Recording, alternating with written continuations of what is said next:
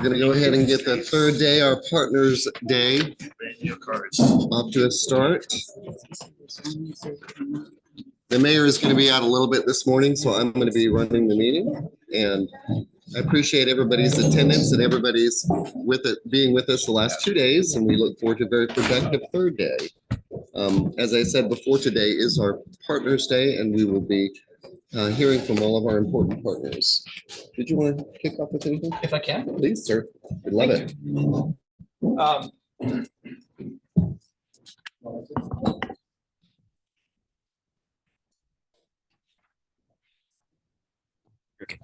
This here. You only want one of these on though, right?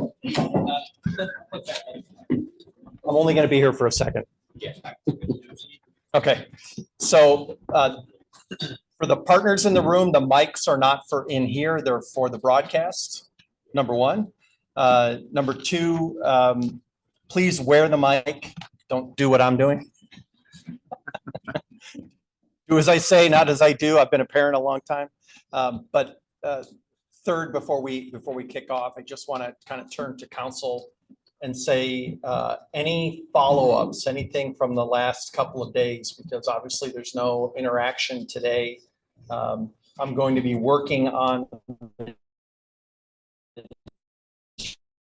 today, send that to Scott. So before he gets any regrets, anything that we need to anything that we need to revise again before. Now, again, not your only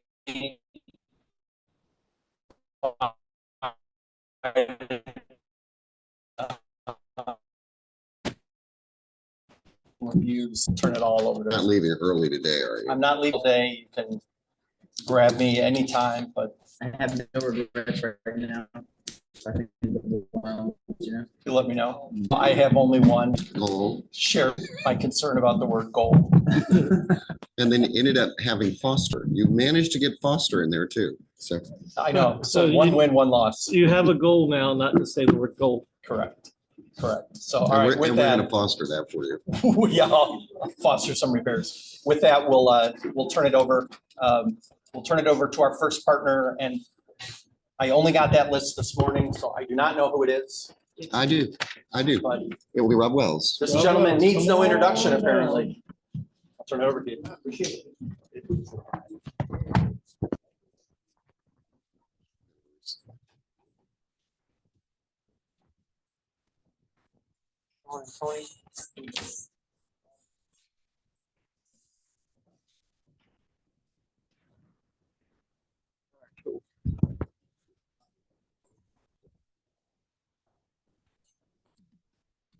Very good. Very good. Thank you. Well, good morning. Morning.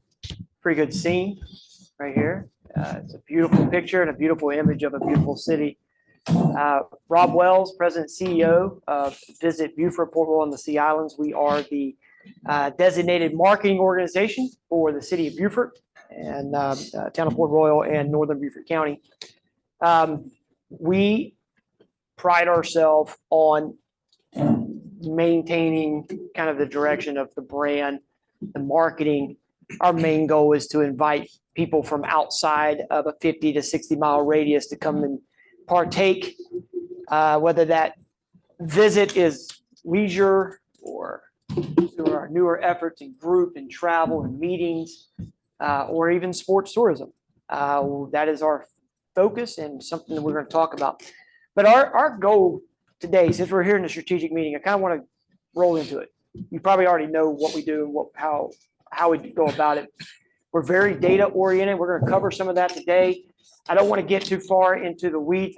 What I crafted today was a way for council and departments to kind of see kind of where last year was, kind of what projections are happening for the rest of this calendar or fiscal year and calendar year, but kind of some trends that are happening. Some very important stuff we want to take into consideration.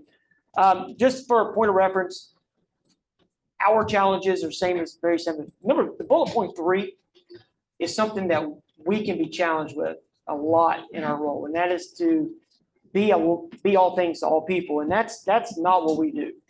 So we're not in the festival event management. There's other great talents out there to do that. But we promote it. We work with them in their marketing and advertising schedule. We don't run attractions, but we work with them to put together their visitor list and whether people come on their target list. And then, of course, we work with all sorts of demographics in the marketplace, whether it be realtors to new business owners or somebody looking to open up a retail or bring a retail store to the area. We provide those data. Our main focus will always be the visitor experience. And we believe that the visitor experience has to be greater than the visitor expectation. That can also be said for the local experience to be better than the local's expectation, right? That the same thing applies. But this is our main goal. This is the main thing that we're about. Everything we work toward each day is to do this. So we don't overpromise. We don't say we're this when we're not as a destination or a city, but we deliver. And you know what? For the most part, most of the visitor feedback that we receive on a month-to-month basis or year-to-year basis tells us that we're, as a destination, as a city, are doing just this thing. Whether it's the retailers in downtown or the attractions in and around the area, even our properties, our overnight accommodations, whether it be a short-term rental or a traditional lodging, they still meet their expectations and exceed them quite often. And we're seeing that routinely. It's a good thing.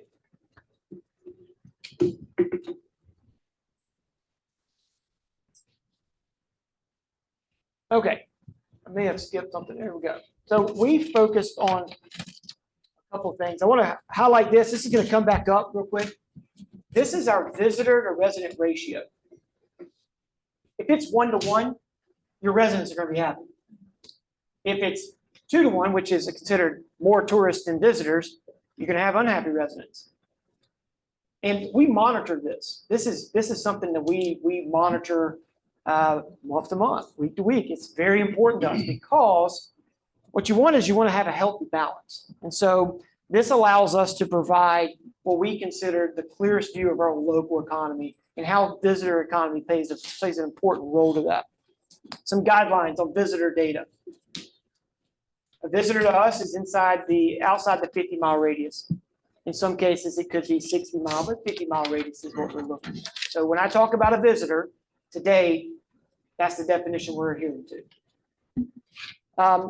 And so we monitor visitors into the market via phone data, geolocation. So everybody in this room today, except for maybe the gentleman that's kind of hosting it, where were you from? Arizona. So this gentleman will show up as a visitor until day 6 or 7, then he'll show up as a resident for a little bit.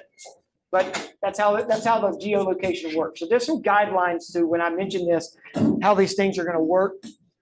So let's talk about it. This is Beaufort City only. Last year, when I say last year, we're talking about calendar year 24, and there's some notes here. Visitors represented about 36% of all cell phone data in the marketplace. Yes, there's some highs. Think Water Festival. There are some lows. Think Mondays. And that's important to note. We'll get to that in just a second, I'm sure. But it's important to know that never, and I mean ever, in a time period over a course of the year, have we even reached the 1-to-1 ratio, which would be 50-50. We still have more residents in our marketplace at any given time than we do visitors, except for certain scenarios. That's important to remember as people talk about, "Wow, there's too many visitors on the road." Maybe. Depends on what day of the week it is. Maybe. Second part here is visitors represent 22% of all spending in the destination.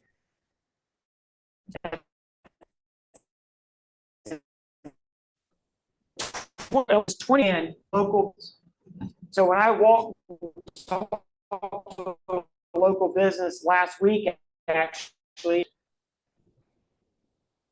I asked them what happened. He said, "I gotta find this is your business. business owners. That's a pretty 67 out of state, very important. And also just fairly, military graduations do play a significant role having different parts of the country. They do need the vast majority of visitors to the area. They play a very important role by the 67%. It's kind of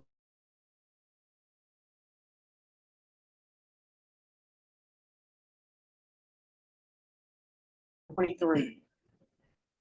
217 actually is spend per visitor when you take out transportation. But 223 when you add in transportation. You're going to see that at the very end. I'll want to clarify that. And then, of course, food spending makes up the largest share of visitor spending. It's an activity visitors do. It's something we champion. So lodging isn't included in that number. Lodging is definitely included in that. It is included. Yes, sir. So, all right. So I don't know what was led with, but I have heard multiple times during discussions at City Council, even from the state aid tax grants, that occupancy was down. It's going to be championed, and that's not an accurate statement. The average daily rate did trend down last year, but occupancy actually increased by 2%. So we actually had more visitation that took place, but our hotels and our short-term rentals, they charged a lower rate. And that stemmed from some uncertainty in the market back in 2023. And there is a line chart that I will not bore the mess out of you with that shows clearly when hotels started cutting rate, December 2023. And they never were able to catch back up to the market demand until October of 2024. And it's stayed high up until that awful snowstorm we had that kind of shut down January's progress of 2025. So that's kind of an indication when they were telling you, hey, we need to reserve some funds for next year because we're going to be off. They're looking at it from this is where we're at. They're kind of bagging it into one trick. The case is that occupancy has been steady. We'll call it flat because I don't want to take credit for 2% growth, right? I want a higher percent, but we'll call it flat better. But rates were down, and therefore revenues have the potential to finish down. I project they'll finish flat, Alan, but I don't think they're going to be too far off. All right. That's my soapbox. I told Scott I was going to do that, so I just soapbox off. Lesson 3 things to know from the CVB. We track demand generation. That's basically like, where do our visitors come from? And then where do our come from? When and where. So the when is the seasonality of it. It helps you plan. For example, I led with peak season. Well, in the city of Beaufort, peak season can be April and May, October, November. That 1 week in July is really peak. The off season, January, parts of December, and with the schools doing what they're doing in the state of South Carolina, August is becoming an absolute downturn. So just keep those in mind as we talk about it. And then where do they come from? Sorry, I missed my slide. I'll show you the cool slides, right? Do you see the up and down of the seasons? January to December. It's in the presentation, just so you guys can reference, but occupancy all, in January. That's why events in January help us. The Beaufort Oyster Festival did a great job this year of changing the narrative again. 2023, we really saw a change in the narrative of Oyster Festival when it was awful, and then it just took off from there. January ended up being good. Last year, not so much. This year, it did the same thing. Here's the visitor-resident ratio during those seasonalities, okay? I wish you could see it, but I'll walk you through it. 0.45 is still not 1-to-1. Do you see a 1-to-1 on there? It would say 1. It wouldn't be a point. No, you don't. And so this is a good indication that even during what we call peak season, the visitor-resident ratio does not exceed that 1-to-1.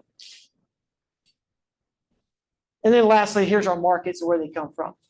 If the city of Beaufort tasked me and said, Rob, you got $1, you need to go get one visitor. I'm going to Greenville, South Carolina, and I'm going to get that visitor. 13% of all visitors that come to market come from Greenville, Spartanburg, Asheville, which is why when Hurricane Helene, I'm saying, is that the one?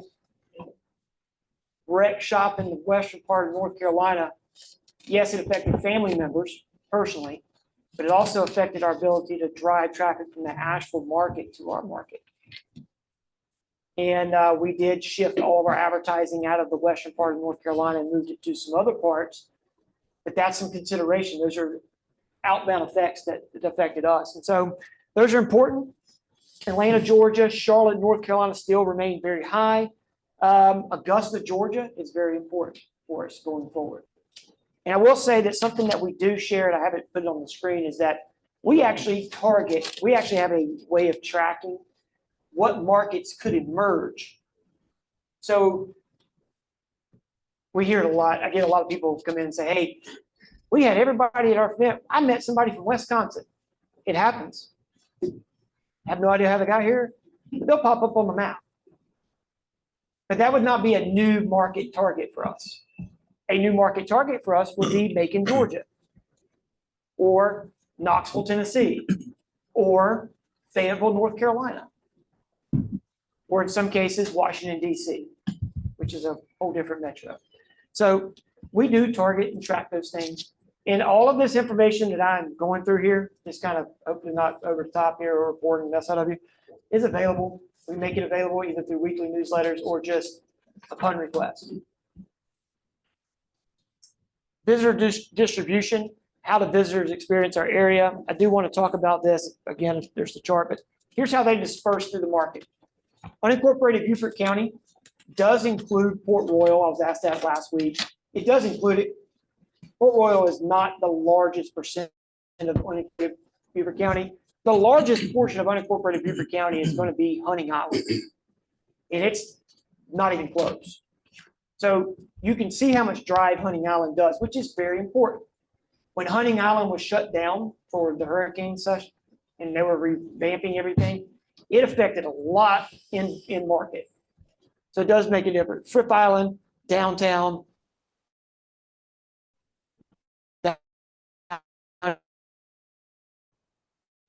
Island continue to hover around the 10% mark. And I want to take a moment just to kind of share something here. It's very important. Parris Island is huge business for the graduation is huge for steadying the rate. They do a good job. We track Parris Island by putting a geolocation fence at the gate and at the parade deck. That way we can decipher who's a visitor, parade deck, and who's working, gate. And that's the kind of the differentiating remark. That's how it works. And so we've extrapolated all of the resident or the workers that are going there and used the parade deck number here, which is where we get the, we'll call it 10%. When I first started here in 2012, that number was going to be the largest driver of visitation to our area. And we've seen some ebbs and flows in our market in the last several years.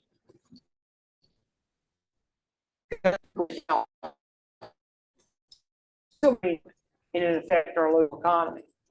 During that time, I saw leisure travel take the lead. And it really to diversify how people come to market. Can't be just dependent on military, can't just be dependent on leisure travel. We need to bring them other times of the week, certain times of year. And so we started focusing on meetings, motor coach group tours, reunions, and sports travel. Yes, sir. So I assume that during COVID, leisure took the lead because of the reduction of visitors coming to graduation. But after COVID, did that leisure travel remain in Yes. addition to graduation? Absolutely. And what it did was it confirmed some suspicions that we had back in 2018, 2017, where we assumed that leisure travel was starting to take the lead. We just didn't have a way of tracking it. And then COVID gave us a great case study. We knew that the military went all the way from March of 2020 all the way to May of 2021 before they started doing graduations again. And then it was limited. And leisure travel was way up. and only subsided in 2023-24 to a number, but still leads heavily. And that told us, okay, that's some of the effort. We've now moved into that zone where that leisure traveler is still leading the charge. But we can't be dependent on leisure travel, just leisure travel. It's got to be diversified and it's got to happen at different times of the year. Rob, the unincorporated Beaufort category, does that include all of unincorporated Beaufort or just north of the Broad? It's north of the Broad. Okay.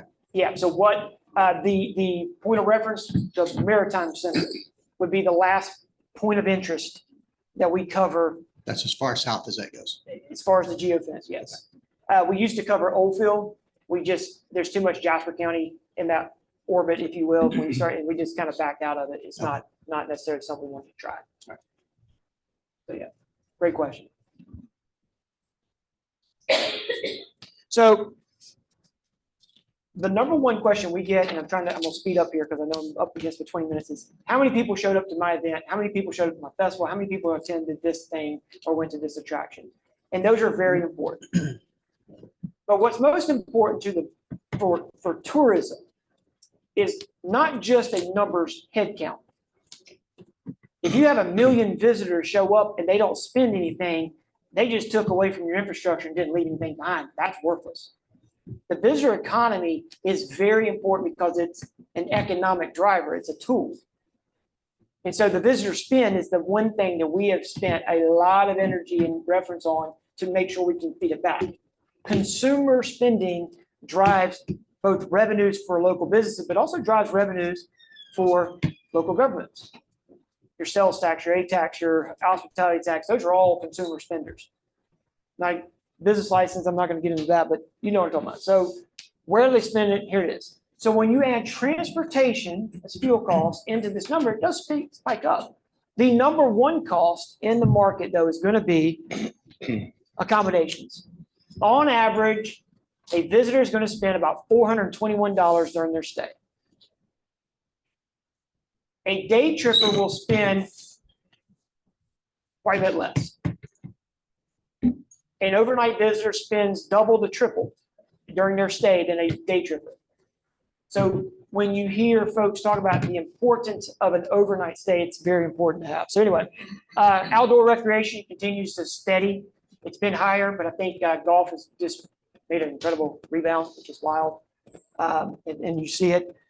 Retail, pretty steady. Attractions did drop this past year for whatever reason. You didn't see it as much. Restaurant spend is 110, food spend is 170. That is taking out restaurant, that's taking out Publix. The difference between somebody going to Publix and buying food for their stay and restaurant spend. Okay. 33% of all visitor spend is at food restaurants. So your restaurants are being supported by a third of their makeup is going to come from a visitor. So again, you ask a restaurateur, if you take a third of their business away, they're done. A little bit different and this is retail, 21%, 20% here for all retail. I think I think that number increased. I believe it increased about $1 or $2. Could be inflation, but still tracking. And then, of course, the 11-to-1 return on investment. That is the DMO's return on investment from what the investment from the city of Beaufort has made in return of tax revenues and other things that come in there. I know I just rushed through the last part because I knew I was up against the clock and 20 minutes is 20 minutes. But I want to make sure I answer questions for you guys that may have popped up. Have you had a chance to analyze the Beaufort International Film Festival, the increase? I have a feeling it's going to be a big increase just from things I've seen downtown. Yeah, we won't get the actual visitor spending for about 3 weeks after a festival. So the event that we have the most clear numbers on are maybe like Oyster Festival, and then now all festivals in 2024. But I won't have that for probably a couple of weeks. Yeah, I'm just curious. I think you're going to see a big increase just from talking to people. Yeah. Visitors. We do see it. So let me give you a good example, kind of leaning to what you're alluding to. The last week of January struggled. The week of February 9th took off. The week of February 9th had a lot of things heading for it. You had a graduation. You had two very large groups in town. You had group travel, like tour groups in town as well. You also had a preload for a festival, which was, there was some staging taking place for the film festival. And occupancy was through the roof. And every hotel that I talked to last week was feedback was saying, hey, look, that's kind of, it was Monday through Sunday. It wasn't just Wednesday, Thursday, and then again, Friday, Saturday, Sunday. It was literally all week. And that's important because it kind of changes the flow. But yes, I think Film Festival had an impact preloading for that. Therefore, it probably had a pretty good. Looks like it's growing quite a bit. I have something for you, Rob. First of all, thank you for clearing up the misunderstanding regarding the data and the occupancy rates for the hotels. That's always helpful, and I think you've always done a good job at providing us that information to keep us on track. It's interesting to hear you talk about sports tourism and sports travel. And here's my question. I think everybody here is familiar with the argument that we need to diversify past military and tourism. And I understand that. And I think that there's a lot of value in us looking to, generate additional revenue streams and diversify our economy for stability and long-term sustainability. My question is, with the amount of people, and this is just my own personal experience, I know a lot of people who have kids that all travel for their sports. There's examples of communities like Rock Hill. They built a sports and events center, and it has done so well that they are now spending an additional $15 million to add 10 more basketball courts and 17 volleyball courts. The expected economic impact of that would be they're projecting over $36 million. It supports some of the same businesses that we rely on in regards to our hotels and our restaurants. And so my question is, taking into consideration the data that you provided today and the 1-to-1 ratio, one, do you feel like there's an opportunity for Beaufort, especially as it is related to the city of Beaufort, to focus on establishing some kind of youth sports travel arena or focusing in on that market? And then if that were to be the case, do you feel like the visitors from that effort would then put us past our 1-to-1 ratio to where our residents may be less comfortable and bring down quality of life per se? What are your thoughts on that? Well, let's talk the first one, because that one's the one that we hear the most. So the Beaufort area, Visit Beaufort also has a partnership with the Beaufort Area Sports Council, because back in 2018, we identified that sports travel, sports tourism in general was most likely the most lowest hanging fruit given current infrastructure. Okay. Then we started hearing people say things like, well, I'm sick and tired of driving to Statesboro or to Columbia or to even Mount Pleasant, 3 times a month to take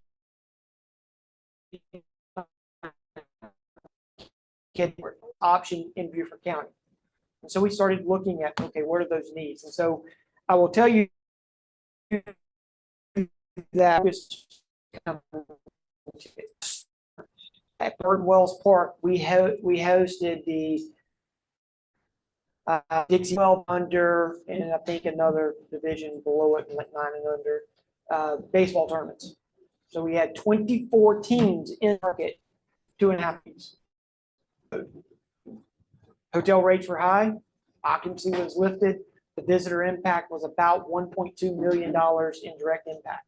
Not economic, like as direct in time period. And it gives a good indication. But the feedback we heard from the locals who participated in the tournament was, that was awesome, we didn't have to travel. On average, sports families will spend $1,500 a month in travel ball expenditures. That's cleats and shoes, but that's also overnights and tournament fees, and keeping that at home would be important. The draw significant impact from an economic standpoint. Now, to the second part of your question, Did anybody notice any change with those 24 teams in market on your day-to-day life? Probably not. Because they stayed in their hotel, they got up that morning, went to Burton Wells, they played their baseball games, they went to Hunting Island if they lost, they play again the next day, and we mapped this out. And then went back to their hotels and ate. I got a phone call from a restaurateur, said, thank you, we were staffed appropriately for the tournament. That's awesome. Fish Camp had a great time. No, that's not what you're in here, but Outback destroyed it. Q on Bay had a good one. Dockside didn't know they existed. I don't think they went to Dockside. But this is what happens because it happened during the week. It's happening on Monday and Tuesday and Wednesday night. Most of us didn't know that it was taking place. Unless you're a hotel or a restaurant or me, and I'm tracking it. But that was kind of it. And so I don't think, given the gaps, and I will show you that the gaps in those terms and those fees to answer that second part, I don't think that the visitor to resident ratio increases to a point where it's a over tourism situation. If we start landing those things. And a lot of that's because the current infrastructure for hosting those events are not there. Y'all, Burton Wells is the park that services Northern Beaufort County, and it's one basketball court. There's no volleyball sleeves. They got 3 diamonds that work. They do have rectangle fields, and they have a new director that's willing to be open for sports travel. So that's a benefit. Mr. Brown is very involved in this process. We have some work to do. If there was more fields and facilities that could dictate the hosting, that would be something that we would love to champion. But we do a better job of bringing sports events to the market. And no, I don't feel like it's going to create that ratio oversaturation. Okay, thank you. Rob, have you seen any appreciable difference or impact to Beaufort businesses as a result of American Cruise Lines docking in Port Royal versus at the Waterfront Park? That's a great question. Depends on which person's eel, right? It was usually how I get feedback. They're bringing the buses to town. So they are still honoring their contracts to drops and deliver them to market. I think what we're finding is that there might be some increase in food spend because they're coming to take the carriage ride Separated from their but they're ship. having to stay Yeah. because they're not there at the ship to go eat lunch. And so there's Interesting. some sort of impact being made above what they normally would have had Right. without taxing infrastructure beyond what they've done in the Sure. past. Is that what you were looking Yeah, for? I The think- question, is that an answer to your No, it's question? a good answer. I think it matters long-term how we handle the contract, because I do think those contracts were kept the cruise lines coming to the area because they honor that itinerary build out. Right. Yes, sir. I think we have a little bit different market than what I've heard you focus on here. And maybe more insignificant to you, but we have a VRBO and Yeah. we've only got 3 units. And I know there's a number around town. A lot of controversy around that. However, ours has always been rated 5-star. That's great. And we attract international visitors as well as visitors from around the country. Sure. And we can kind of tell you which states we're getting a lot of that draw from. Their interest levels tend to be a little bit different. And their lengths of stay seem to be a little bit different because they're much longer lengths of stay. And they're spending more money to do it because we're not inexpensive. But I don't think we've ever seen or had any conversation with you about reflecting on that market and whether it's of any value to you because it's more of a niche market right now or not. I don't know, but I think that there may be some opportunities that could be shared with other, with hotels and as well, where certain market materials Mhm. could be delivered that would influence people, because people come and they say, okay, what can we do? Where can we go? Sure. We have our list of preferred restaurants, if you will, and places to go. Everybody has different interests, but there may be opportunities there to. Yeah, I'm sure there are. I'm sure there's some misses that we're having on our end for meeting that. I met with a property management group that has somewhere around 9 or 10 short-term rentals earlier this week.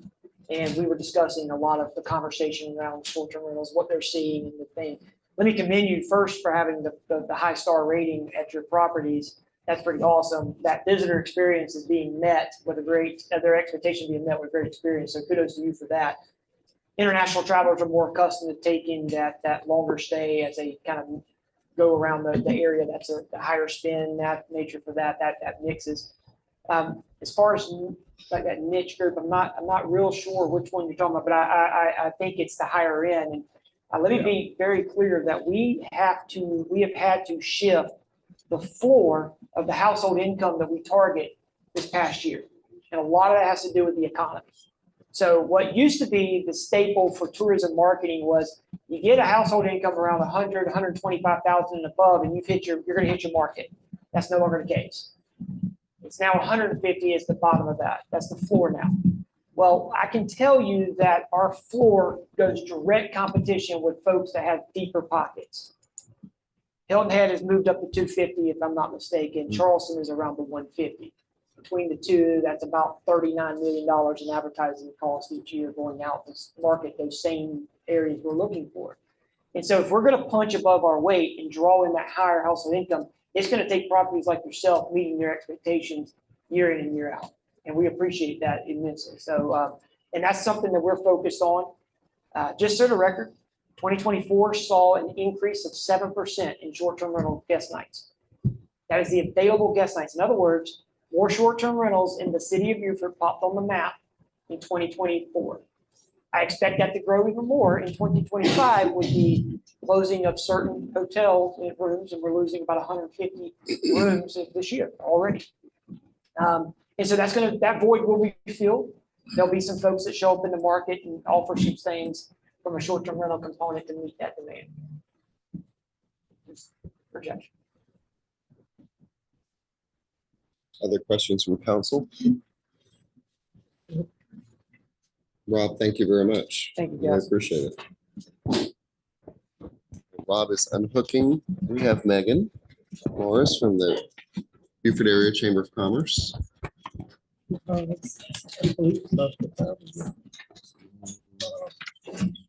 don't have it that.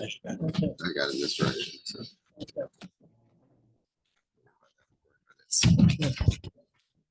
This is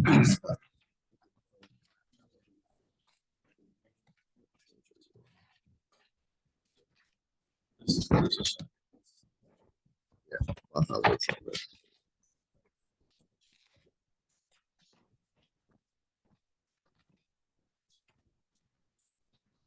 Yes.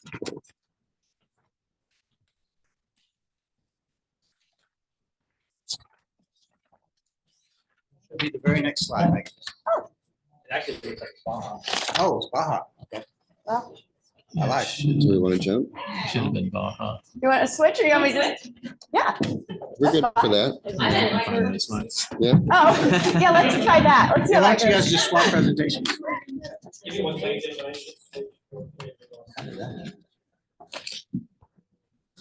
Do y'all That'll want give to us time switch? to switch. So we're gonna switch Baja with That'd be fun, Chamber. right? Great, yeah. You okay with Our that? hair matches more and more these days. Good job, Cory. Yep. Yep, absolutely. Thank y'all. Yeah. Appreciate that.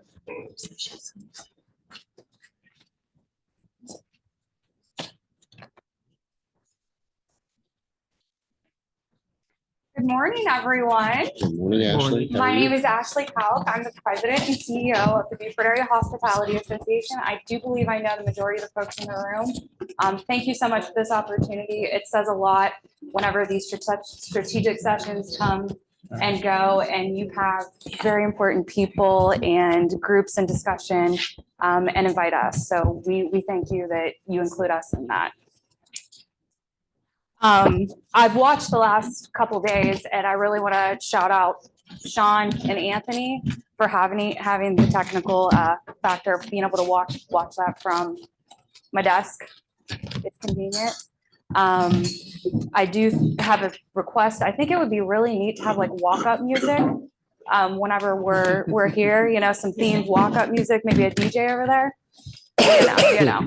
We probably would have no. gotten that mixed up too. so- Say it again. We might have gotten that mixed up too. so- Yeah. I mean, but me and Megan, we're a lot alike, so it might have worked.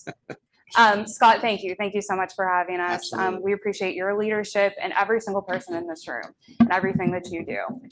I know that Rob touched on a few aspects of the hospitality and tourism industry from a local level. That spend number, that $421 as far as accommodations goes. It's important. It's important for our economy, our businesses, and everybody in this room. Does anybody know the individual in the center here in our boot project, the young lady? Anyone know her? Do you know her? Okay, that is Miss Devisha Johnson, and she is one of our past year's Hospitality Stars. It's a program that we developed to recognize, train, and reinvigorate the folks within our community, the faces of our industry. She is a bright light within our Beaufort industry, hospitality and tourism. She works at Spring Hill Suites. She's the front desk supervisor. And if you ever search Spring Hill and go through some of the various reviews, you're going to see Devisha's name. And I wanted to highlight her and the project and give a face to the industry. And you're going to see a few other faces that highlight exactly what the industry entails. So just a little broad, you know, overview of the organization. And I've seen Rob present probably 30 times now. And I work closely with Rob, as I should. I'm an advocacy organization, and he never is able to go like this and regurgitate and showcase exactly what he does. It's almost a modest factor. Sales perspectives, his team, and his eagerness to work within the community. I came 5 years ago to the area. I came in January of 2020. And I don't think I have to say exactly what occurred in 2020. We all know, and it hit our industry hard. Rob and I, we came eye to eye, we started working together. We wanted to strengthen the industry. The Oyster Festival was an idea. We wanted to uplift that. And Rob said, hey, what if we streamline that fund? Because my dollar is different than Rob's dollar whenever I go to advertising. His dollar is going to go further. So I said, here, you take that. Rob, how many organizations do you represent now, 5 years later, as far as events that you work with, that you market, advertise, and you have a number? Sorry to put you on the spot. 25. So that's 25 businesses, organization, and folks within the community that he works with. Collaboration, I think it's huge. Partnerships. So we are a partnership organization. We're a 501c6.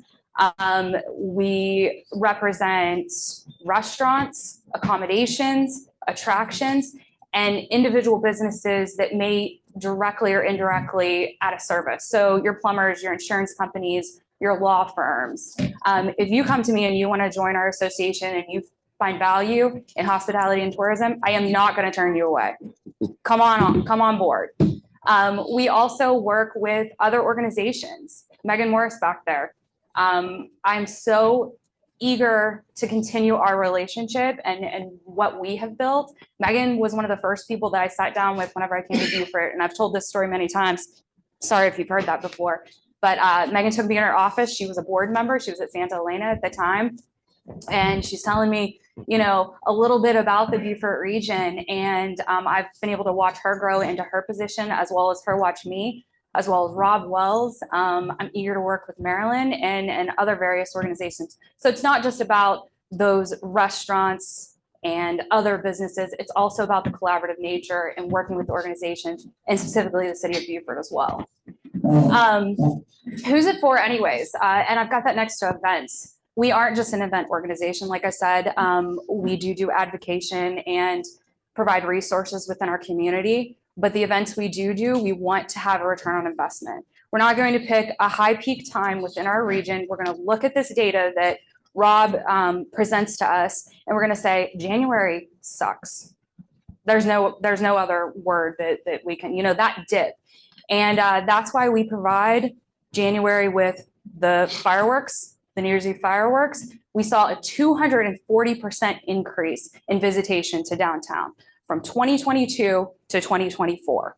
And I say 2024, it's 2025. That's huge. And if we can keep that momentum, of course, we got to compete with the holiday. We go through the holiday. We've got New Year's. I mean, who else doesn't want to come to a beautiful destination, go to the beach during the day, go do the polar plunge the following day, go have dinner. Food tourism is huge. It's the reason I travel. I went to St. Augustine a couple of weeks ago. I didn't care about the fort. I didn't care about the water. I didn't care about any of that. I wanted to eat. So, and I think we have some of the best restaurants in the region here, at least some of the local seafood at that. Again, advocation. I'll get into this a little bit deeper in some of my other slides, but we're always here to advocate for our businesses and our partners. And that also means the city of Beaufort.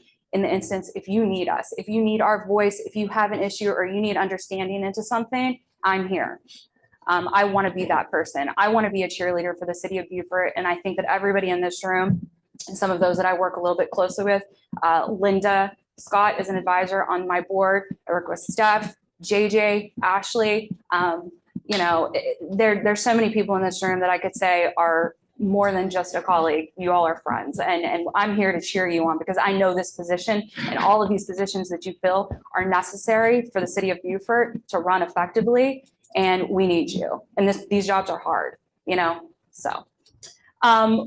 What's next? Education and resources. And again, I'll tap into this a little bit further, but our annual meeting is coming up the end of March. This is one of my favorite times because I get to be innovative and create ideas and go through the things and the gaps that we need to fill within the hospitality and tourism industry. Did you know the #1 industry affected by mental health is hospitality? I did not know that. I met with Ashton Viterbo yesterday. She works with BMH, and she is so enlightening. She is eager to work with us, and that is going to be a new aspect of our industry is mental health. It is an underserved community, and we have to get in there and we have to learn how to prepare and provide resources for these individuals within the community. I'm really excited about that. We developed the DPC program that is now going on a little over 3 years old. That's a health initiative that we did. It's somewhat like concierge medicine. So $50 a month, it's like a gym membership. I'm going to pay that. I might use it. I might not. But if I do use it, I'm going to walk through those doors. I'm not going to be expected to pay any other healthcare bill extending upon that. It's smart. It's smart medicine, especially for people in these positions that maybe work 20 hours a week. They don't get healthcare. Hospitality industry doesn't really provide healthcare in a lot of these various positions. So that's a resource that we can add and a value. We're definitely going to do that. And organizations, I kind of tapped into this a little bit. I would say that when I came to Beaufort, I saw somewhat of a silo mentality with a lot of various organizations. And I started holding hands with folks. And of course, I had to build trust within the community. We were only a couple years old as an organization. We came about in 2018. Like I said, I've only been here 5 years, so I would say that's fairly new. And with all the various organizations and what's going on in the community, trust is a big thing. So we want to be able to open up our doors to work and provide value to the community. And to me, that's being a gear within the many gears. The city's a gear, the chamber is a gear. All of these strategic partners in this room are gears, as well as our businesses. So I kind of talked about the faces and how important it is for people within the community. Now, I know y'all know these people. Yeah? Yeah? Well, this is Caroline Bowen. She is been with me for about 1.5 years. She's our partner and events coordinator. She has added so much value to my organization and made my life a lot easier. We've been able to expand and grow and dream big. We've been able to do some amazing things. If it wasn't for Caroline, we would not have fireworks on New Year's. That process is lengthy and it's a lot, but we love it and we want to continue doing that. And then we have this gentleman over here that is Captain Craig Reeves. And I would consider him a major face of our community. And then in the middle is his daughter, Melina. And she was a hospitality star. She was actually our last hospitality star that we awarded, and we'll continue that program. And again, I put these faces in here because this is what makes us so special as a destination and as an area. These businesses, well, I love a good Starbucks and I love going to TJ Maxx, but do you know that there's no other Siegel marketplace with a Captain Craig Reeves and a Molina, you know? And what these people give our festivals, these are really special folks. And I think that tying the community, the city, and the business partners to these spaces is truly important. They are the heart. We always got to talk money. And I thought this was cute. From check-ins to cha-chings. You know, we always say heads and beds, but I thought that that was really cute. I can't take ownership for that though. But hospitality tax and accommodation tax, they represent 16% of the city of Beaufort's total general fund revenues. You all know this. You've talked it the past couple of days. I've listened. It's important. But the importance of those numbers is that we have to continue, and I think I'm not supposed to use this word foster, but I think I heard that. Foster's okay. Goals the forbidden There's no word? goals. Goals the forbidden Foster's word. okay. Crap, I use that word a lot. Can I use objective? Yeah. Okay. But we have to foster and support and identify the partners, the organizations, the people, like I said, in this room, so that we maintain this. I think that Rob touched on military, and there were some questions on that. And there's a term, putting all your eggs in one basket. We saw that a little bit in these last, I would say, 10 years. Diversifying the market, bringing sports tourism here, bringing food tourism, bringing international tourism, making sure that we're not fully devoted to military coming. Graduation weekend, boom, there we go. We made our money. No, we need festivals, we need activities, and we need organizations to step in and fill those gaps and have oyster festivals during January. People thought I was crazy, you know, but we made it work. Thank God it wasn't 2 days later. We'd had snow and oysters. I like a cold oyster though. 18.6 million combined revenues to the city, hospitality tax and accommodations tax. That's since 2018. Huge numbers, folks. And I think we're growing. You know, we've got Quality Inn. If anybody hasn't realized, that has closed. Again, that's 150 rooms. So we're not saturated in the market. We do need more hotels. And the more hotels we have, of course, I know that that kind of scares some people because of growth and development. But those hotels produce jobs, they produce tax revenues, people come, they go. It's a needed resource in our area. And a little over 21 million Mount Tourism supports and payroll in Beaufort. And I believe that number has definitely grown, the 1,234 jobs in the city. I'd say that's more so between 1,500 to 1,700. Rob's shaking his head, number guy. All righty, back to those spaces. This is Lori and Bridget. They are with RLB Distillery, Rotten Little Bastards Distillery. And I invite you all to go see Bridget and Brian. They are the owners of RLB Distillery. Big love for them.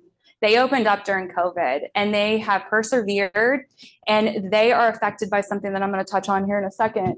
But they produce whiskey, gin, spirits, basically. They're a distillery. And they occupied a space that was going to sit there and it was probably not going to become anything. And they are an asset to our community because, again, there is no other RLB distillery in our area, in our world, in our country. Where is it at? It's in Beaufort, South Carolina. And these are the things that make us special within our region. And she shows up. Bridget shows up. I need people to show up. Alrighty, we love working with you. We truly do. Like I said, I've been here for 5 years, and some of you in this room are some of my greatest friends. I laugh with you. I call you. Mike, he volunteered for me at Oyster Festival. Neil, you were throwing bags out there, failing miserably at the cornhole tournament again.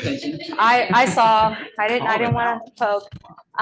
You know, Linda is an asset when it comes to planning. I messaged her yesterday. Hey, I need tents for an event next weekend. I got you. But as far as festivals and events and activities go, we want to continue being a driving force behind that, bringing those to the area, also managing them. We understand what that does to fill those gaps. And like I had said, I touched on that prior to. Communication, you can never go wrong with too much communication. I am always here. I am eager to discuss things, ideas, and be that resource that I had mentioned. Information, I might not always have the answers, but I'll try to find them.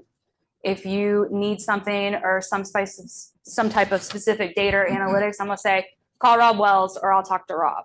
Or if someone contacts me and they need something that has to do with the city of Beaufort, I'm gonna say, contact Linda, contact Scott, contact JJ, or our PIO back there. I got it right. PO. And really aiming those resources to where they need to be. And that all integrates into being a liaison. I truly feel that Baja is a great collaborator and that we are an active liaison within the community and bouncing back between one another. Education, I think that this falls in line with the mental health resource and the DPC program. I had a great call with Brian Sullivan this week. He is the executive director of Palmetto Breeze.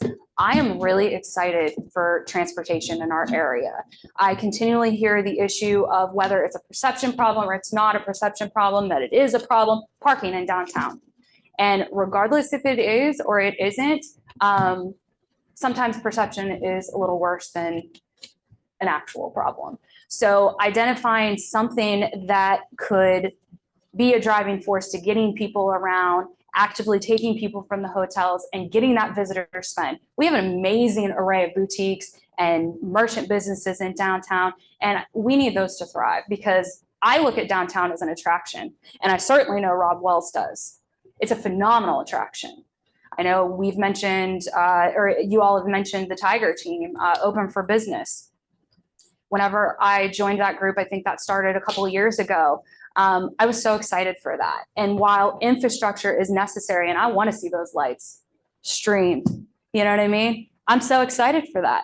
I'm excited for all of that. But I also think that we need to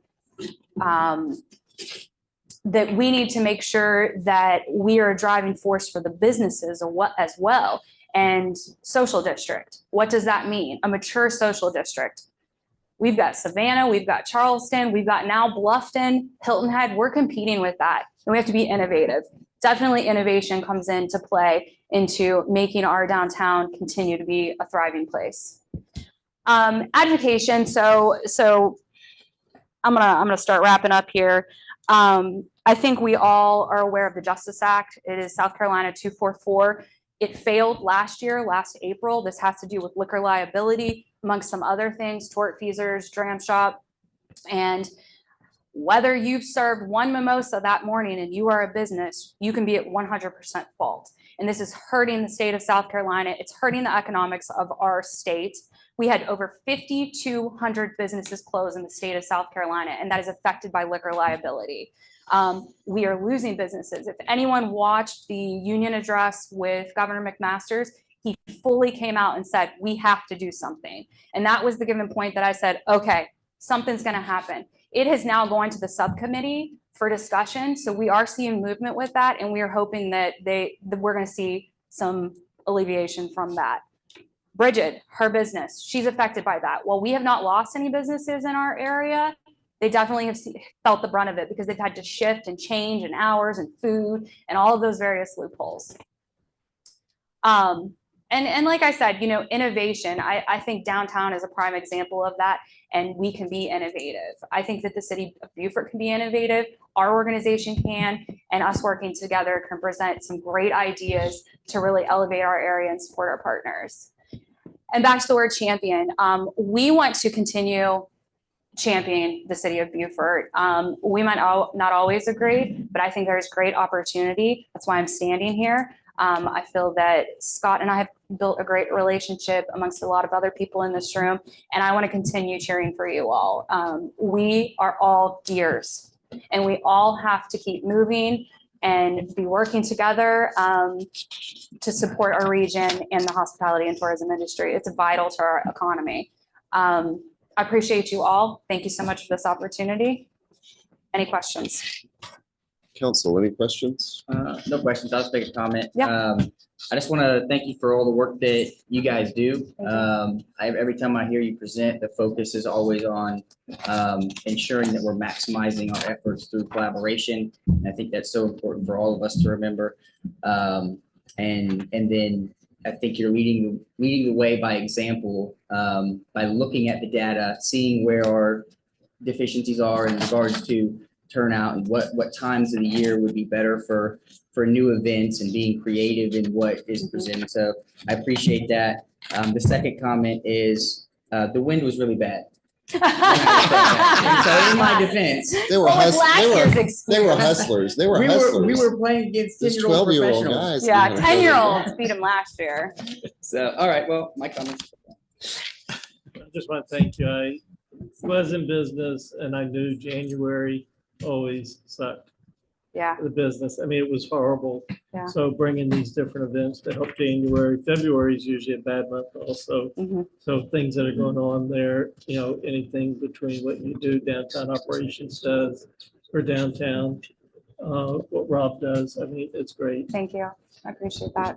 And we all need uplifted. I'm telling y'all, I'll be a cheerleader for you, but sometimes we need, hey, you're doing a good job. So Scott, you're would you doing like good. music played for you? Yeah, yeah. What's my theme song gonna be? Okay, we'll see as you walk off. Dolly Parton, come on. Please. Working Actually, nine to five. I just Yeah. want to thank you also. I got that. Say it again. Your brief was very comprehensive. Thank you. Thank you. Thank you. Well, and always, I will freeze with you in January. Yep, At, I appreciate at every it. point, we have a great time at the festival, and it's always the numbers are wonderful to see coming in, and you do a great job at that. Thank you for the advocacy with reference to the liquor license issues. We are majorly being hurt by that. I Yeah. talked to all of our restaurateurs all over Beaufort County, and each one of them is experiencing a huge percentage reduction in their profits. Yeah. Because of the cost that they are The bearing revenues. right now with reference to their insurance Mhm. and their liquor costs. So. I And mean, we have lost major providers. Yep. We are back up to 6, we were down to 3. And why we're losing those providers is for every dollar that's coming in, they're paying $1.77. So they're almost paying double. Yeah. So they're working through that. It is the number one advocacy of the municipal association Is it? to try to get that done. And Yeah. they said it will be done this year. Something will be done. Yeah. I mean, they're working on it also. A number of organizations are working on it. But I know for a fact that MASC is Yeah. working very hard I on know it. Scarla, South Carolina Bar and Tavern Association, there's various organizations and that's what it needed. It's hard to combat. Unfortunately, Smaller. which is like a oxymoron, the bar association is the one working against you. Yeah. I gotcha. thank Okay, I'm you, walking off. Appreciate it. Okay, hang on, let me get it. You just close Is it gonna up. work for Megan coming on there? I love it. I love it. I mean, I'm a country girl, but I'll take it. Put some jock jams on. Yeah. Thanks, y'all. Oh, I saw it.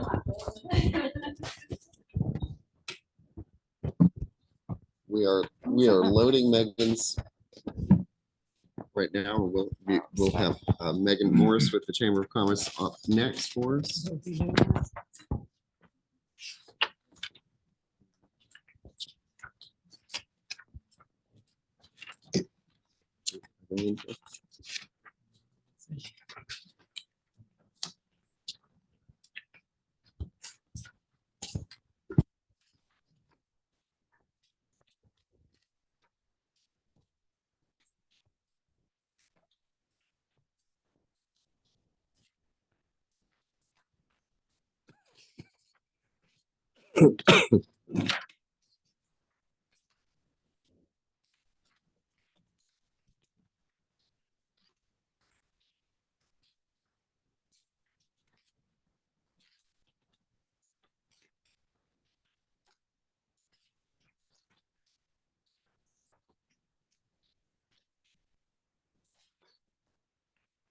Scott, is it the case that they wouldn't have the printout since it wasn't part of the Yes, master? that would be the. We don't. I'm happy to send it to you all afterwards. Send it in PowerPoint, please. We'll look at the master presentation file. And then we'll have Anyway, just let me know. And just while we have a few minutes, with reference to Ashley's presentation and from the events that happened last weekend with the film festival, RLB is a huge sponsor and an event involver, both as volunteers, and Lisa was there the whole time working with everybody. I mean, huge collaboration with our businesses and our events as well, always. Problem at all. Thank you.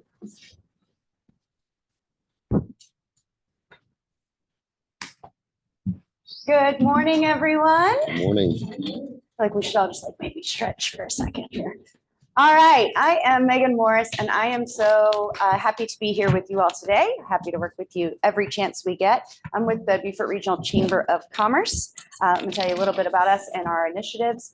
I've heard over the past couple of days some really positive things about collaborating with civic organizations like ours in the future to support local businesses. And I will just go ahead and say, I welcome that anytime. And I think we're already doing a lot of it. We can always do more. So here, just real quick, is the region that we focus on. It's very similar to that of our CBB. We are the Chamber of Commerce for the Northern Beaufort region. So north of Broad River, between Yemassee and Fripp Island, everything in between, which of course includes the city of Beaufort, which is in that yellow box.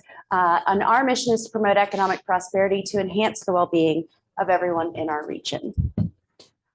Who are we? The Chamber is a collection of people and businesses. We are an independent network of leaders in our community. We represent businesses of every size and sector. We work really well with our partners who have a more niche target audience than that. But the Chamber of Commerce is an umbrella organization, and businesses of all sizes and sectors are represented. We are also advocates for a strong business climate and prosperous future. So we make sure that we stay connected to you all and other local municipalities to see how we can work together to meet our mission, to make it easier and better to do business in Beaufort. Because the folks who are living here and working here need our business system to succeed so that they too can succeed and have a good quality of life. Sometimes it's easier to see people than to say we are people. So I have a little collage here of many of the wonderful people who are involved in the Chamber network, from our board of directors to our young professionals, to local businesses who have opened in the area recently, our veterans, our big businesses, bigger businesses like the hospital, Lockheed Martin, down to sole proprietorships. Everyone is represented, and it's nice to see smiling faces to remember that we are a collection of locals who want the best for our colleagues, our neighbors, our family, and friends. We do have 3 strategic priorities that guide us on a day-to-day basis so that we can meet our mission. Number 1, first and foremost, and always will be the head supporter for small businesses. And we work with our partners to support small businesses and our local businesses. We do that through sharing information, advocating on their behalf, and of course, making connections. Secondly, we see the importance of diversifying our economy. And here again is where it comes into play with partner organizations like ones you're hearing from today. We have partnerships, strong partnerships where we can support each other and doing what we believe the data shows, and we'll talk more about the importance of diversifying the economy. It was mentioned earlier, hospitality, huge sector of our local economy. The visitor economy is strong and hopefully growing. The military bases that we have here and all the things that surround our military bases make it the largest sector of our local economy. And while those two are leading the way, and we don't want them to decrease and only grow further and strengthen more, we've got to work together collaboratively. I think that should be the word of the day. I love it. To make sure there are more types of businesses in town. There is more opportunity for folks who want to work here and earn a wage that they can afford to live here. And third, building leadership capacity. And a moment like this is an example of what we hope to do as a chamber, is bring folks together to be stronger together and lead our communities within the local boundaries and then even onto larger levels. So we maintain our vision statements, we share data that gives a nice glimpse as to where we're going, and we really are working hard to build organizational strength. One way we've done that is to grow the size of our membership in the chamber. We put out this information at the end of 2024 to show our chamber members and our partners the impact, some of the key metrics, KPIs of what we offer for our membership and how they find value in what we work on every day.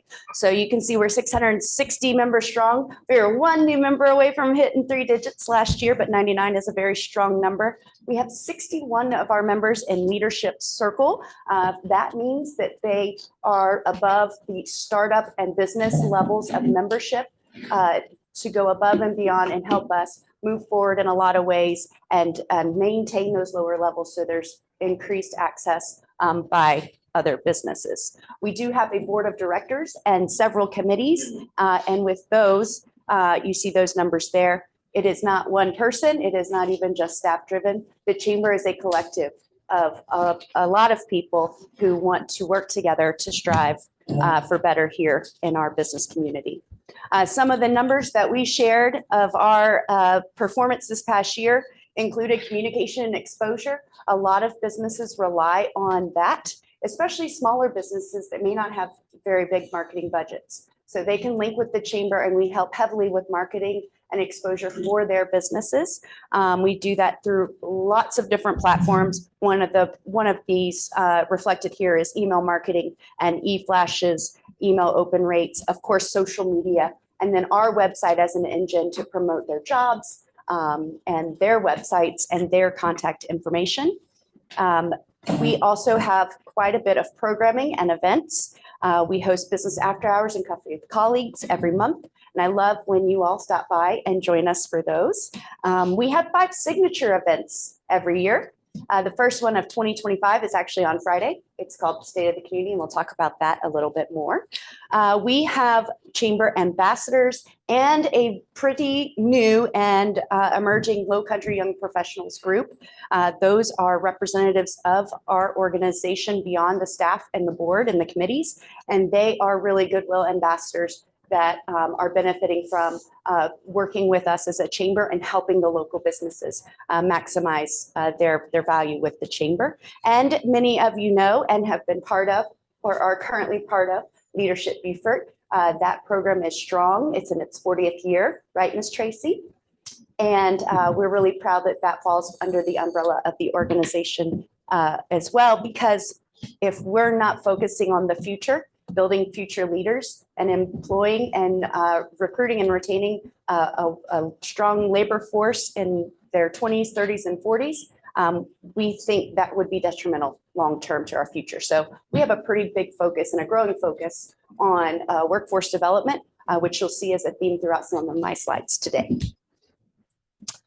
Advocacy. We consider ourselves your partners with the town of Port Royal, partners with the county of Beaufort, state level and federal level in community decision making. We know that what you all have in front of you are large, important tasks to do. And anytime that we can share input and perspective on behalf of our membership, we are happy to do it. It is really hard to run a business and keep up with council meetings and tracking bills and ordinances as they go through. So we feel that is an important service that we provide. And we always appreciate when you all communicate with us about issues that you're facing or decisions you might be making so that we can share perspective as you build public input and feedback to make your decisions. We are a great link to many regional bodies, whether it's our strategic partners you're going to hear from today, our state chamber, our US chamber, and other organizations. We try to be that link that can kind of have eyes and ears around because as I see you all doing more than ever, and this is for other municipalities as well, working together with a broader focus is something that will help us all be successful. And so we do share data points. We do share perspectives on the economics and of the time, as that is a key driver of policymaking. Again, we do have contacts at federal, state, and local levels. So especially because we have military bases here at federal level, it's really important to us. A lot of decisions made there do have an impact here locally. So we stay tied in with movement there. We partner with the state chamber, who is really pushing S244 as well, Ashley. The state chamber is a big advocate for that and other initiatives that trickle down to us here locally, but we know that the local government decisions are the most impactful on our residents and citizens.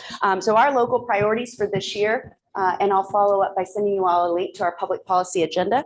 Our top local priorities for our region that we really feel will help move us all forward is attainable housing, the business climate, economic development, education, healthcare, hospitality, infrastructure, land use planning, military retention and expansion, and workforce development. So within each of those main categories, you'll see when I send the public policy agenda that there are a few real specific initiatives that we feel very important to help us all move forward. And we share regional data. So just like Rob focuses in on specific to this northern region, we have seen and with all about this time maintaining a 1 to 2% in our region. That's a little uptick from 2010 to 2020, but overall, it's probably about the I would as far rate of growth. And so knowing and expecting that rate of growth is something.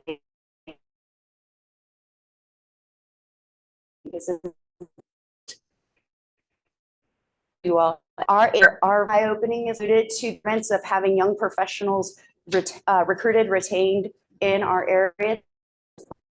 Business is many of your report that staffing is a key issue. Staffing is the biggest issue.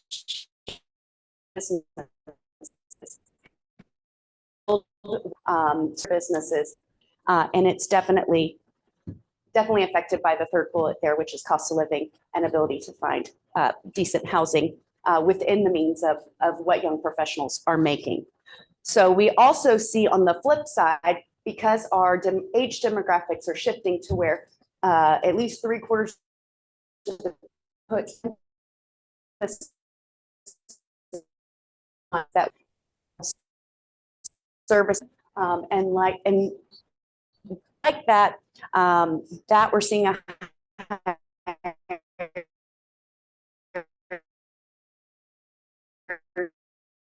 and that's really important for us to focus on forward and finding to build workforce. And I know and respect that each of you are focused on the city of Beaufort and the activities that happen within the boundaries, but I know you also work well with the other bodies. And it's so important to remember that, you know, within a block, you're in unincorporated Beaufort County or Port Royal or Beaufort, we're all connected. And the residents and locals who live here and work here are constantly moving throughout all municipalities. So it's really great to see when y'all work together, you meet and talk about things together.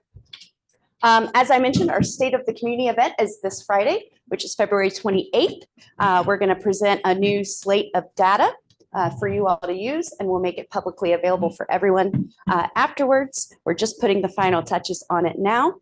One thing that we did after 4 years of a successful economic forecast event, we transitioned it over to a State of the Community event.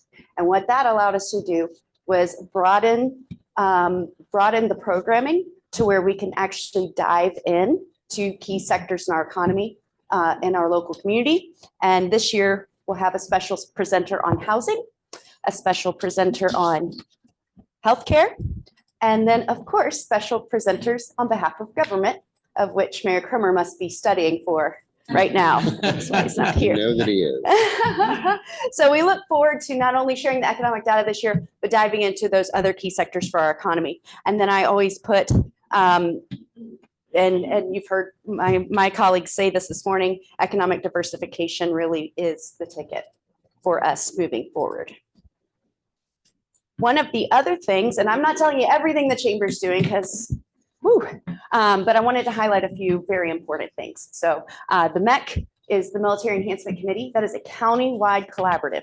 The Military Enhancement Committee is a public-private partnership that is on a mission to sustain and build resiliency on our military installations by being a convener and a link between federal and local levels. We want to make sure that we are giving our bases the community support that they need and helping them through issues they may have for support in this area, for the thousands of recruits that come through every year, as well as all the ones that are stationed at Marine Corps Air Station, Naval Hospital, or Marine Corps Recruit Depot Parris Island. We want to make sure that they know they are living in what I think we would all agree is one of the best military towns in all of the country. And we're the cradle of the Corps, and we have the F-35 training centers. So our bases are strong, but they need to continue building themselves up, both literally through infrastructure to create resiliency and through their own workforces. Commanding General Williamson just said to us last week, he is on a mission to recruit and retain the most talent in the military right here at Parris Island. So what can we do to help them with that? We're going to do it. The military's economic impact here, these numbers are pretty impressive. They're also a little outdated. I just did a note, and maybe our friends at the Military Base Task Force who are coming today will be able to tell us when they're going to release some new numbers. But the MEC itself, as I said, is a collaborative. There are representatives from every municipality in the county. The city's representative to the Military Enhancement Committee is Mrs. Terry Maud, whose husband was a general in the Army. She has been very involved in the local military community for a long time.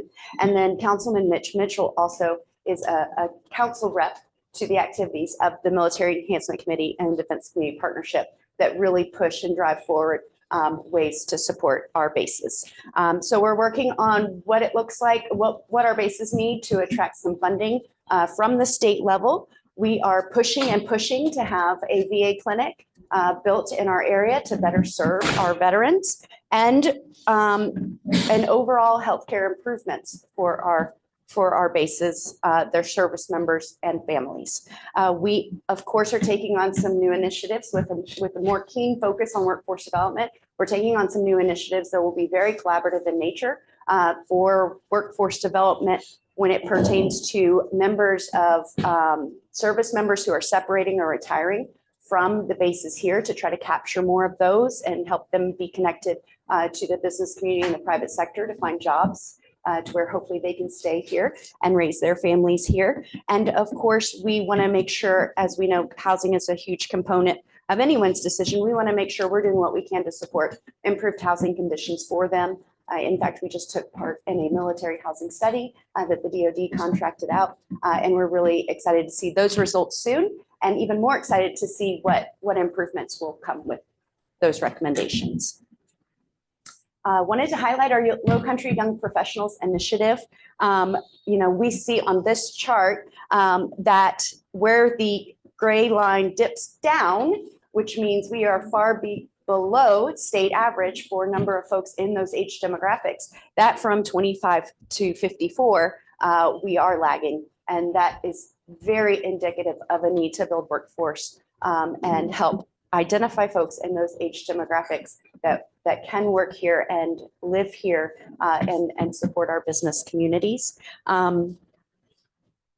Again, I will reiterate that labor force is the biggest challenge that our businesses tell us that they face. So Low Country Young Professionals is a committee run by the young professionals themselves. They meet every month to discuss issues. They have socials every month to build up their own network. They are putting in place some professional development opportunities specifically for young professionals as well. We're really excited about all the things that are in the works with that. We encourage you all to be part of it anytime you can. I know Councilman Scoletti's attended a few socials, and I hope made some good connections with folks from that. So I'll just wrap on this and be happy to take any questions. We're here today along with partner organizations because you consider us a strategic partner, or we consider you a strategic partner, and we would like to maintain and strengthen that. Chambers are really important to communities, and that's just nationwide proven. And when we see results like the one I have on the screen, where a national chamber organization polled local businesses, they found that 81% of adults agree their local chamber of commerce is a trusted resource. So what a tall order for us. The bar is set high, and we want to meet that bar here for our local community as well. And that poll also showed that 90% feel that the chamber has an impact on growing their economy and addressing challenges. So I give you that information so that it further substantiates the role we play and how we want to work together with you. More locally, in a survey, 96% of our membership agreed that they would recommend us, that we're a valuable organization, and that their membership is beneficial to their business. So I always like to share data, and I thought those were some really great points to end on. But the greatest point to end on today is something that we take very, very seriously in our organization, and that is our core values. We operate every day with collaboration, inclusion, integrity, and service to our community in mind. And I can promise you, under my watch, we will uphold those, and we look forward to working with you all. Any questions? Thank you, Megan. Appreciate it. Any questions from council? I don't have a question. I just have a comment. When I applaud the work that you're doing, I supported your selection. And I'm glad you're there. And as a dues paying member of my last 4 years of being on council, I personally am aware of some of the things you're doing, and working with you, for example, with the Defense Communication Partnership, try to do something positive with whatever comes with the future for the Naval Hospital, the land that's there. So I just want to say, keep up the good work. Thank you. And it's because of engaged volunteers like you that we're able to do it. Comment and question. First, I just want to thank you for all the work that went into establishing a hyper focus on young professionals. I did attend a couple of socials and have created good relationships through that. So very thankful to see a collaborative effort to bring young people together. I think it's extremely beneficial for our economy and our quality of life overall. Understanding that the labor force is the identified greatest challenge for small businesses, are there any other common themes or hurdles that you feel like would be pertinent for us to know that you hear from small businesses? Well, I would say the two common themes are cost of living and availability of, activities, nightlife, things that younger people look for in a community that they call home. So cost of living, obviously, there are a lot of facets to that, and that is a huge haystack of issues. But anytime that you all are in a position to take a step in any way of progress to helping abate a rising cost of living, we really, really would applaud that. And then second to that, policy-wise, is please don't make a decision that makes it worse, right? So I know you all are tackling a lot of big issues, but cost of living is one of the biggest ones. Housing's a big piece of that. So anything we can do to take a step in the right direction, because that's such a big issue, we really applaud and ask that you take great consideration over any decisions that might worsen that aspect. And then, like we've heard folks say in other presentations, nightlife and activity, feeling connected to this place, feeling like you have things to do when you get off work, you have organizations to be involved in and festivals to go to. All of those things contribute greatly to the desire for folks to stay. Thank you. Well, you'll be happy to know that we're not trying to make it worse. And my theme personally for this session was not the fear of failure, but the fear of succeeding in things that don't matter. And so trying to focus on what those real issues are and making a conscious effort to try to provide support and help when we can has been important, I think, for all of us. So thank you. Thank you. I will just say that, you know, when we see the opportunity here to raise that dip in the curve, it's going to take all of us, and it's going to take a long time to hopefully see that shift. And I wasn't implying you've done anything wrong, but more so planting a seed. So when you take an issue into perspective, you think, okay, let's look at it from this economic view of the dire need to build our workforce and raise that gray bar to have more folks that are in our age demographics that are filling the positions that we're all vying to fill. So you were part of the Tiger team. Yes. Do you feel that was going to help out bring that part, entertainment and everything? I am With in the younger- favor of creating the social district downtown. I think that speaks to Yes. my second point about, you know, capturing more young professionals and I making sure they're too. happy working and living here. I think it'll go a long way. Yeah, the strategy is sound. I think working out tactics is the next important step. Thank you. Thank you, Megan. Appreciate it. Our next presenter is Marilyn Harris with the Black Chamber of Commerce. We welcome you and thank you for our ability to be in your beautiful facility for our retreat.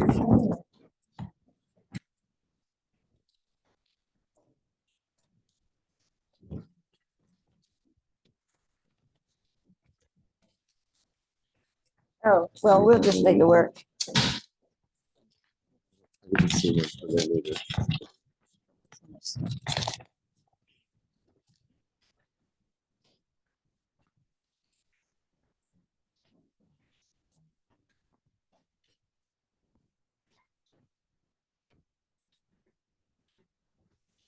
I think I'm mic'd up. I don't know how that looks, but we'll talk about it in a moment. First of all, thank you for the opportunity to host you. It's really an honor and a pleasure for a lot of reasons that I'll discuss in just a moment. And thank you for the opportunity to present a little bit about the Beaufort County Black Chamber of Commerce, or BCBCC, who we are, what we do, and really our why. Because, and I'm so grateful that whoever had the idea of allowing me to speak after Megan, that was brilliant, and it's helpful. Because I very often get the question, it's either spoken aloud or implied, why do we even need a BCBCC? And so hopefully by the end of this presentation, you'll have a better understanding of the difference. So again, thank you for having me today. And the second thing I want to say is thank you to the city of Beaufort for recently becoming a member of the BCBCC. That not only means a lot to me personally, but it's more than just a gesture. It says to the community that it's a vote of confidence in us. And I am so greatly appreciative of that, because it says to the community that we are not only valued as a partner by outsiders such as the Mellon Foundation or Coastal Community Foundation, but also as the city we find our facility located in. And so that means a lot. I've got to say this at the outset. Anyone who knows me knows that typically I speak from my heart because I'm passionate about what I do. I show up every day and I work hard every day in the service of this community. And I've had the opportunity in the past 2 months to hire a couple of new people. And one is Bridget Brown, who just standing at the door. The other one is Teresa Gadsden, who's our new building manager. So Bridget Brown comes to us from Boston, where one of her job responsibilities was to write speeches and talking points for the mayor of the city of Boston. So she couldn't resist giving me talking points for this morning. So in addition to speaking from my heart, I'm going to have to use some of Bridget's talking points. Is that okay? So, and one of the things that I think is important for me to share with you is the purpose of the BCBCC. And if you'll indulge me for just a moment, I'm going to just tell you from the language of our articles of incorporation. The purpose for which the BCBCC is incorporated is to perform entrepreneurial, developmental, educational, and other community services to include,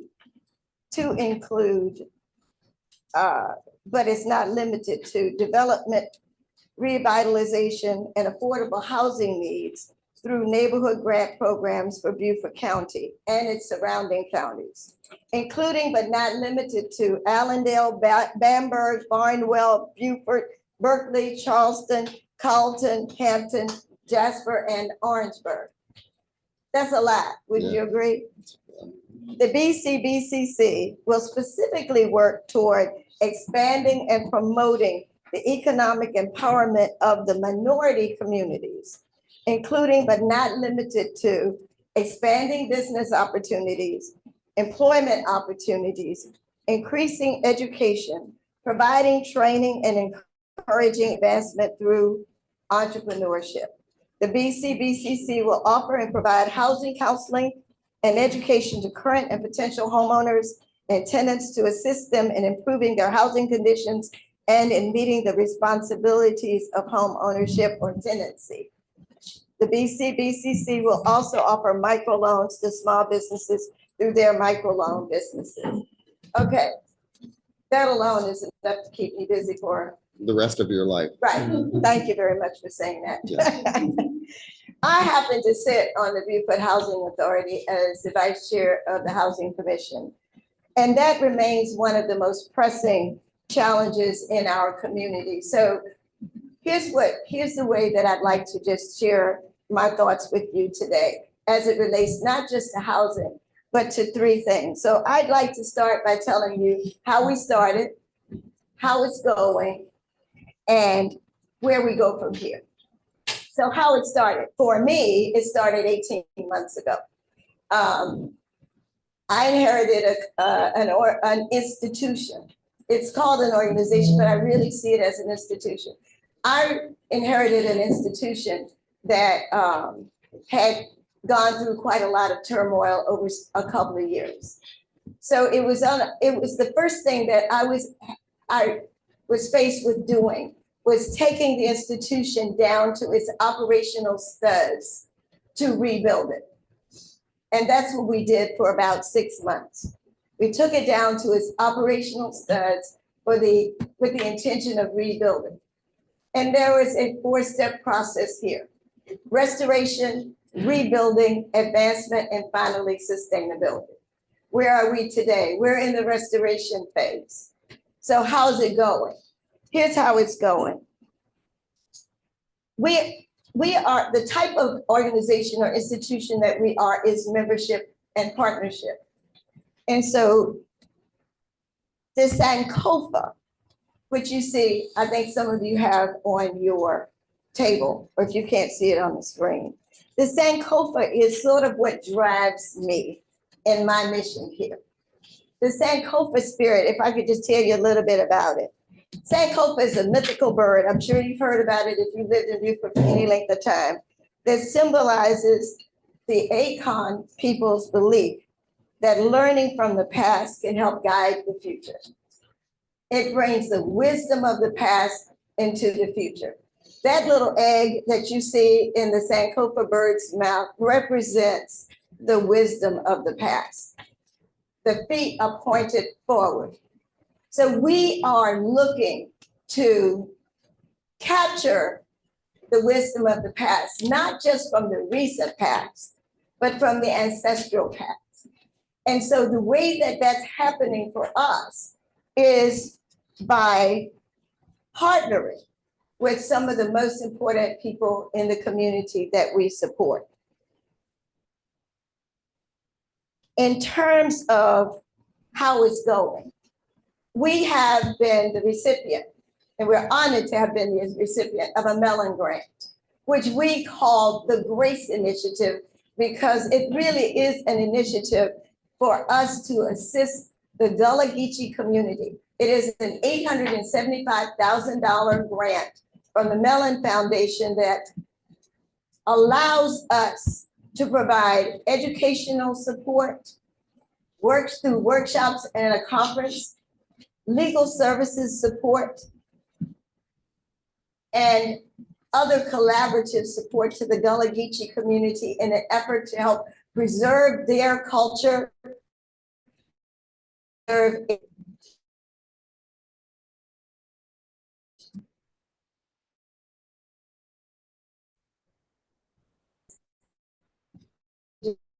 And bring to the future.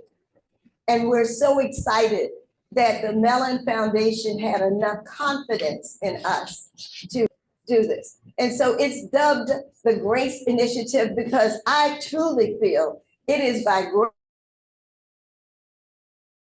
grace, even in a season of turmoil. I am so grateful. And I'm grateful for that vote of confidence. I'm grateful for the votes of confidence to partner with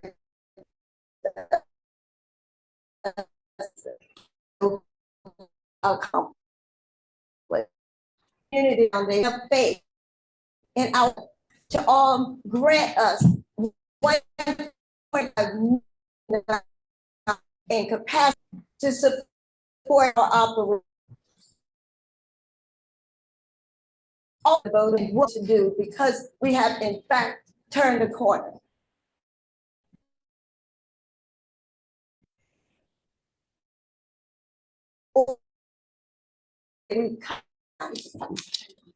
Mellon grant is a 3-year grant.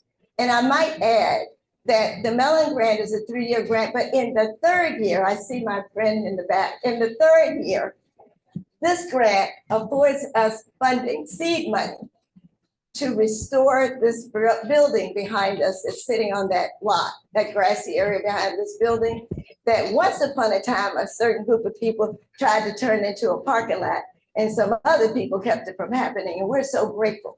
So they're giving us the seed money so that in 2026, we can restore that building and it becomes an incubator. It becomes a classroom facility. We are partnering with others to build on that grant, to gain additional grant money to build on that. We are moving in this season here at the BCBCC. So the CCF grant offers us the opportunity to build capacity. It is because of that that I'm able to bring young Miss Bridget Brown from Boston, who comes with a wealth of experience, who, by the way, did a Gullah Geechee culture in for this. Miss Teresa Gadsden brings her skills from Atlanta. He has a coordinator. And sometimes I have to say, whoa, time out. Okay, we're gonna get there.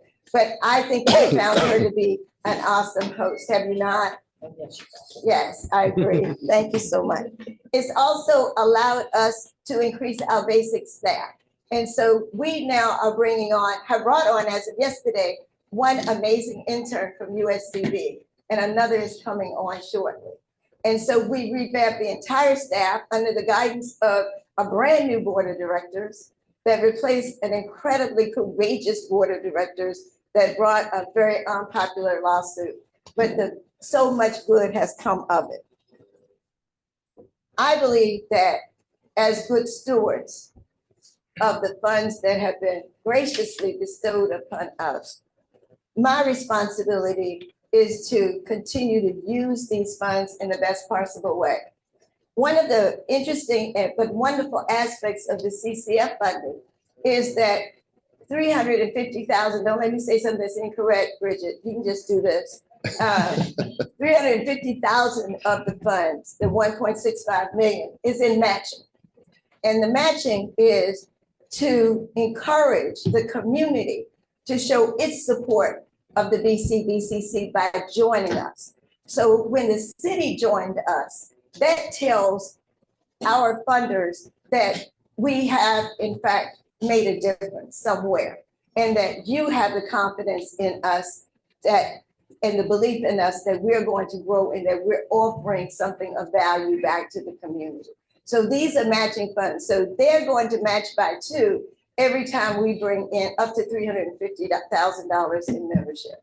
And so for that, I'm twice as grateful for your individual and your collective membership. To learn more about the Grace Initiative, because I told her to do this, and so she's doing it. There's a flyer on the table that has a QR code. The Grace Initiative is also a re-granting initiative. So we have about $125,000 available to re-grant through existing organizations funds to support Ayers preservation and Ayers culture. And so we're very proud of that opportunity. We're building memberships, but we're also building partnerships. And so we brought in a number of new partners who now understand that the BCBCC has arms stretched wide open to everyone. So, for example, Low Country Legal Volunteers are not only a new partner, they're opening an office here in our facility, and they'll hold office hours on a regular basis, and they'll be across the hall. The Center for Ayers Preservation out of Charleston is a partner who also will have space across the hall in our building. Beaufort County School District is a new partner.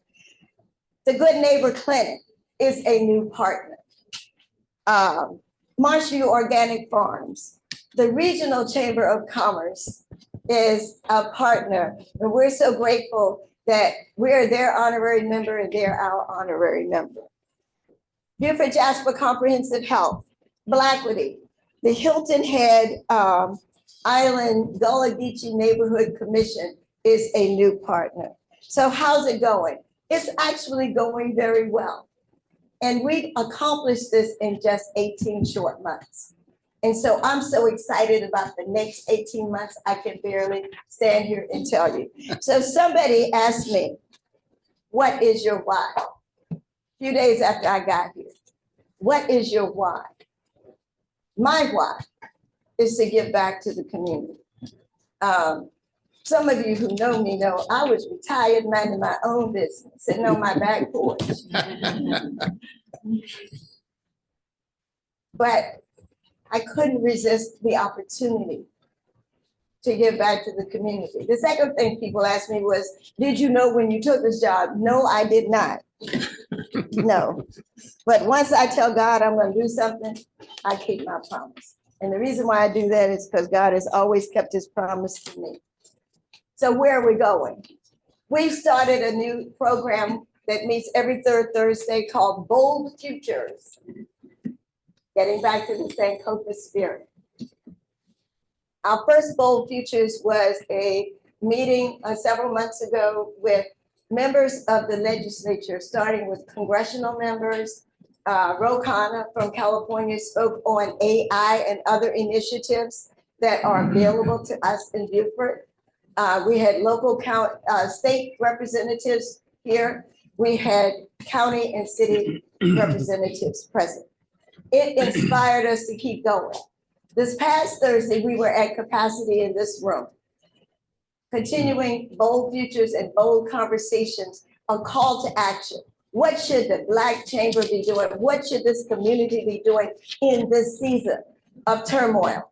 We would be doing ourselves and our community that we represent a disservice if we didn't acknowledge a turmoil in this season that impacts all of us who are nonprofits and charitable organizations. What is our role? What is the role of a BCBCC in this community? I don't have all the answers, but we invited people to come here and talk with us about what we might be able to do to help continue to move towards sustainment, even in the midst of disruption. So here are some of the things we came up with. We're going to continue to take care of our community through housing repair. In the last 18 months, the BCBCC has committed nearly $100,000 in South Carolina state repair funds to repair 5 homes in this local community. I think it's one in the city, and we're currently working on 3. That's 4 times more than that had been accomplished in the previous year. We have a dedicated housing repair coordinator who works really hard to get this done. We've established a relationship with South Carolina Housing Repair, but there are some glitches, and I'll talk to you about that as I talk a little bit about our challenges. So on the third Thursday is generating an opportunity for a third Saturday. And here's what we're going to do to continue to grow towards sustainability in this season. We're going to focus on building where we are planted. We're going to take care of ourselves. We're going to take care of our community. And forgive me, but I like to use biblical references in Jeremiah 29. We always focus on, I know the plans I have for you, but the first part of that chapter,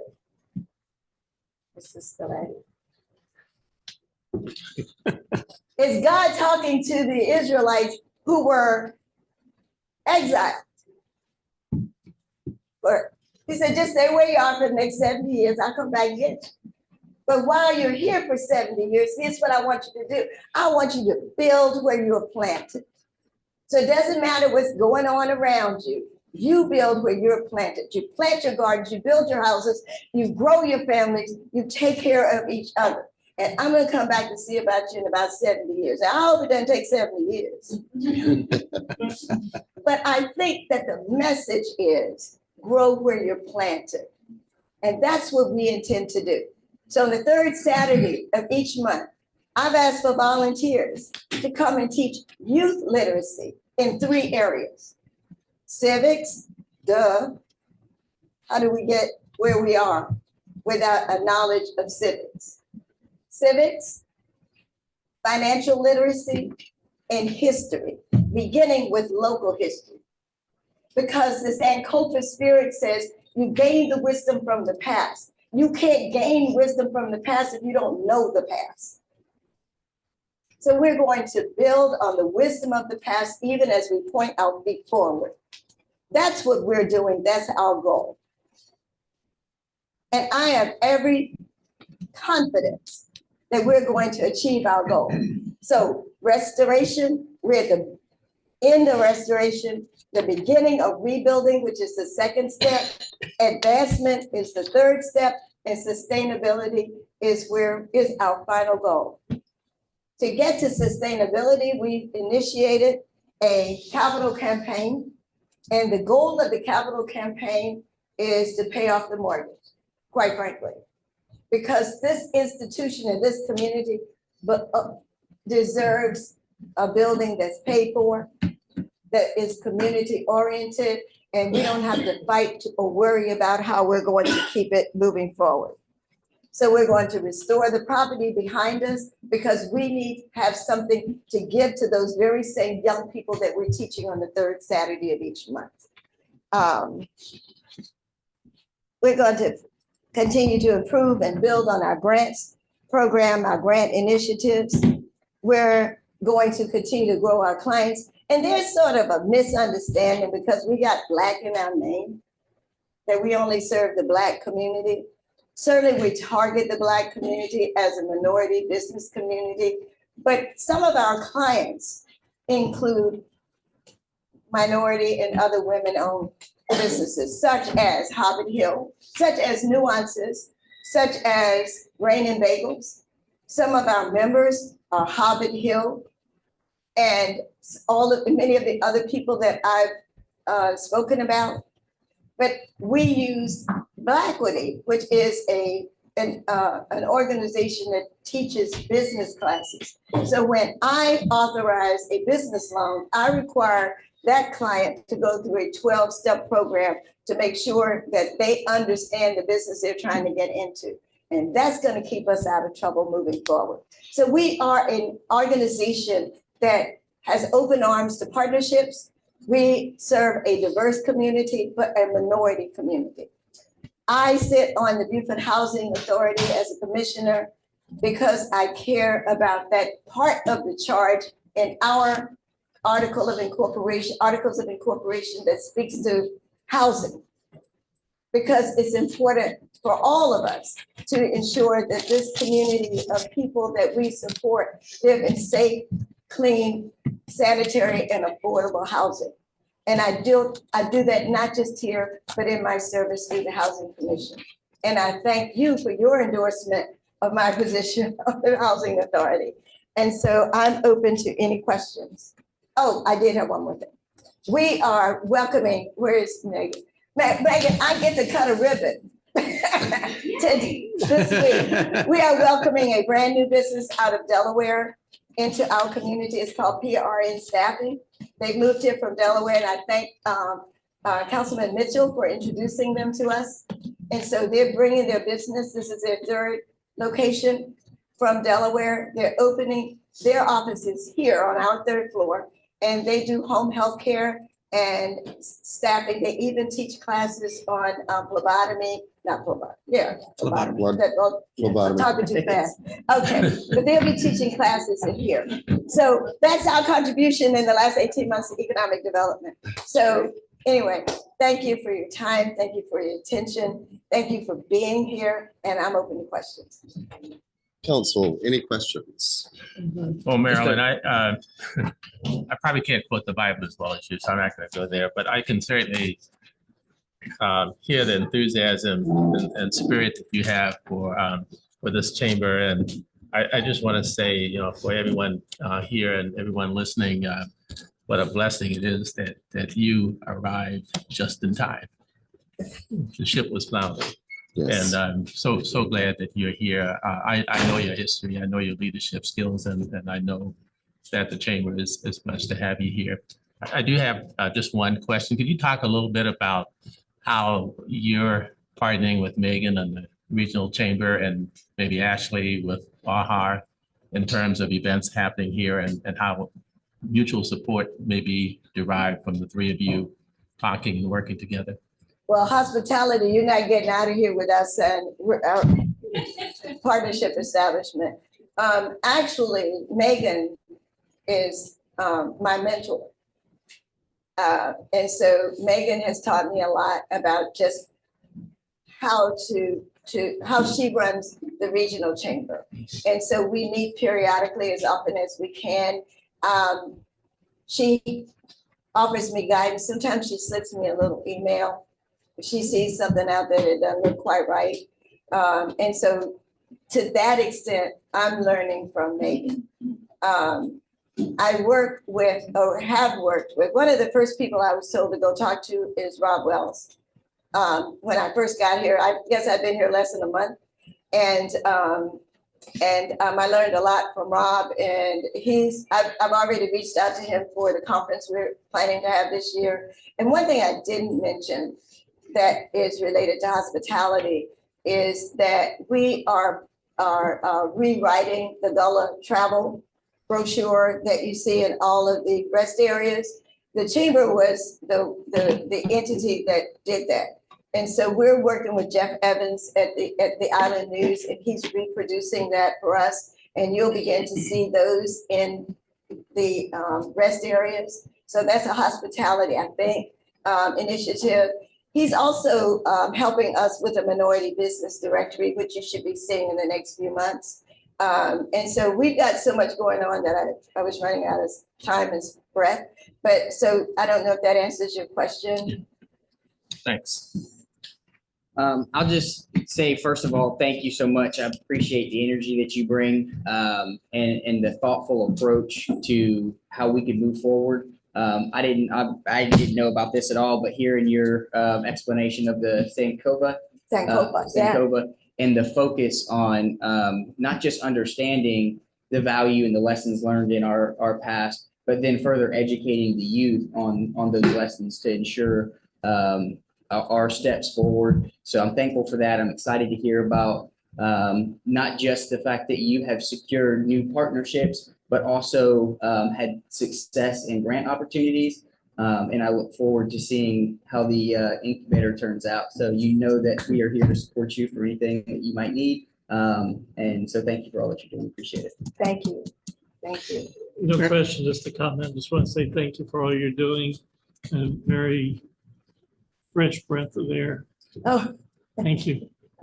Thank you, Marilyn. I really appreciate it as well. And the energy and enthusiasm and integrity you bring to this institution is a godsend to our community. So we really appreciate you and are looking forward to continued partnership down the road. I also cannot see you sitting on your back porch. Just want to say that. Just had to bring that up. But Yes, If we do you- have gators back there.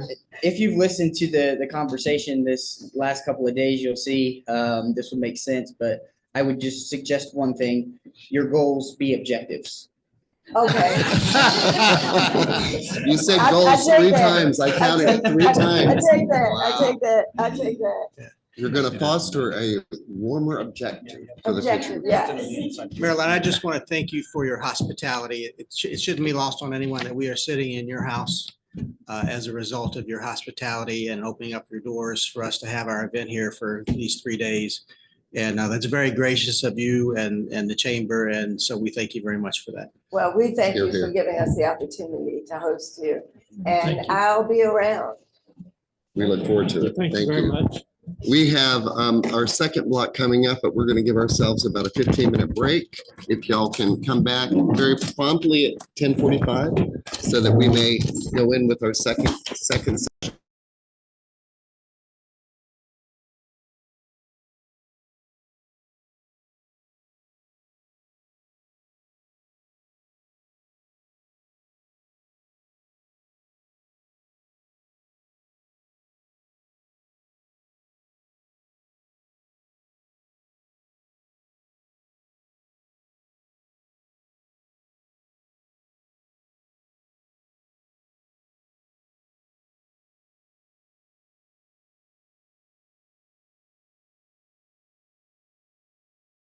The South Carolina Military Base Task Force is going to be our next presenter for our partners, and we welcome Neil. Neil's had a long history with the city and as a partner and as an employee and as a consultant. So we greatly appreciate him being back with us today as well. Thank you, sir. Appreciate it. Good to be back to see so many friends, familiar faces here. Today, we're going to talk about, and first off, I just want to say thanks to Councilman Lipsitz for assistance with a Navy issue as it relates to nursing. Thank you very much. And then I am just absolutely thrilled to be here today to talk about the South Carolina Military Base Task Force. I, of course, am the representative to the South Carolina Military Base Task Force for the Beaufort area. My relationship with the Military Base Task Force started really even before I officially retired from the Marine Corps in 2016. And it has continued since 2016. And I've had the opportunity to represent Beaufort up at the state level for a wide variety of matters. All right. How do I get the? You got it. You got it. Good check. Oh, get a change? Okay, terrific. Okay, so this is the scope of it. You see the task force, the primary mission of the task force, the scope is to advise the governor on all things military. Now, we kind of take it a little bit of a step further here in Beaufort, and we really kind of believe in the total force concept. So anything that affects the military, our 3 military bases, anything dealing with our retirees, anything dealing with our veterans, because we're so linked, intertwined. So we really kind of advise the governor, the Secretary of Veterans Affairs on all matters related to the military. And of course, we're always interested in improving the quality of life for the military. Now, I will tell you that before I retired some time ago, I was involved in what's called the base realignment and closure when I was wearing the uniform. And so I had an opportunity to go through the drill of identifying the value of the military installations. And it is an exhaustive review. And I can tell you right now, this region does very, very well. And the things they look at are, what does your infrastructure look like? Now, when we talk about infrastructure, we think about utilities, roads, things like that. But it goes far beyond that kind of infrastructure talk. They talk about the school system. They talk about, how does the local community treat the military? Are they accepting? So it's really kind of a 360-degree view of that military installation, looking through the prism of the infrastructure that they're surrounded with. So we've got a lot of experience in dealing with the value that Buford brings to the Tri-Command, Parris Island, the Naval Hospital, and of course the Air Station.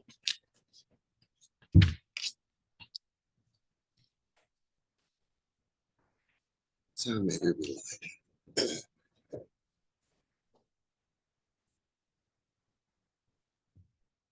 Okay, success story. South Carolina is a huge success. As we can see this, you've got the military bases in South Carolina, very, very strong presence. And we cover just about everything. You take a look at Joint Base Charleston, a player on the national level. You talk about Parris Island, you talk about Fort Jackson. We've got the lion's share of all the recruits that this nation has coming in annually right here to South Carolina.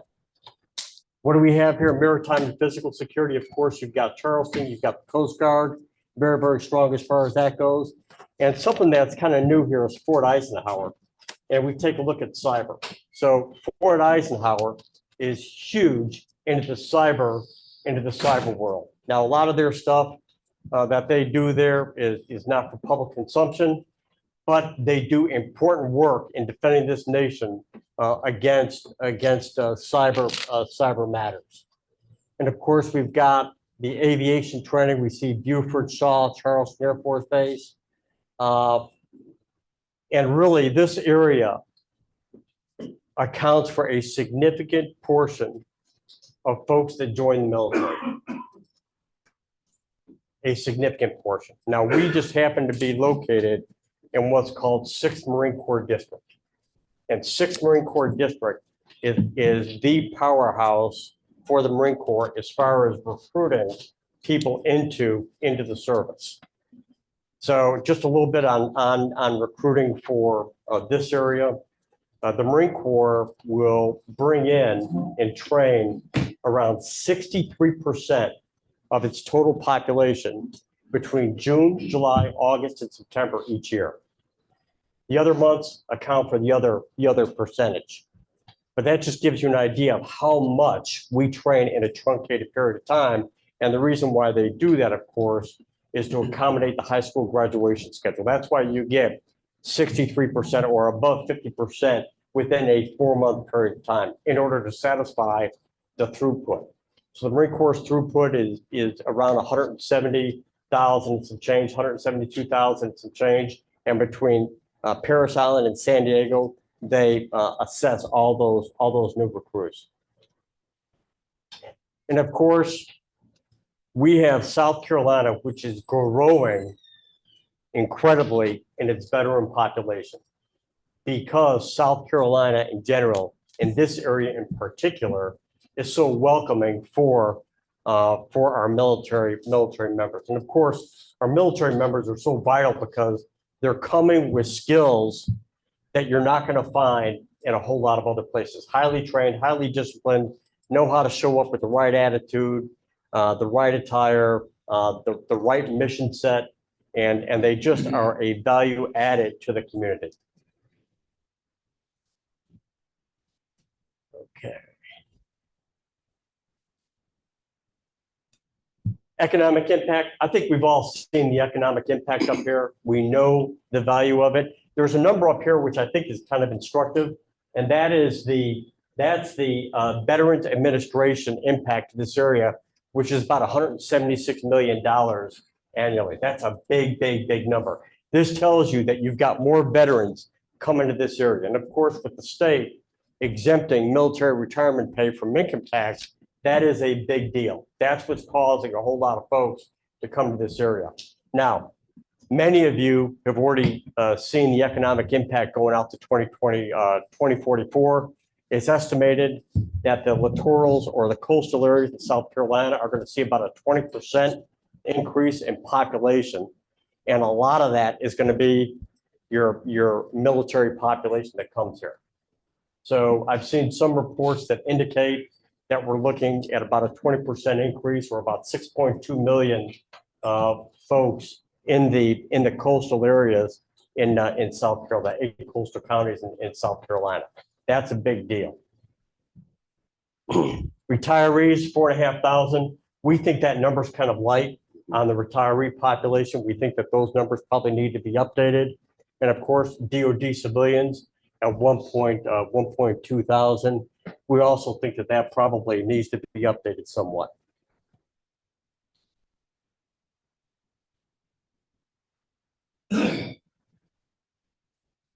Okay, why?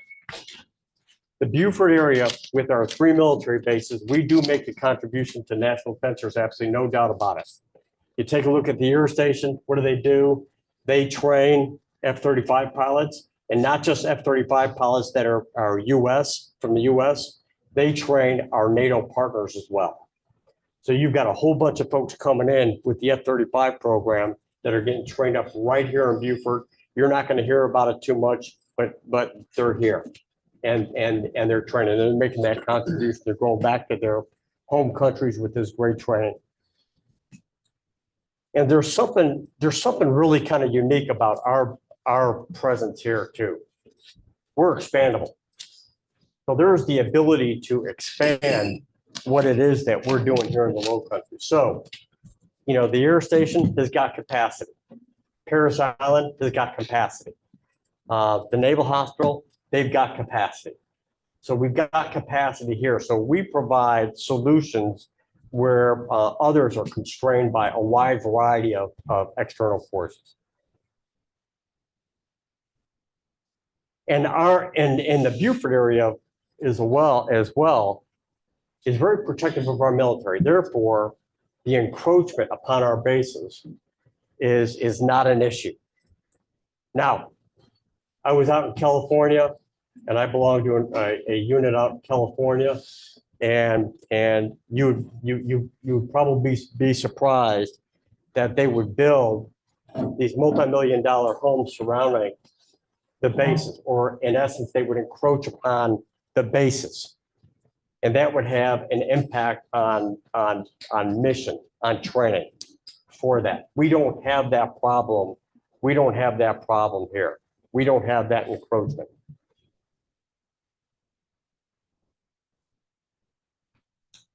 Okay.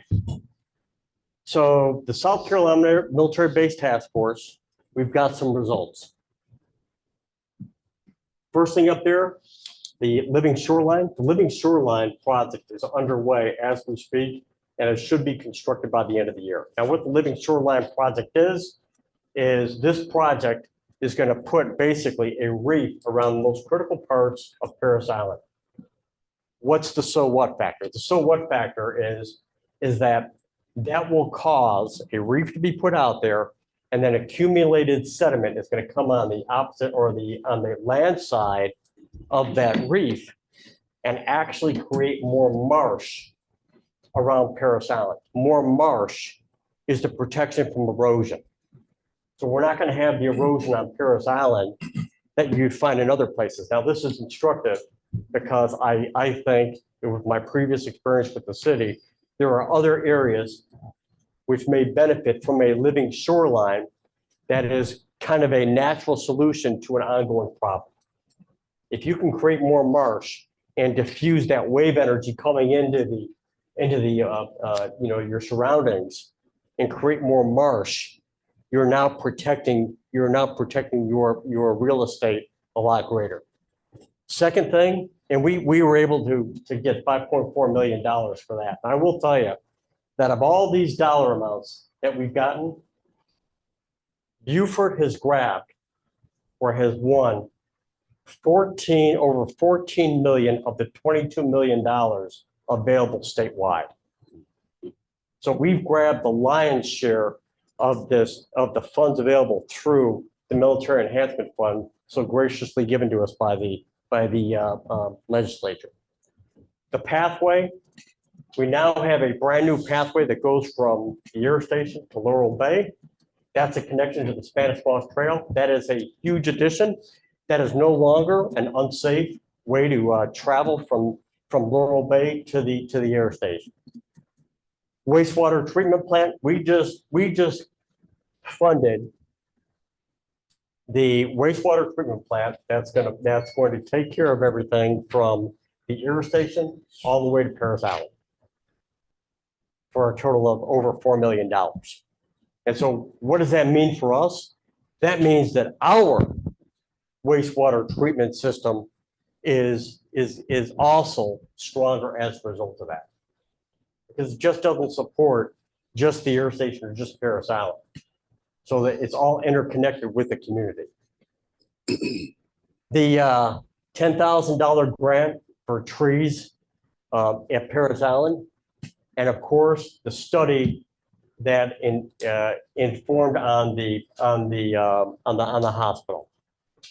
Now, we all know as of February 6th that the Navy had announced that the Naval Hospital is not closing. They have no plans. Now, anyone who's been in the military apparatus knows that when someone says, hey, something's going to happen, from the time they say it's going to happen to the time it actually occurs, your kids may be Social Security retirement age eligible before that occurs.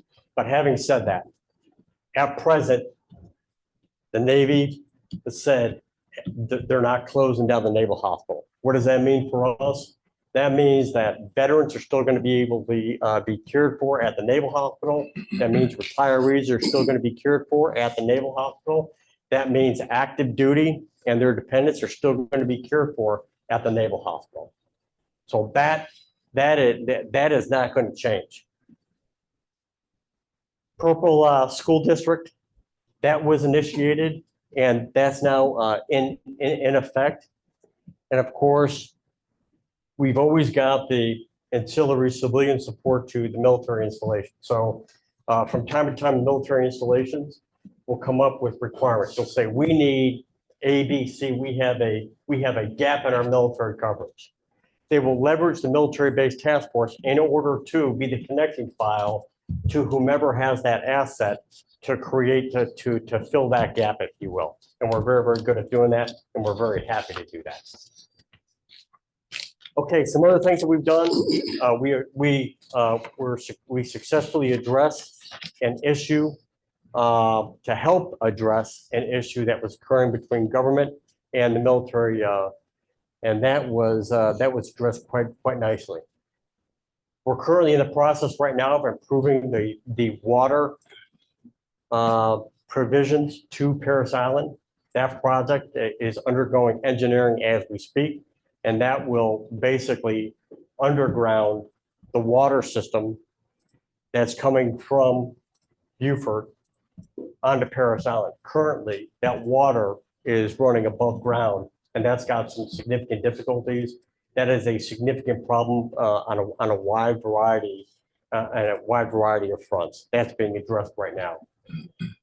The gas has also been undergrounded at Paris Island, taking that from above surface to subsurface. That again is good for the environment. That's good for the sustainability for Paris Island. And you see this here, we're currently in the process right now of assisting with the delivery of electrical service to the Naval Hospital. And this will improve the Naval Hospital's capacity to deliver those kinds of things that they need to deliver to support their population. The other thing here that I would push to you here is that occasionally our elected leaders at the federal level would like to have what's called white papers.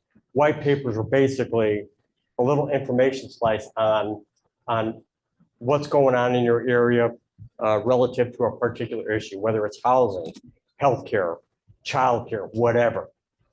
We put those white papers together on very, very short notice in order to arm our federal delegation with the information they need so they can create legislative solutions if required. We're also working on a couple other things here, working with the state to get the military, to get the Marine Corps and Navy qualified as CDL drivers aboard their installations, instead of having to go to a third party for that instruction. That doesn't seem like a big deal, but it actually is a big deal if you can take a military person, train them up on a military base, and then afford them a state-sponsored CDL, that's kind of a big deal.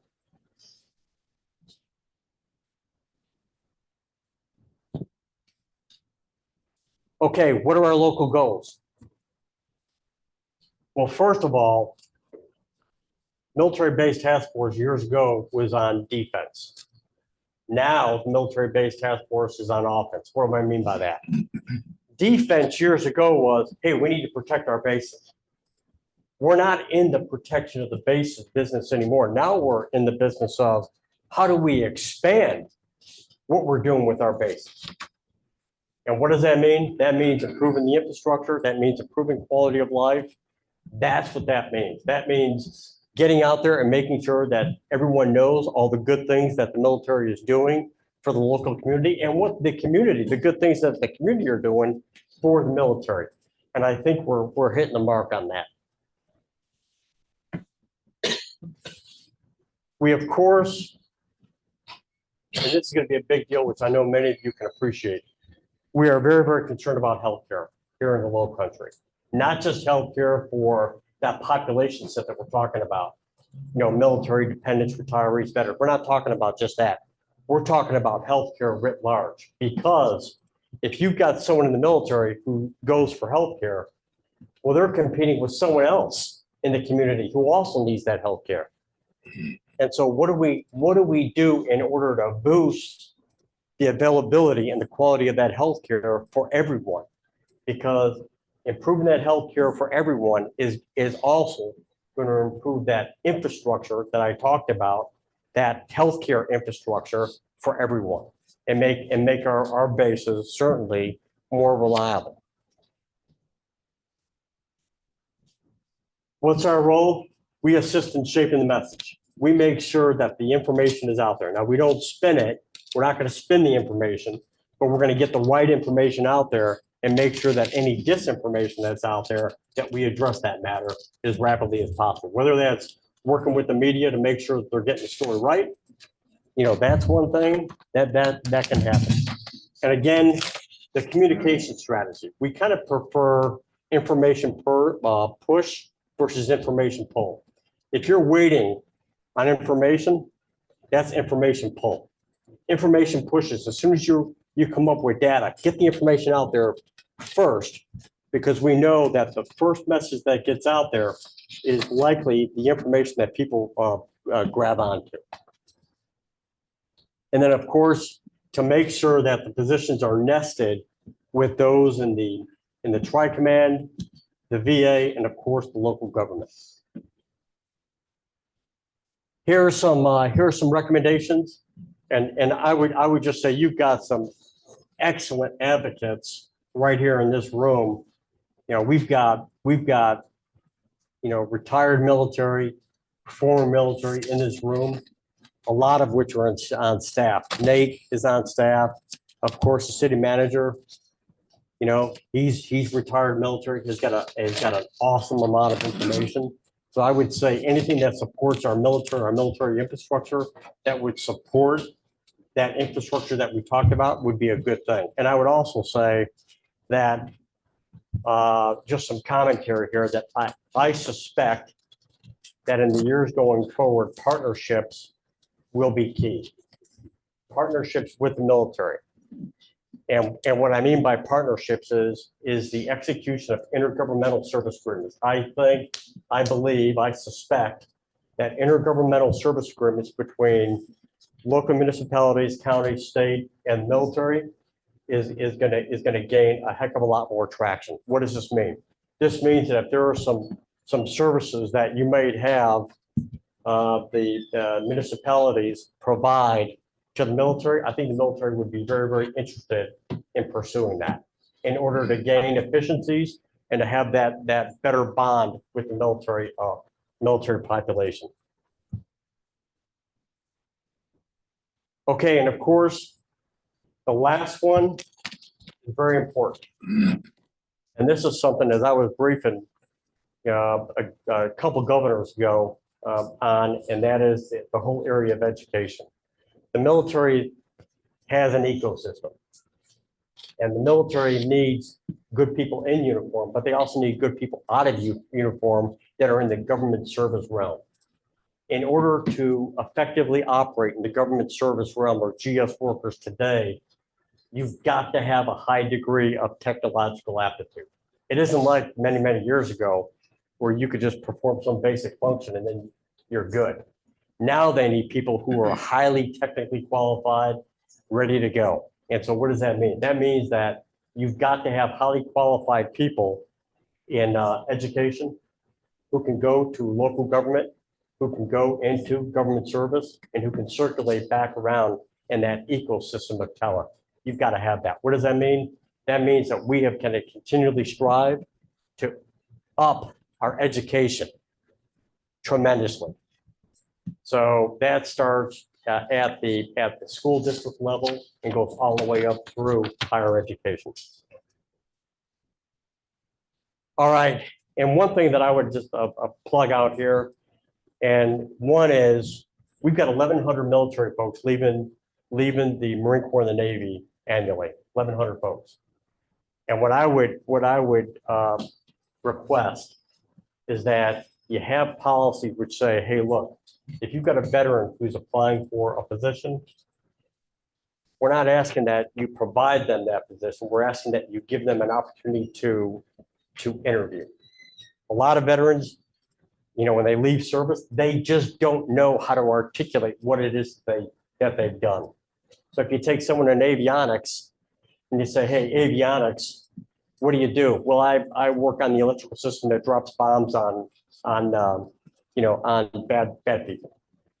Well, you have a hiring manager who may not be able to understand that and say, well, we don't have any need for dropping bombs on people, but thank you very much for your interest. Well, that's where we have advocates that can step in and be that connecting file to explain, hey, what does avionics mean? Well, low power, high power, all the electrical stuff. And then that transforms into a valuable employee. Okay, any questions?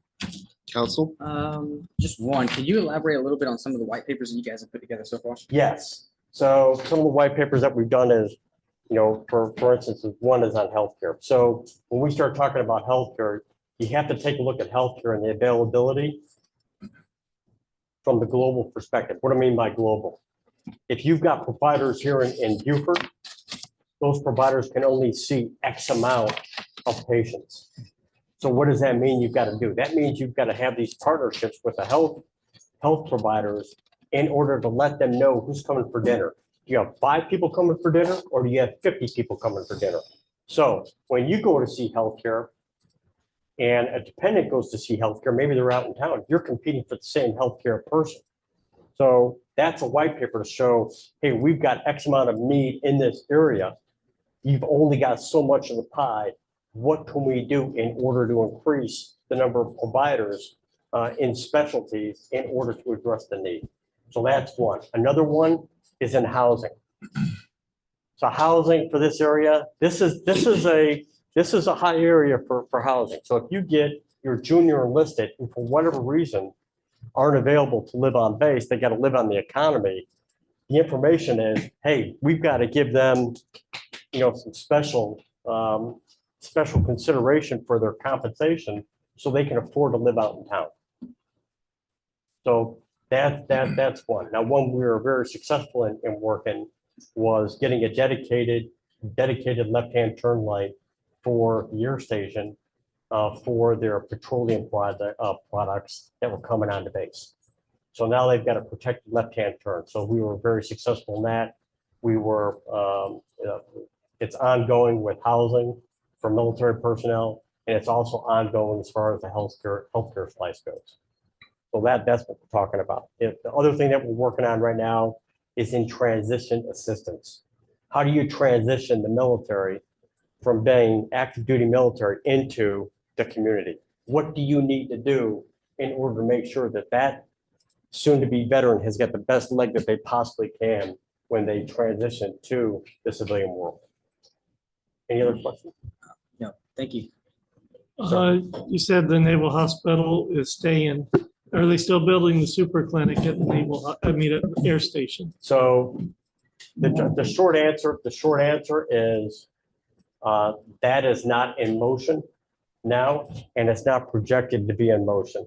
The catalyzing, the initiating document for that is called the National Defense Authorization Act, NDAA. And right now they're taking inputs for the NDAA as we speak, at 2026. So it goes into the NDAA, and that basically, I'm oversimplifying, but it basically says you're authorized to build a hospital. Now it has to go through other processes which take it longer. But the short answer is that there is nothing right now that is being proposed that would put a super clinic on the air station. However, the issue comes down to a capabilities issue. What does the population need? And this gets back to the healthcare white paper. What does the population need in order to satisfy all the requirements? So the air station's got requirements for flyers. They've got to go through a special screening in order to be a pilot. So they need that. So the air station needs things like that. And of course, you know, what everybody's worried about is if your specialty care or your care is up in Charleston or in Savannah, you've lost that individual for an entire day. That's gone. Now, if you had capability locally, they can go out to their appointment, come on back, and you salvage that day of work. Same thing for dependents too, because if you've got a sick child's not going to drive himself to wherever they need to go. That's why we're taking a look at that total package. But short answer is there is absolutely nothing in the works right now to build a super clinic aboard the air station. Okay, thank you. Yes, sir. I just want to thank you for the presentation. Yeah. Just want to thank you for the presentation. Yes, sir. Any other questions? A couple of years ago, there was some noise about the possibility long-term of combining the recruit stations from East Coast and West Coast. Have you heard anything more about that? There is nothing, there is no discussion on that at present about combining those. Now back when I was in uniform, you know, way back, that was a discussion point. Could we, you know, I want to say it was back in the 90s when we were having a similar discussion. I've heard it more recently than that, but it's not current news, no.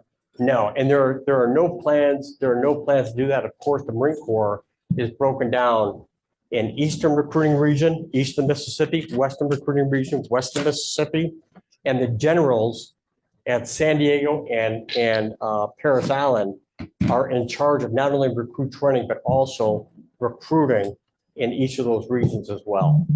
So that would be, if that were to occur, that could be done. It would be a tough call. Any other questions? Sir.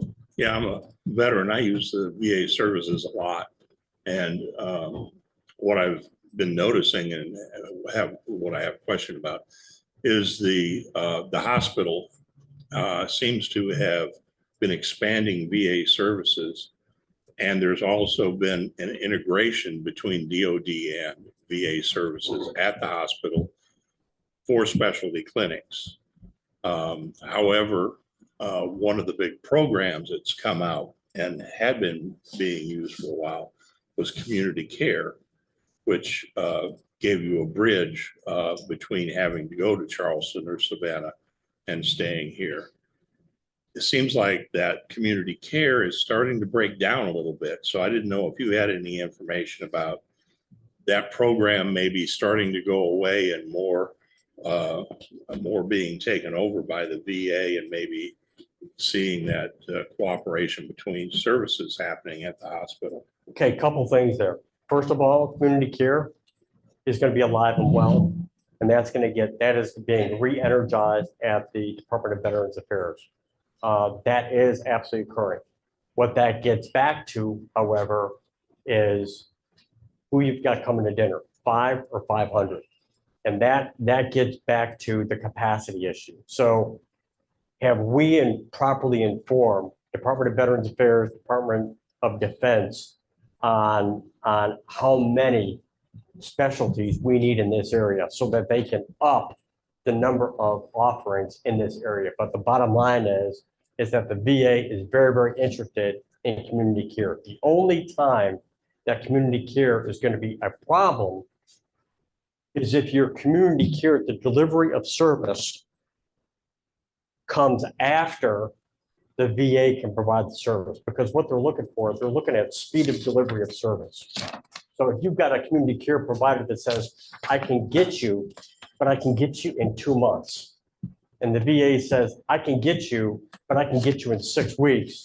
The VA is going to say, come see us for delivery of care. Now, if you say it's not that big of a deal, I can wait. Okay, super, super. But it's on the delivery of care. And again, this gets back to it. Now, as it relates to the Naval Hospital, I see the Naval Hospital following the, what we call the Great Lakes project. And what the Great Lakes project is for lack of a better term, they integrated VA and DoD healthcare. So you as a vet, you may go into the VA and you may see a DoD doc. And through the magic of systems, they clamshell it down, and whatever you do gets costed to the VA, and vice versa. You may be a DoD guy and be sent in to see someone from the VA. It's all in the delivery of care. So those models, I think we're going to see the proliferation of. Ma'am. Yes, sir. I have 2 questions. One is the museum at Parris Island. It's considered one of the best museums in South Carolina. It's also the most under-recognized. And I just want to be sure that there's no plans to do away with it, that there are plans, in fact, to maintain it and keep it operating. Absolutely. Yes. Good. So I have women that go, they get dragged there, and children, and then they come away saying, oh my God, you've got to go back. It's really amazing. I think it's a wonderful resource.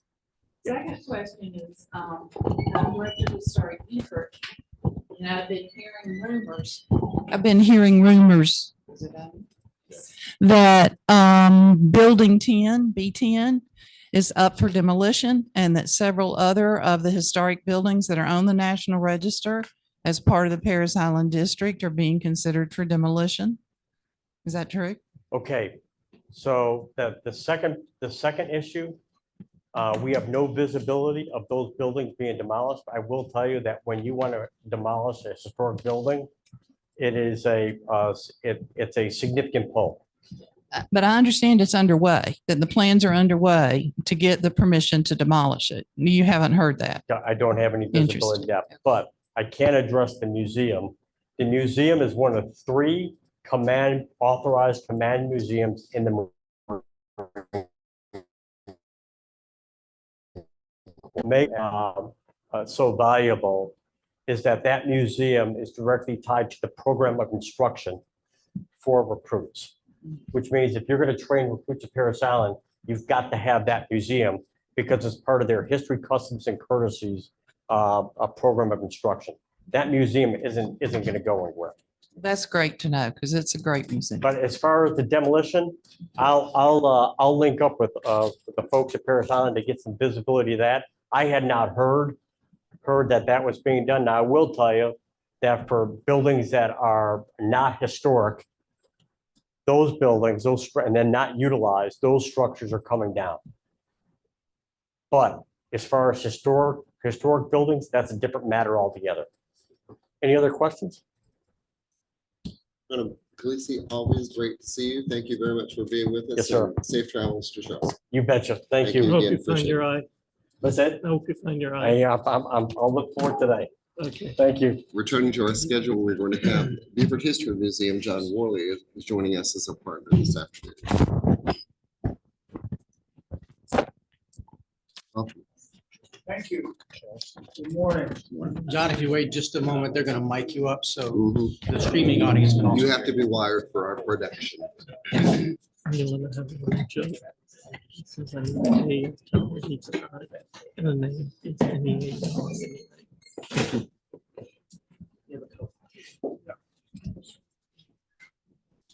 That's valuable information. All right, The new VA. hear me? It's not for broadcasting, it's just for the broadcasting that we're doing. Got it. So you're good to go. Got it. Your voice will carry, as it Yes. is always able to do. Thank you. Good to see everybody. I'm delighted to be here today. I'm the president of the Beaufort History Museum, which explains why I'm here. Nice to see some friendly faces in the audience. I'm going to be brief. You can express your disappointment in any way you feel like doing it, but I'm not going to take up much of your time. The Beaufort History Museum is in a unique period of our history. We're for lack of a better term, drinking from a fire hose with all the events that are going on. Starting in March, we have the bicentennial of Lafayette's visit to Beaufort. As you know, he took a farewell tour of America in 1824 and 25. And pretty much every town in America wanted him to come there, but he couldn't do that. But he did come to Beaufort. And so we are having, in celebration of that, we are having a ball on the night of March 18th.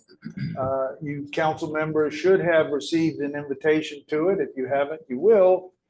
We hope you will come. You're our guests for that ball. We hope to see you there. Also, we're dealing with the 250th anniversary of the Declaration of Independence. Those celebrations are starting this year and will continue and culminate next year and the years after. And that's going to be a big deal. We sought a grant from the State Commission for the 250th, and we're able to get a $125,000 grant. And I'm obligated to publicize this disclaimer as a condition of the grant. So there you have it. Now, what we're going to do with that grant relates to this room. Many of you have probably never seen this room, but to orient you, if you go into our museum, which is on the second floor of the Arsenal, and you go to the end of the museum, there's a door that says, "Do not enter this door." If you go through it, you will cross a short hall into this room, which is currently used for nothing. It's storage. We have a project underway with a local contractor and with a lot of help from Linda Roper with the city. We are refurbishing this room so that it will house an immersive theater production focused on the 250th anniversary. That production, I don't know, I think I can, yeah, I got the, this is a video. It's not going to work. It's not? It's PDF document. There's a video that you would really like to see that I can't show you. Anyway, it's a sample of the work of this contractor that we located in Massachusetts to produce an immersive theater program for us. It will run between 12 and 15 minutes. It focuses on the tension between loyalists to the crown and patriots leading up to the Declaration of Independence, and that tension among Beaufortonians. We think it will be a very engaging project. And we need that room in order to show it. So the idea will be between 20 and 25 people will be ushered into the room. They will witness the theater presentation, and then they will depart and another group will come in. I took these photos of the stairway leading up to the room. Currently, there's only one entrance to the museum, and that's through the visitor center on the first floor of the Arsenal building. You go up by either an elevator or stairs, and you go into the museum. And we would like a separate access for this immersive theater production, and that would come from these stairs, which are currently leased by the Gullah Geechee community, and that lease is just about to expire.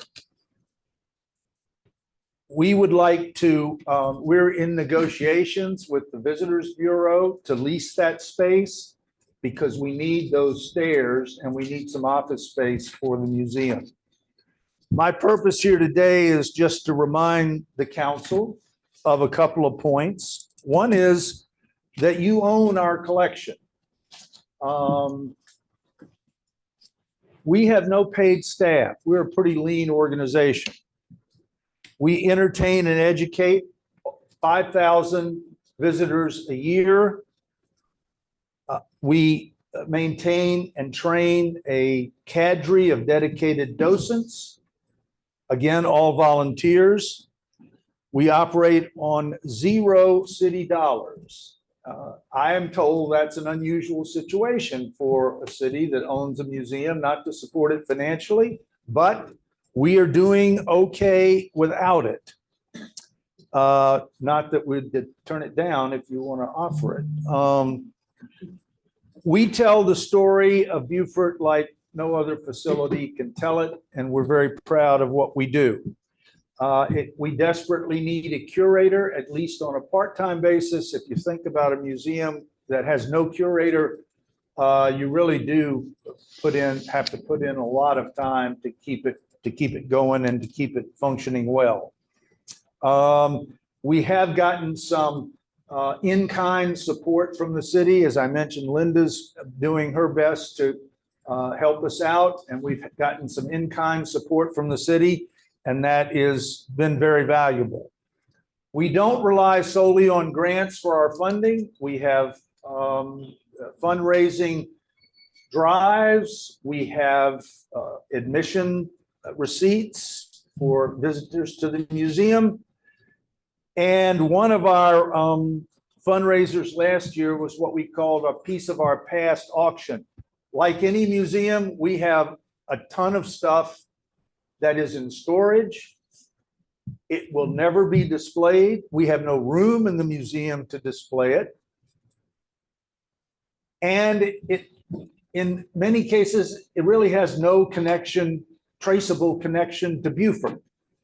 And so it will just sit there year after year unless we do something with it.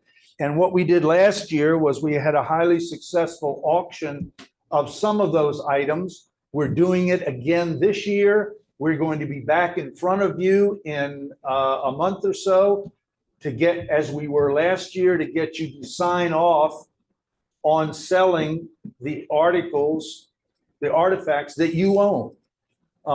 And so we'll seek your permission to do that. So that's what I came to tell you. Any questions? Council, any questions for Mr. Worley? No, I'll make a comment. Although I have not been able to make the last couple of meetings, as you know, I'm the city's liaison for the History Museum. I have seen enough to know that under your leadership as president, the museum has made several steps in the right direction, and I'm excited to hear about the successes regarding the grant. And that the auction is coming back. You're right, it did really well last year. I actually got a sword that sits very nicely in my office, and I'm thankful for that. So thank you for all the work that you all are doing. Have you had any discussions, just, and this is kind of in regards to the part-time basis, are you guys at $8 for visitors now? Have you had any discussions on ATAX. maybe, what's that? ATAX. No, I was talking about the fee. You're talking for, admission fees. Yeah, is it $8? I think it's 8 for adults, I think. Is that about average for the museum, or would there be an opportunity to maybe increase that to help absorb some of the cost of a part-time curator? Have you had that? I don't think we could bump it up enough to support a part-time curator. I think that would be at some point, we hit some price resistance. We try to give free admission to military people, and we get a lot of those veterans and active military. I would love to have the admission be free, but we're not in a position to do that, although it's been discussed. So I think price-wise, we're probably about where we ought to be. John, as a former board member of the museum, I do appreciate the wonderful work that you do there, and big paycheck you get for it, so please continue. As a former docent, I thank you.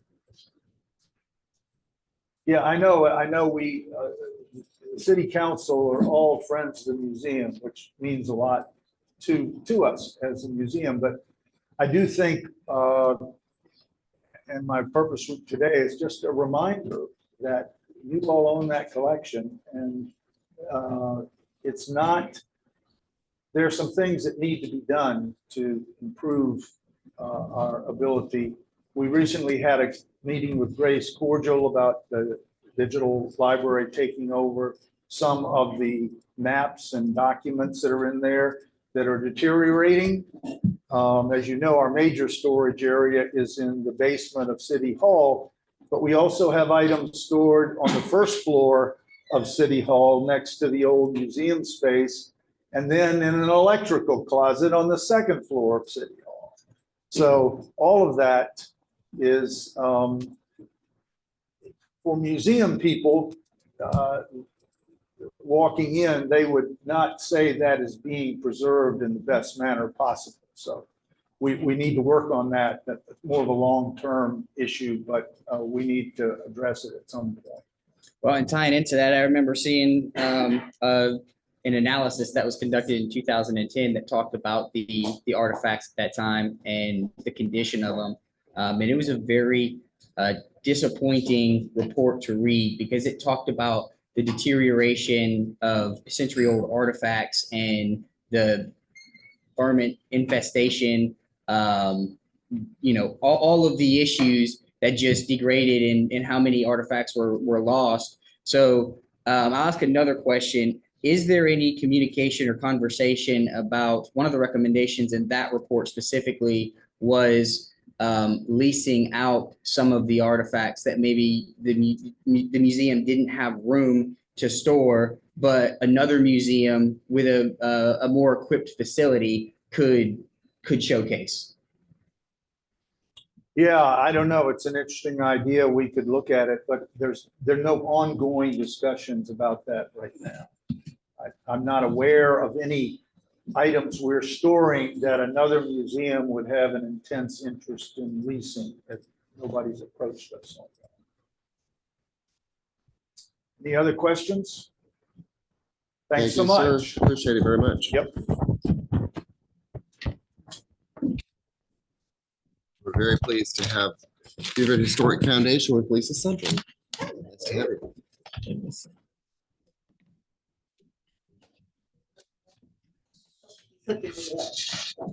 Wired for sound.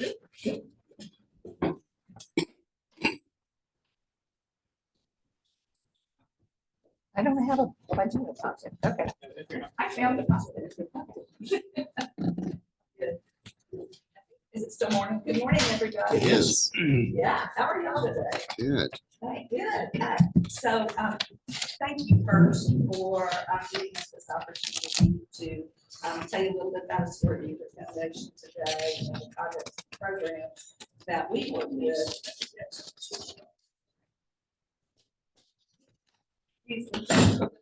That was a good test run, Lisa. Thank you.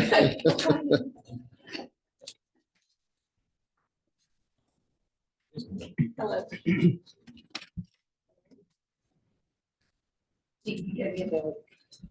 Could y'all hear me otherwise? I guess I need to do it. Yeah, it's Well, it's not for for the us. production. It's for the streaming. Let me switch out another time. I'm sorry, everybody.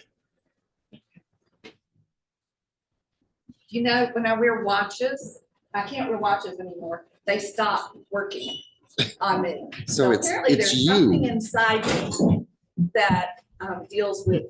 electromagnetic. Yeah, electromagnetic. I don't know what it is. Okay, Let's see. I'm sure the clicker's not gonna work for you either. Okay. Sorry about that. Okay. All right. Can you hear me now? I still have your thing on. Yes. Okay. Good morning. Hey, thank you again for allowing us to be here to be a part of the retreat.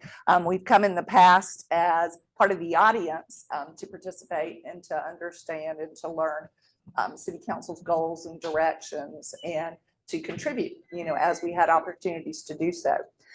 What I want to share with you today is a little bit about the history of Historic Beaufort Foundation, our mission and our direction, programs that we're working on, programs that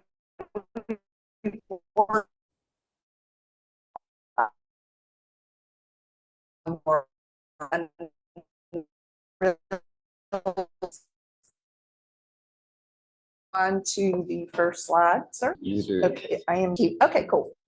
So beginnings, I think y'all recognize 04. The photograph to the left of the picture shows how it looked in the 1940s when Historic Beaufort Foundation had not yet been formed, but a group of citizens came together and recognized that we were losing our significant and unique architecture throughout Beaufort. And if you think about it, our historic downtown and community started like most small towns, most small southern towns. We grew up around our means of transportation and commerce. And that was, of course, the Beaufort River. Well, prior to the Civil War and up until the hurricane of 1893, the fire of 1907, and the fire of 1925, the majority of the buildings that were along the Bay Street area that we considered to be a commercial area were actually residential form in design and also in use. And many of those buildings started to be adaptively reused. Unfortunately, with the hurricane and with the fires, we lost a good many of those properties over the years. And you started to see the commercial structures building up along Bay Street and along Port Public Street, which was primarily an African-American and Jewish mercantile corridor, as was Bladen Street. You started to see buildings of the time frame of the turn of the century start to be built along those streets. Well, it was as early as the 1930s, guys, that there were concerns specifically about the John Mark Badier House and the need to be able to save that property. It was slated for demolition by the city to become a gas station. And a group of thoughtful citizens in the community came together to save the Lafayette Building. The building had been known for over 100 years at that time as the Lafayette Building, with the understanding that when Lafayette came in 1825, he spoke from the portico and did his address to the city. We know he'll be doing that on March 18, 2025. It was during that time frame that this group retained the property, purchased the property. It had been in the Badier family for all of those years since 1804, and they regained it after the Civil War and continued in their family with different kinds of uses on the interior. We had everything from a tonsorial parlor to an art school to a Lafayette Cafe to an attorney's office and the first telephone exchange. All right, so that group raised money. They spent several years raising funds, and that group initially included Beaufort College and the Beaufort History Museum were a part of the initial group that helped to save the Lafayette Building or the John Mark Badier House. And at the time, Brantley Harvey, who was our senator at that time frame, was chairman of the Beaufort History Museum. And so he was a very integral part of this during that time frame. And as the effort continued and they started to raise funds, the group started to have a broader view of preservation of our unique collection of architecture throughout our community. We were very fortunate with the Civil War that we did not lose really the majority of our residential structures throughout the district. That group morphed into Historic Beaufort Foundation. And in 1975, after 10 years of renovations, the house opened as the only historic house museum in Beaufort County. And y'all can see Henry Chambers and Strom Thurmond right up there at the top as a part of the ribbon cutting. We actually reenacted that with Shannon Erickson and Mayor Murray back in 2021 with our renovation of the house. The renovation of the John Mark Badier House marked a turning point in our community towards preservation and really became a catalyst for a broader look at what was happening to architecture in our community and wanting to preserve it. Henry Chambers took a real leadership role during the time of the 1960s and partnered with Historic Beaufort Foundation to conduct the first survey in 1968, which led to the National Register designation of our 304-acre landmark district. In 1973, it actually was designated as a National Historic Landmark District. In 1972, the city's first zoning ordinance was created. And one of the reasons that that zoning ordinance was created at that time frame was, again, there were concerns of loss of architecture, loss of the city's historic street pattern, loss of trees within the district. And in 1955, the raising of the Sea Island Hotel, which is now the Best Western, sparked another moment of huge concern within the community. And how can we support and save what's left of our architecture to preserve it for future generations?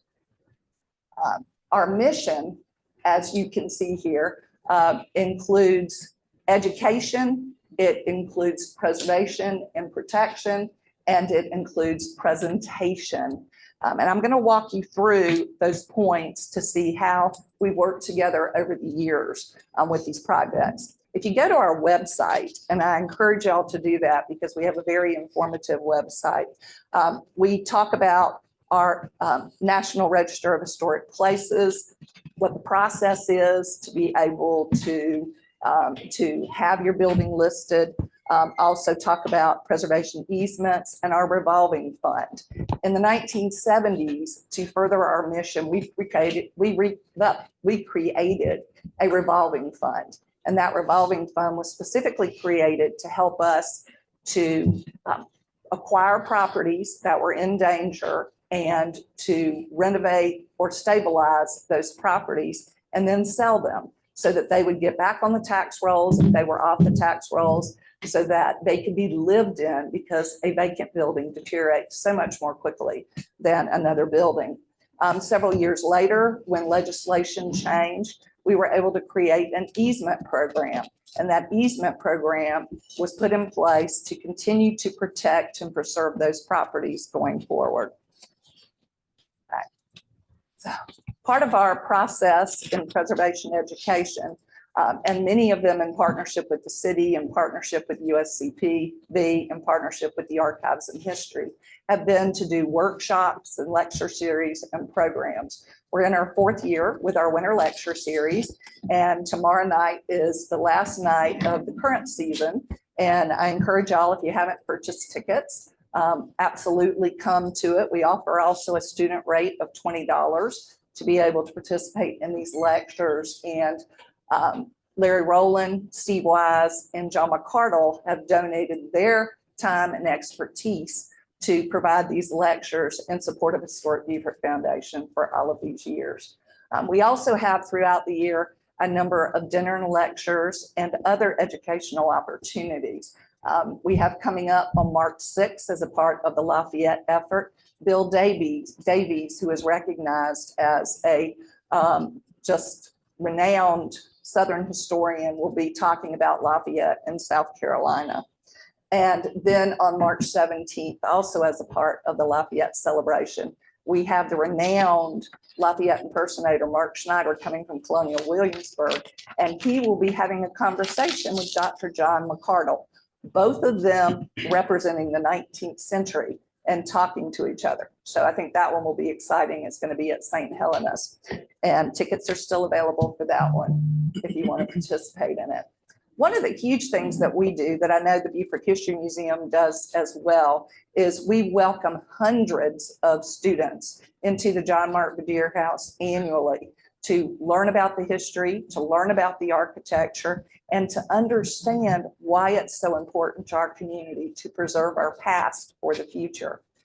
There happened to be looking at our diorama, which was created by Dennis Kennedy, and it is a full diorama of Bay Street in the 1860s, created from photographs of Samuel Cooley during that time. And it is a really unique way to learn how our community has evolved and how they, going forward, can help be ambassadors for our community. We also have a summer camp program, which we've been doing for a number of years. We unfortunately aren't going to have it this year because we've got so much going on with Lafayette and a number of other things. But that gives kids an opportunity to go out, to learn architecture, to look up and see what it looks like on the cornice of a building, to look up and see the windows or fenestration of a building, and to understand the form and the function, and to then create their own buildings out of boxes and pipe cleaners, whatever it is. But it is a terrific program, and we call it Junior Building Detectives. So a lot of fun for the kids to be involved and to learn. We also, for the last 2 years, this will be our 3rd year, will be a part of Piccolo Spoleto. And we've been partnering with them for the purpose of bringing 18th and 19th century music to our community to show what it would have been like at that time frame when Elizabeth Grayson Bedier actually used to have music salons within the John Mark Bedier House. And we have, luckily, an 1826 Nuns Square piano, which Councilman McKee has played before, which is absolutely phenomenal. And so we like to make use of it. Last year, we happened to actually have a classical guitarist who was phenomenal, along with Dr. Stephen Rosenberg, who is the music director from the College of Charleston. So this year, we're going to have them again in June. So we're excited to do that. To preserve and protect is the next part of our mission as Historic Beaufort Foundation. And I love this quote from Dr. Larry Rowland, which says that, that Historic Beaufort Foundation's preservation work has made Old Beaufort one of the, if not the most award-winning and desired residential and visitor attractions in North America. And I think it's important to recognize the economics of preservation, the economics of preserving that fabric of your neighborhood, the integrity of your neighborhood. And with our program, various programs, you're going to start to see how that has happened. I mentioned the revolving fund, which kicked off in the 70s, and our first project was actually the Anchorage. And with that property, we were able to stabilize it, to acquire it and stabilize it with donations that had come in to help us to be able to do that. Moving forward, we placed a covenant on that property, which allows us to protect it and preserve it going forward. So when that property decides that they need some work done to maintain the property or want to make any alterations to it, they not only have to go through us, but they have to follow all of the city's guidelines to a T and the preservation guidelines to a T. So moving on, I wanted to show you some key properties which were part of our early intervention in the community. We found a lot of development pressures that were happening starting in the 1990s, actually as early as the 1970s, and even back to the 1950s and 60s. But this specific building, which is the first one on the slide, is the William Wigg Barmel House. That building was built right around 1813, 1816. But in 1973, we helped the owner, the new owner, to relocate that property. It was actually in the grassy green, which is at the corner of Prince and Scott Street. That's the vacant lot right now that's used for events in the old Commons. There were plans to build a building, so it was going to be demolished. Think about that. That building would have been demolished and another building never built on that, has never been built on that lot since 1973. The plans, they decided not to go forward, but we were able to relocate that property and it now sits on King Street. So it now sits on King Street. And that is a phenomenal testament to why preservation and caring about those properties is so important. The property in the middle is the Elliott House. Y'all are all familiar with that. It's right at the corner of Charles and Bay Street. And this property has gone through a number of different evolutions, as a matter of fact, and at one point did serve as a historic house museum for many, many years. And in the 1990s, HBF worked with the property owner who was selling that property to ensure that the East Lake furnishings, parlor furnishings, which were located in that house and so unique in our community, one of the few decorative arts collections that had survived since the Civil War, to preserve and protect those. The new owner wanted to actually remove them and they were going to discard them. So now they're a part of our collection with the John Martin Vidier House. The castle, another interesting story. Back when Steve Riley was the city planner here in Beaufort, he contacted us, Cynthia at the time, and said, you know, I need your guidance and I need your assistance. A developer wants to come in and put 3 condos, 2 in front of the house on the property, 1 in the back on the property. What would that look like today? The zoning allowed it. The zoning allowed for that to happen within the historic district. And thanks to Steve and HBF and City Council working together, that zoning was updated and improved to be able to make sure that doesn't happen ever again. The trees would have been removed. It would have obscured the actual structure that we love today. So another important aspect of preservation and what we do. Our revolving loan fund has made a huge difference in the Northwest Quadrant and the Old Commons. And one of the properties that we had worked with was 814 Charles Street, the Richard I. Washington House. And when we acquired this property, it had just gone through a fire, as you can see, and it was located right on the corner of Washington and Charles Street. It was a physical property at that location. When you get a corner property, and that corner property becomes a catalyst for future development along that corridor. So we were able to acquire it, to restore the exterior of the property, and to resell it so that the new owner could actually do the work on the interior of that property. In the process, we discovered that Richard I. Washington was one of the first African-American attorneys in Beaufort. So that just gave added support and reason for why we were doing what we were doing. This building is actually the McGrath Shepard House, utilizing a grant from Archives and History and also donations. We were able to work with the Shepard family and actually lease the property from the Shepard family to rebuild a porch that had fallen and to rebuild both the front porch, the back porch, and put a roof on it and fix the foundation using our revolving fund. But we did not own the property. We instead leased it from the Shepard family. So there's a number of ways that those improvements and those activities can happen. Then the property went back to the family and they were able to sell it at a later point. Okay. This property is at 1305 Duke Street. And this is one of the smaller houses that was built during the Reconstruction period within the Northwest Quadrant. And we acquired it early on and recognized the potential of it because very few of the more diminutive structures were left. And today that is a house that is lived in, it has been lived in for 20 years. and is taken care of at this point. So another success of our revolving fund. One that y'all should all recognize, the Frogmore Lodge. That one took a great deal of work and many years to be able to pull that together.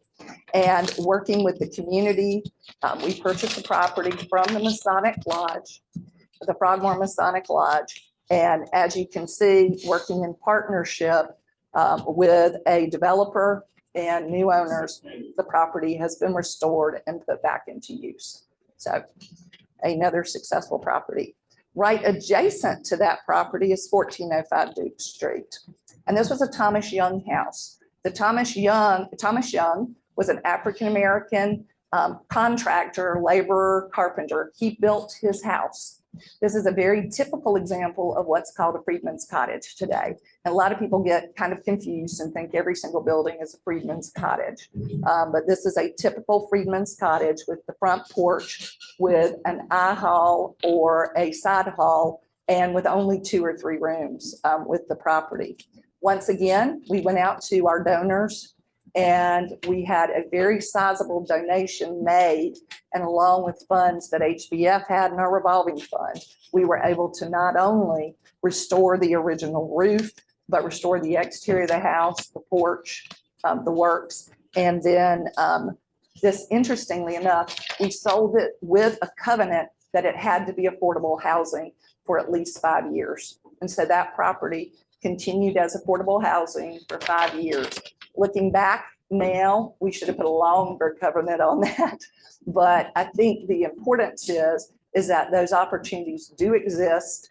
And we have that opportunity with the repair program, neighborhood repair program that we've been talking about. Another very visible property, which is right outside the window here on Blade Street, is the Old Shine department store. And that building, as you can see, was in pretty bad shape. So HBF acquired that with our revolving fund, and we restored the exterior of the house, opening back up the windows, putting the porch on, putting the roof, and ensuring that the foundation was stable. And then the Nash Cottage, which is 508 Duke Street. The Nash Cottage is probably one for the books. It took 14 years. 14 years for this project to come together because there were more than 17 heirs that were involved with this project. And it took that long to be able to clear the title. And our board chairman at the time, for the last one to sign off on it, he actually flew to Texas to get his signature. He flew back. This property was bequeathed to HBF by Dolly Nash, who was a great-great-granddaughter of Robert Smalls. And this was a critical property that we knew needed to be saved and needed the attention. The heirs contested the will, so we worked with them. And also Scott Graber was our attorney. And through Scott, we were able to work with DOT and clear an easement that went right through the property so that we could do the work that needed to be done on it.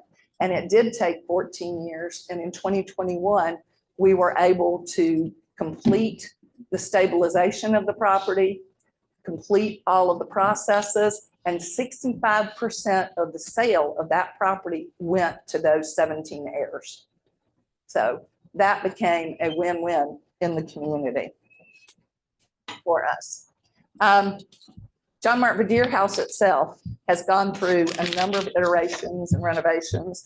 And in 2020, 2021, when Cynthia Jenkins, our executive director, came back, one of the top projects that was on her list was to renovate the house. The last time work had been done was 2012.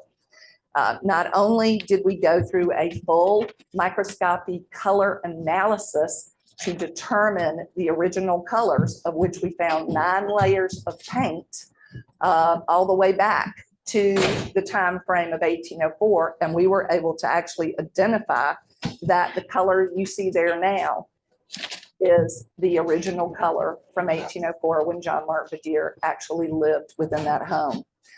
We brought in a carpenter from Charleston who was skilled in doing exactly what the carpenters would have done 250 or 220 years ago.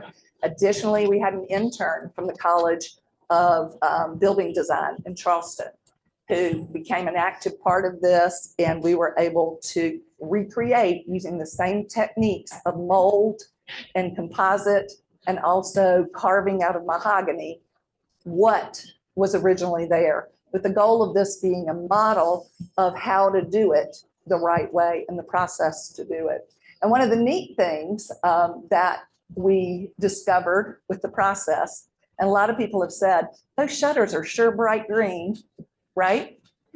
That's Charleston green, guys. Think about it. Charleston green, Charleston, the paint back then had lead in it. It oxidized. That's why it looks almost black today. So originally, that's what we call Charleston green. Okay, so it's amazing the things you can learn as you go through the process. And this renovation earned the Award of Merit and Honor from Preservation South, which is a state organization.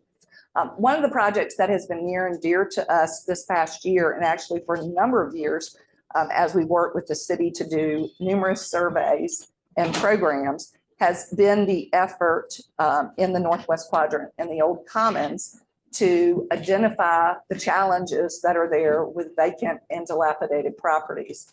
And partnering with the city, specifically Kurt and his staff, who are absolutely phenomenal to work with, and with the city manager's guidance and our mayor's direction, we came together and surveyed 28 properties between the end of January and April. And with those 28 properties, we divided them into categories, and we recognized what were priority, what needed to be fixed immediately, what needed stabilization, what could go into full renovation, and what just needed cosmetic to put it back on the market to become affordable housing opportunities within the Northwest Quadrant and also the Old Commons District. We turned in our report in June, and we're excited to say that we're going to be continuing to work this year with the city and other partners to actually craft the program as to what it will be for the Northwest Quadrant and Old Commons and how that program will work, where it will sit, and how it will be funded. And just in the last couple of months, Historic Beaufort Foundation's Board of Directors has made a commitment that the proceeds from this year's Lafayette Soiree will go towards helping to support this neighborhood program and initiative. We knew that we wanted to be a part of it, and at the table from the very beginning, we just needed a funding source because our revolving fund has its specific purpose. So now we do have funds, and we're very excited about that and are looking forward to bringing that program to fruition with all the partners and specifically the city. One of the things that we learned through these challenges is that there really is a need for an ambassador from the community, ambassador from the city, who is able to communicate and explain that program, and to explain it in a way that it's not threatening, just explain it in a way that folks see the value and the opportunity in it. And not just the vacant and dilapidated buildings, but we had a number of property owners who were caring for properties who just need some help. They weren't dilapidated necessarily or vacant or forgotten.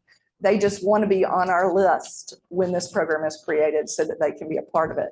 And in partnership, not only with the city and other partners, but with the Black Chamber of Commerce, and sorry, Marilyn had to leave. I think we're all going to come to the table and come up with solutions for that. One of the other exciting pieces that we are partnering with the Black Chamber of Commerce on the building she was talking about, the gray building that was back here, that was listed as one of those vacant and dilapidated properties.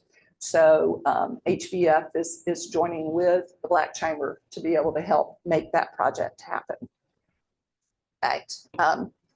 One of the key things I think from an economic perspective with preservation, when Henry Chambers first sought out to have the district designated as a National Register district and then a National Historic Landmark. He recognized not only for preserving the unique collection of architecture that we had, but also the economic possibilities of making Beaufort a destination. And y'all know that same thing happened with the waterfront park. A lot of naysayers at the beginning, but when that waterfront park was built, everybody said, yep, I agree with it from the very beginning. So it takes a visionary, it takes folks willing to work together, the community willing to work together to make a difference in what happens. Very quickly to present, we're joining with the Beaufort History Museum and our bicentennial committee to not only recreate Lafayette's visit from 1825, and that'll be on March 18th, Tuesday, March 18th, with a full parade procession, 13 gun salute, cannon fire, Lafayette, the whole works, which we're so excited about. But we're also going to be having living history demonstrations, lectures. The Beaufort County Library is doing a number of programs. I've provided to all of the council members, and I think there were some extra copies too, what the full itinerary is for the month of all the activities that are happening. And this is a full community-wide event. Not only is the Beaufort County school system busing in 200 fifth graders for the event, BA is busing in over 100 third to fifth graders also for the event. And we were just notified yesterday that that one of our homeschooling groups and associations is going to be bringing another 200 to 500 kids that will be coming and being a part of the festivities on that day. So we invite all of council. Y'all are considered dignitaries, so you'll get to ride in the carriage as a part of the parade, and also to be a part of, if you'd like to say any words when we're doing the speakers and celebration, and the mayor will be presiding that day. So a real exciting event. Throughout the year, again, as a part of our preservation education, we do our historic homes, which brings in folks from across the country to come to this tour and to learn about these houses and to learn the history and to understand the architecture and the beauty of Beaufort. We also do a contemporary architecture tour, which this year we're skipping because we're doing the Lafayette activities, but our Spring Architects Tour has grown and attracts architects, designers, urban planners from across the country who come to see how Beaufort creates contemporary architecture, and contemporary architecture that blends seamlessly with our low country environment. So that has become important. Over the years, and actually just a few years ago, we partnered with the city and brought in the South Carolina Archives and Histories to do a tax credit workshop, to do a design review workshop for the Historic Review Board. And we also brought in Donovan Ripkema, who is the renowned, internationally renowned economist in preservation. And it turned out to be a phenomenal visit where he met. We set up individual meetings at City Hall for developers to meet with him. And he gave a huge presentation at USCB, which Mayor Murray was the keynote. And it really was a great partnership with the city. And we hope to be able to continue more of those. The John Martin Vidier House has been operating as a house museum since 1975. This year, we are celebrating the 50th year of the renovation of the house. Our big celebration will be in November, and we're going to have a number of new exhibits that we're starting to work on. One is the Beaufort Collection, which includes specific artifacts and items that are true to Beaufort. And it's interesting because we've learned over the years that very little of the decorative arts and the furnishings and culture of the Low Country continue to exist. And wherever we can collect it, wherever we can find it, we want to make that a part of our message and our mission so that people appreciate what we've had and where we've been. Two of those items came to us in a very, very odd way.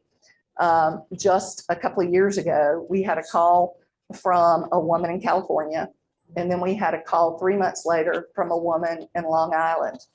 Both of them had artifacts from William Wigg Barnwell's family and didn't know about each other. They had relations with them.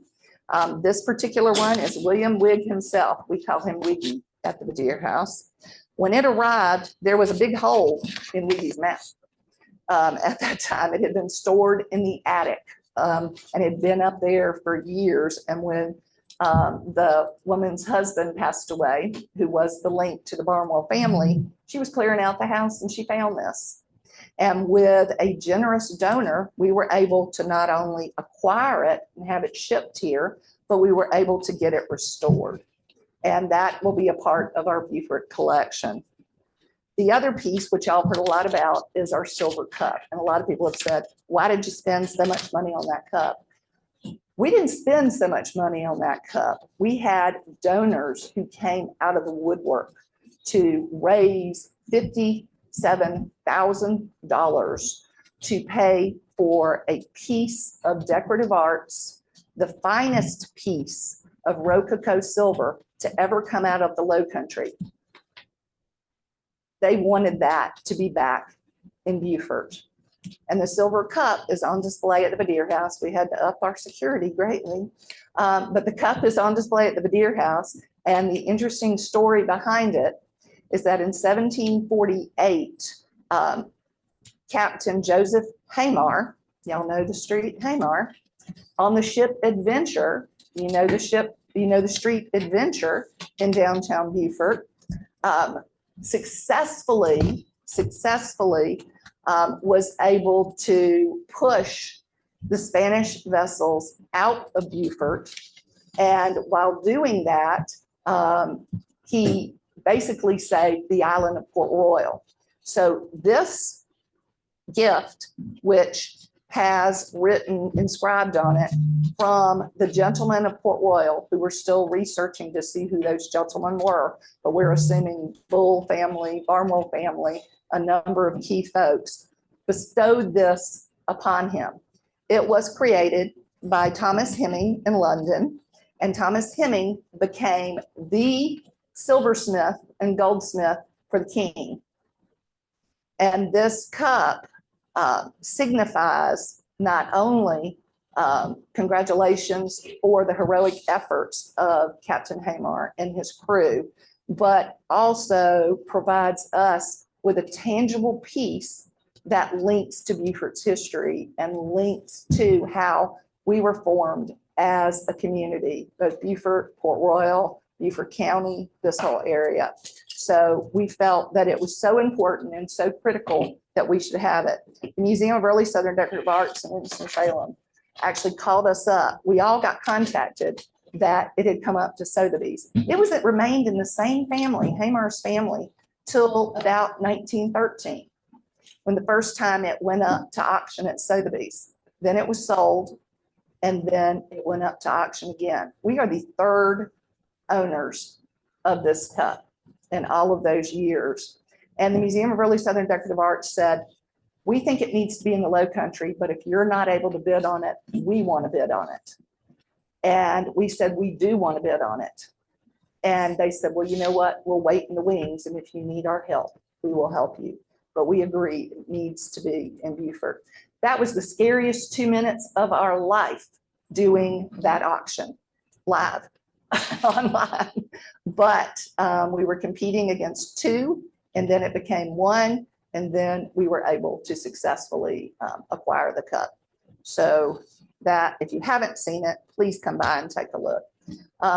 One of the efforts that we recognize is so critical to us, and this is the last slide, y'all. One of the efforts we recognize that is so critical to us and to us as a community is that we continue our partnership to work on the zoning, to work on the preservation manual, to work with the Historic Review Board and the Planning Commission to ensure that we do have the rules and regulations that are in place and strengthen those that need to be strengthened, such as the demolition ordinance, which is such a critical one.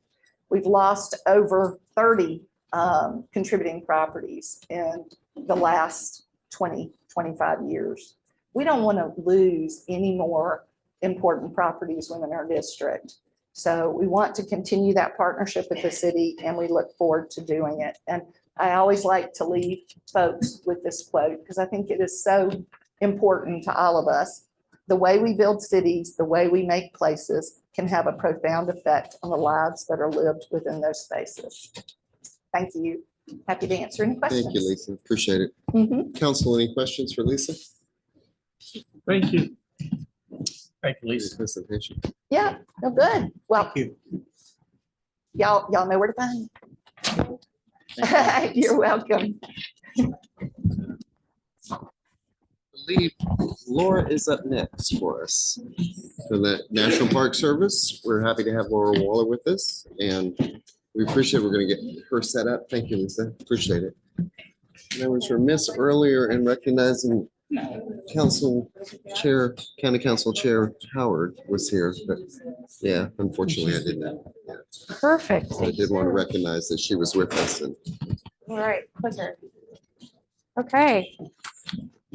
Hey, y'all. Can everybody hear me with this mask on?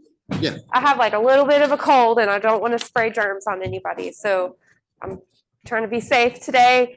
Thank y'all for having me and for inviting me. I'm so happy to be here. My name is Laura Waller. I'm the superintendent of the Reconstruction Era National Historical Park, which is here in the city of Beaufort and a couple other sites in the rest of the northern part of the county. I've been here in this role for just over a year now, and I finally feel like I'm hitting my stride. So I'm really excited to be here and provide all you folks with some updates on what's going on at the park. So I always like to start out with the purpose of the park. This statement was developed as part of something called the foundation document. National parks have foundation documents, excuse me, that are derived from the enabling legislation of the park unit. And they describe the park purpose, the fundamental resources and values of the park, and the interpretive themes of the park when a park is established. And so this was the park purpose that was developed in our 2019 foundation document.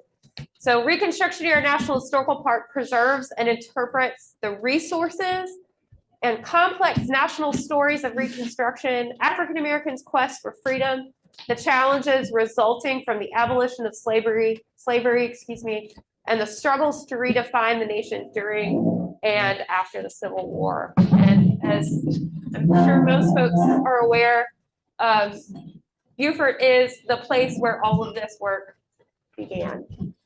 I want to give an update a little bit on our staffing and organization. This kind of surprises people because when the park started, it had one acting superintendent, and those were folks from other places that were rotating through. And then finally a superintendent, and then finally a couple other staff people. But in the past, I would say 2 calendar years, we have grown pretty significantly. So we're organized into 4 divisions. With myself at the lead, I have 4 division managers, Chris, Nathan, Michelle, and Michael, that each lead their teams and all of the functions that they perform for the park. This is a pretty typical National Park Service organizational structure. The one that we're missing is VRP, what we call Visitor and Resource Protection. That's our law enforcement, emergency services, those sorts of things that you might find in the Grand Canyon or at Blue Ridge Parkway that we don't have here because of the size and scope of the park that we're at. In our interpretation and education division, we have two park rangers that are the leads for these programs. Emma is also our volunteer coordinator, so we always like to point her out if anybody wants to get in touch about volunteer opportunities. Chanda also works with our network program. We were sort of upgraded from a national monument to a national historical park in 2019 via the Edward Dingell Act. That also established the Reconstruction Era National Historic Network. So we manage that network from here in the park, but it's a national network of sites, private, nonprofit, other public sites, local municipalities, you know, whoever owns or interprets these sites or programs that are connected to Reconstruction in some way when we administer that program from Beaufort here. And so Chanda is the interpreter that works with the network. We have a new education technician, Sam. So we have a really great new offering of field trips that are available on our website. So schools can now book field trips at our different sites throughout the county straight from our website. They're based on state standards. We have gotten a lot of great feedback for the one that we're doing at Darrell Hall on St. Helena, because it incorporates math and has to do with land ownership during Reconstruction and basically learning about the history of the land ownership, but also doing things like calculating acreage of a plot, right? So those fourth grade kids can come in and hit all sorts of disciplines from an hour or two spent with us. And these have been really successful so far. And then we have a couple park guides. These are temporary employees. Brendan and Kat, those are the folks that you'll see smiling at the front desk when you come to visit us. Resource management. So these are the folks that help us preserve and tell our stories, to make sure that we're accurate, to make sure that we're meeting all of our legislative requirements for taking care of cultural and natural resources. So we have 2 historians, or we did, Marion actually recently left us, but we had 2 historians. And then we have Christy, who's our biological science technician, who helps us with things like invasive plant management. She's going to be helping us with our heritage garden that we're doing at our property at 913 West Street. Those sorts of things is within Christy's job. We have 2 fabulous admin folks. Andy is our admin assistant, does our payroll, all those important things. And Elena is our visual information specialist. She's been really, really critical in getting our exhibits upgraded. She has a fabulous background in both museum studies and graphic design.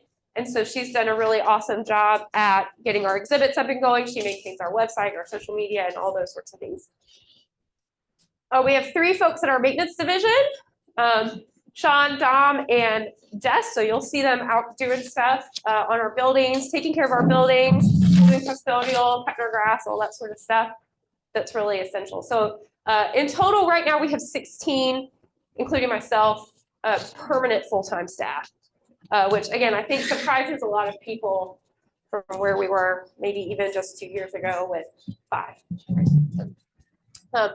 Property ownership, this is focused on property within the city of Beaufort. There's a little bit more about other spots that we own property, but I just wanted to update everybody on that. This is really tiny, I'm sorry, y'all. So basically, we own property at the Old Beaufort Firehouse, 706 Craven Street. That's where we operate our visitor center. Chris and the interpretation and education staff work out of there. We have a leased property at 705 Carteret. That's our administration. That's where my office is. Our admin folks and our resource management folks work out of there, our historians and that sort of thing. And then we have another donated property at 913 West Street that is in the process of becoming a learning center. And for now, as we have no maintenance facility, the back of the building is being used as a home base for our facility and maintenance folks. Went too far. Our acquisition authority was laid out for us in the John Dingell Act from 2019. So we are authorized to acquire lands or interest in lands within the Beaufort NHLD, pretty much anywhere within the NHLD that has a historic connection to the Reconstruction era, and that's by donation, exchange, or purchase with donated funds. That's our acquisition authority in the city. We also have acquisition authority on St. Helena as well. We completed a general management plan. I actually signed the finding of no significant impact on probably August or September of the fall of last year. And that sets out some acquisition criteria for if we were going to be, basically some guidance for if we were going to be acquiring property, how we would make those decisions. So I just threw that up there here quickly. Once we completed our general management plan, Me coming in as a new superintendent, I also wanted to do some strategic planning with my folks because they've never done that before. They went from a staff of 4 to a staff of 20 really, really fast. No one was sure what their job was exactly, who was doing what, when they were doing it. You know, what bright ideas were we going to pursue? What priorities, you know, were we going to put first based on funding, based on staffing, all those sorts of things. So we did some like diet strategic planning internally last fall because our fiscal year starts over in October. So I took my management team out to Fort Fremont because they have another lovely facility that's great and there's not a lot of cell service. So that was really awesome to really take our general management plan, which is like a 25 year planning document, and say, okay, in the next 3 years, what are our priorities going to be? And so we developed these emphasis areas, and I wanted to share those with y'all. The first thing we want to do is we can't do any of what we do without the people who do it. So we want to make sure we have a diverse skill set, a thriving workforce. We're a good place to come to work. We employ people from the local community, all those sorts of things, and that we improve our communication. We did a strengths, weaknesses, opportunities, threats analysis. All y'all strategic planner people in the room. And one of the biggest weaknesses that was identified among all of our staff was communication, both internally as our organization grew, but also externally. So it's one of my goals this year to make sure that I do a better job of keeping folks like y'all informed on what we're doing so that the communication is really flowing up and down and in and out and everywhere else. So that's a really big goal for us this year. Stewardship, we want to make sure that our baseline documents are completed. So things like historic structure reports for how we take care of buildings are completed. So then we can plan projects for improvement based on the condition assessments and things that are identified in some of these baseline documents. Baseline archaeological surveys, all those things that we need to make informed decisions on our properties. We want to make sure that our operations are consistent with maintaining and improving character defining features in National Historic Landmark districts. We are within 2 of those, Beaufort being one, and other cultural landscapes. That's directly from our general management plan. And so we want to make sure that we identify our properties, how they fit within those existing NHLDs and other cultural landscapes, and make sure that we are our operations are consistent with those character defining features. And then I'll skip down just a little bit. We also want to get a handle on our business practices, make sure that we're being as efficient and as seamless as possible in how we do things like, you know, buy toilet paper and, you know, all those regular, normal, everyday stuff that we have to do. Sharing stories. Our big goal here is to formalize our programming, formalize. That's what we kept hearing.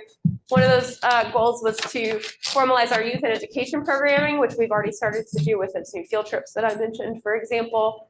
And we also want to provide opportunities for more visitors to interact with us. And so figuring out how we do special programming, but also how we encourage folks to come to those programs. And then partnerships and community engagement. One of the things that I get kind of in the weeds about is using the appropriate legal instrument for the kinds of things we have. So in some cases, we have certain types of agreements that could be maybe managed better if they were something else, right? So, so we're working with that. I don't think we have anything with Beaufort specifically at the moment related to that, but for example, with the town of Port Royal, we have a general agreement that we're going to transition into a cooperative management agreement, which we can do with local governments because it allows money to move back and forth. So right now, we can't move money back and forth with Port Royal, but we hope by the end of this year that we'll be able to do that. So that's an example of one of those priorities for us. And then we want to work on our permitting situation so that we can figure out how to get groups, commercial groups, especially that want to come to us, how we permit those activities and be in line with all of our you know, policies in the National Park Service, but also with community sensitivities in mind, because a lot of these buildings, you know, that people used to use all the time forever and ever, now we might charge a $50 permit fee. And maybe that's not the best way to do it. So we're trying to come up with creative ways to meet our policy, but also be respectful of the community that we've become a part of, right? And then to further develop the network to reach audiences nationwide. We're over 100 sites right now on the network. And I think we have a goal of getting to at least 150 by the end of this calendar year. And that's it for me. I know it's close to time for lunch, but I'm happy to take any questions. I have just one. Yes. What is the relationship between National Park Service and Darrell Hall and Brick Baptist Church? So we own and fee Darrell Hall and another piece of land that's back in the woods back there that we call the Prince Tract, where we have a trail. And then, so that was actually donated by the Penn Center to us. Brick Baptist Church, we have an easement on part of the property, which is basically the original church, the cemetery, and the little piece of property going towards the driveway, but not the backside where the fellowship hall is. That easement is a preservation and conservation easement that allows us to invest federal funds into the facade of the building and the grounds within our easement area. So we couldn't say, go in and do all the lighting on the inside, but we could repoint the masonry. We have a proposal in to rehab all the windows in Brick Baptist Church, for example, to make them all operable and functional, to get them as repaired as possible. Those sorts of things are things we do with our church. Okay, I just want to thank you for coming. Yeah, absolutely. Yes, sir. What kind of relationship do you have with the Open Press? So there was a bit. So good. I'll say that. Like I've chatted with those folks and we have a relationship. They actually facilitated the transfer of the property, the Darrell Hall property, or maybe the Prince Tract property. But that was before I came on board. So we haven't had any acquisitions. But sometimes local land trusts will be the holder of a property until we can get the federal machine moving to do acquisition, because it takes us quite some time to do it. So if something comes up for sale or donation, a local land trust would acquire it, and then we could work our magic with that entity. And it's my understanding that that's what happened with some of the land that was purchased or donated on St. Helena. Laura, thank you so much for being there. Other questions? I was just gonna say, so I was there the other night when you gave a presentation to the neighborhood Northwest Quadrant. Or actually it was Old Commons. Yeah, and I just wanted to say that, one, I think you're doing an excellent job, and I appreciate the level of detail and thoughtfulness that goes into not just your presentation, but the way that you guys are trying to formalize things. Hearing some of the concerns, especially as they related to housing some of the buses and vehicles and stuff, I couldn't help but think that maybe there was an opportunity for the city to provide some additional opportunities for you guys to maybe change the perspective of the community, but then also play into our need for shuttle operations. So hopefully that's a conversation that maybe we could hash out a little bit later, and if there's options on the table that would benefit us and you guys as well, maybe we can look further into that. But I just want to say thank you and appreciate you taking the time to be here, even though maybe you don't feel so well. So Yeah, I'm actually getting better. I just didn't, try to keep my germs. Hopefully you didn't catch it at the Old Commons. No, I have a 2-year-old. Okay. So I caught it from a derm officer at home. Yeah, but thank y'all. Thank you. Y'all have a good lunch. Thank you. Thank you as well. Join us. And at this time, we will break for lunch. Who's up here? We are going to afford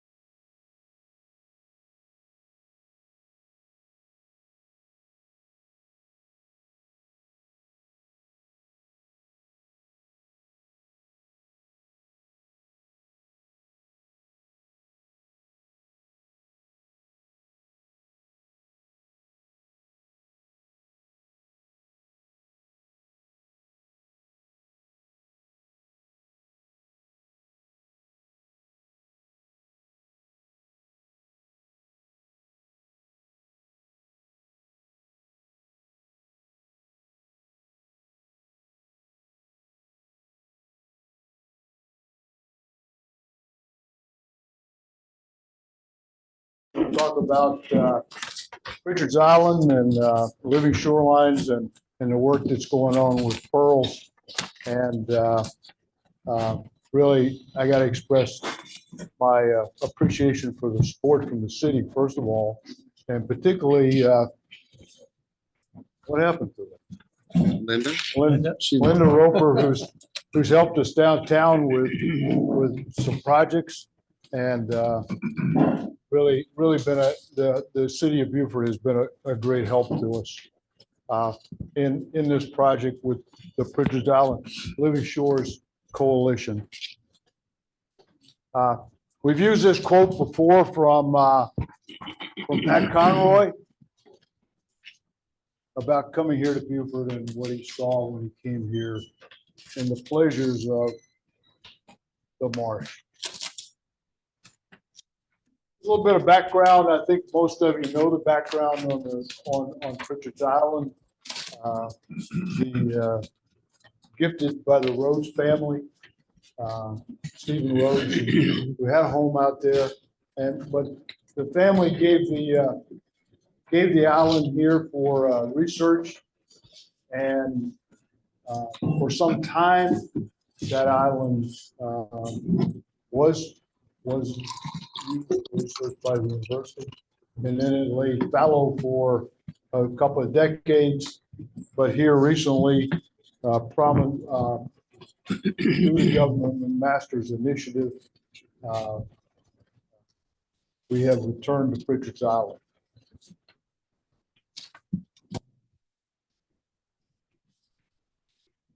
The legislature appropriated $500,000 on a recurring basis.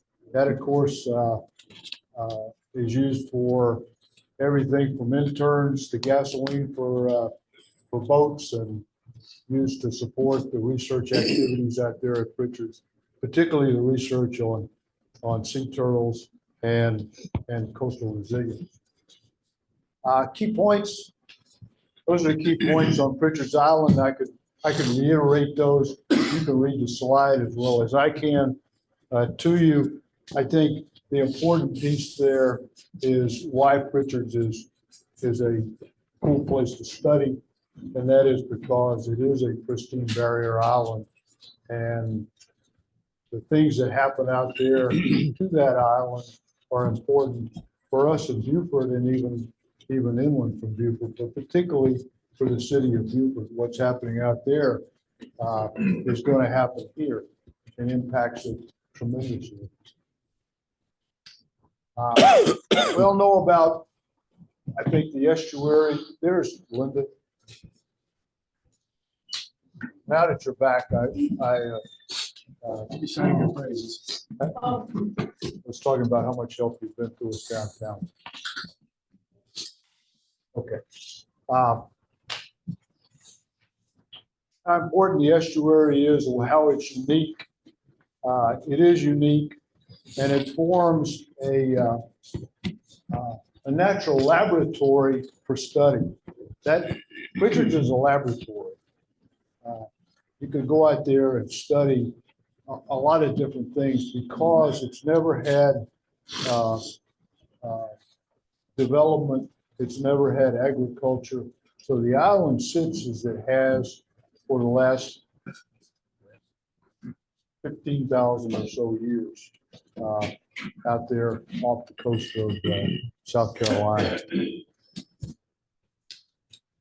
What's our opportunity? Our opportunity out there is really kind of limitless. Expand the reach of the University of South Carolina Beaufort's Marine Sciences program. But, you know, I could go on here for a while and bore you to death with my briefing. But what I want to do is take the opportunity to introduce Dr. Kim Ritchie and Dr. Mercer Brugler from the University of South Carolina Beaufort. Both Kim and Mercer are deeply involved in everything that's happening at Pritchard's, and I'd like for them to have the opportunity to talk to you about what's going on out there as well. Kim?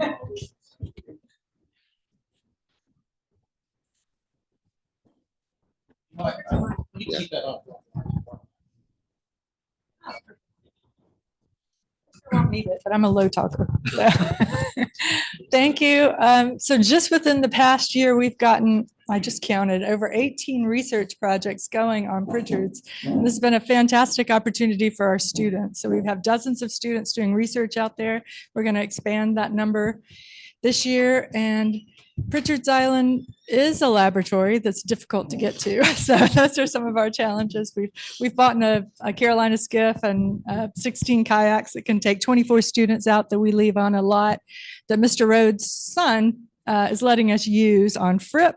So it's very easy to get from Fripp to the north end of Pritchard's and from Station Creek boat landing on St. Helena in our boat to the south end and north end of Pritchard. So some of these projects range from, we took over the sea turtle monitoring project just within, it hasn't even been a year. And we are out there every single day for 6 months, including the students. We've become experts in finding nests, relocating nests,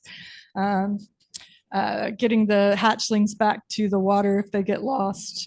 We've got projects with partnering institutions. So we've got a herpetological study. We've got camera traps out there with researchers from Brays Island and Port Royal Sound Foundation and Palmetto Bluff. And these are all in collaboration with our students and faculty.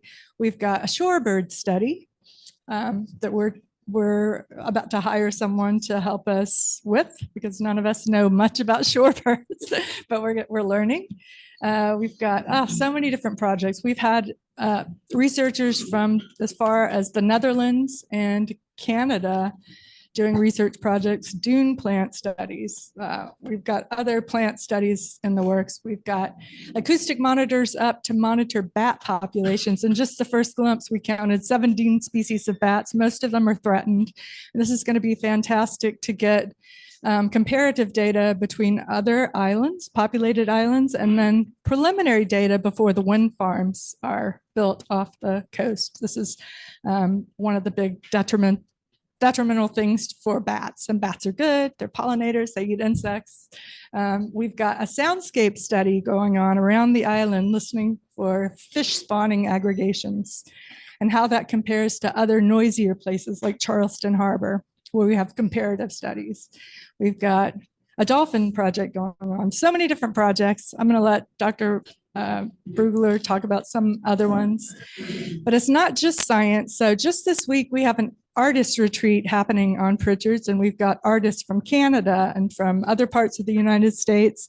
We took students out there, and we're pairing them up with marine biology students so that they can do the art, science, activities. And these are really fantastic artists. So I'm looking forward to the products of that.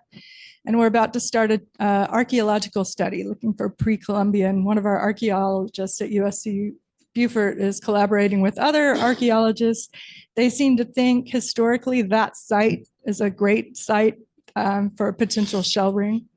And we already know that there are a lot of pre-Columbian artifacts on the island. So we're looking forward to this building. This has been not even a full year of us starting this, so it's gonna get better. I'm gonna let Dr. Brugler, who's the chair of our natural sciences. Oh, boy. Yeah, let's do that, please. Yeah, just for the 1 minute. Fantastic. Brought his own drinks. Oh, thank you. I appreciate it. All right. Yep. Absolutely. Got it. Just turned it off.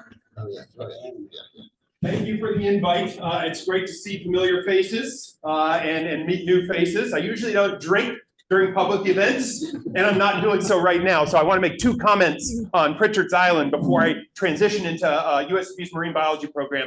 So one of the projects that we're engaged in is with the Smithsonian Institution's National Museum of Natural History, and it's their Ocean Traveler program. So once every 3 months, we go out there and we pick up trash, and we're looking for what's living on the trash. Is it bringing invasive species in? If so, where did those species come from? So I've got a team of students out there right now on that Carolina skiff heading out there to collect trash. And this is our last sampling event for this round for the Smithsonian. Students absolutely love it, and they're going to get on a Smithsonian publication. based on the data that we get from Pritchard's Island. So that's pretty cool. But speaking of trash, I want to throw these around, send these around. These are some bottles. This one's from the 1930s.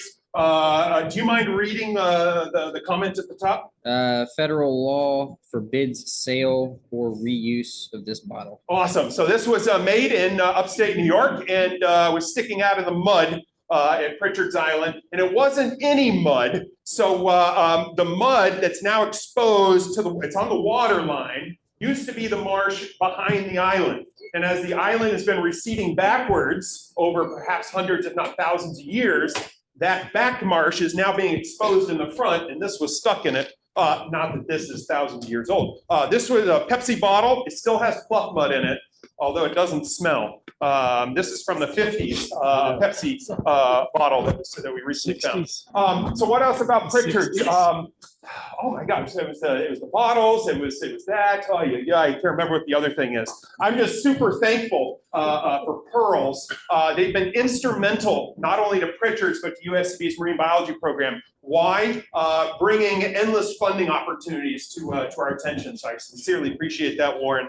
Networking, both in the state and outside of the state. Our new collaboration with Coastal Carolina has been priceless with Paul Gay. So thank you very much. Setting up water quality monitors here in the Port Royal Sound. And then just promoting our program. So thank you very much, Warren, you and your colleagues. So now to get to the thing that I'm truly excited about. So I'm a professor of marine biology. I'm the chair of the Department of Natural Sciences. So I oversee biology, chemistry, and physics. But I'm here to talk about the marine biology program. So in 2020, when we formalized this program, we had 20 students apply. As of this past fall, we have 116 students in the program. So that's a huge growth, especially given that we only have about 2,000 students across all 3 campuses. Now, I'm happy to report this past Saturday on the Bluffton campus, we had an open house, and the gymnasium where they play basketball was jam-packed with students. And it was really cool because our table had a majority, when people were funneling in with their families, they were coming to the marine biology booth. It was really cool to see. So I think we're gonna have a big program in the fall. Speaking of, we have this honors program. So the marine biology program and the honors program is based on the Beaufort campus. Typically, we only bring in about 20 honors students, and it's across all fields of biology. Well, we had 264 applications as of this week, just for the honors program on the Beaufort campus. And so we've doubled the number of honors students we're going to allow, up to 40. And I'm happy to report that about 3/4 of those students are marine biology honors students coming in. So the program's exploding. And since I have a captive audience, I do need to tell you that I need a bigger building. That marine science building that's on the water, we are busting at the seams. I know it's old, I know it may be historic, but we can probably safely engage about 12 students in research in that building, and our program it's too big. So we need to expand our footprint. I don't know where that's gonna be, but if you can help make that happen, please, we need room to expand. What else do I have for you? Summer internships. So there are a lot of interested high school students, many of which committed to USCB at that open house. We are now offering them, because our program is growing, summer internships. So it's the summer after their senior year, but before their freshman year. Last year, we offered like 17 paid internships. I think we're going to double that. And we're giving them $5,000 just so they can eat. And then we're paying their housing on top of that, another $2,000. So we're giving summer interns, incoming freshmen, and current students roughly $7,000 a piece to come in and do research. And so that's additional monies coming into town, and that's good stuff. Are there questions, or do I just leave now?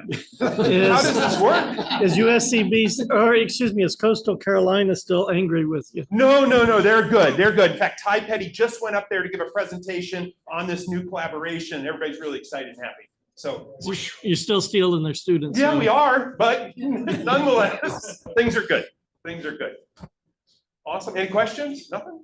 Or do you not do questions here? I don't know. Absolutely. Well, we do questions, but you're so complete in your description. It's just. Thanks, everybody. Thanks for the time. I agree. Oh, a question. Yes. Bill and I on the base, I think. Yes. We got to go out to the island, I think, November-ish, whatever. Yeah, November. Yeah, it was interesting to just walk on land that had barely been touched, so, but I just want to thank you for that. Cool. Yeah. Thank you for your interest. I appreciate it. Very good there.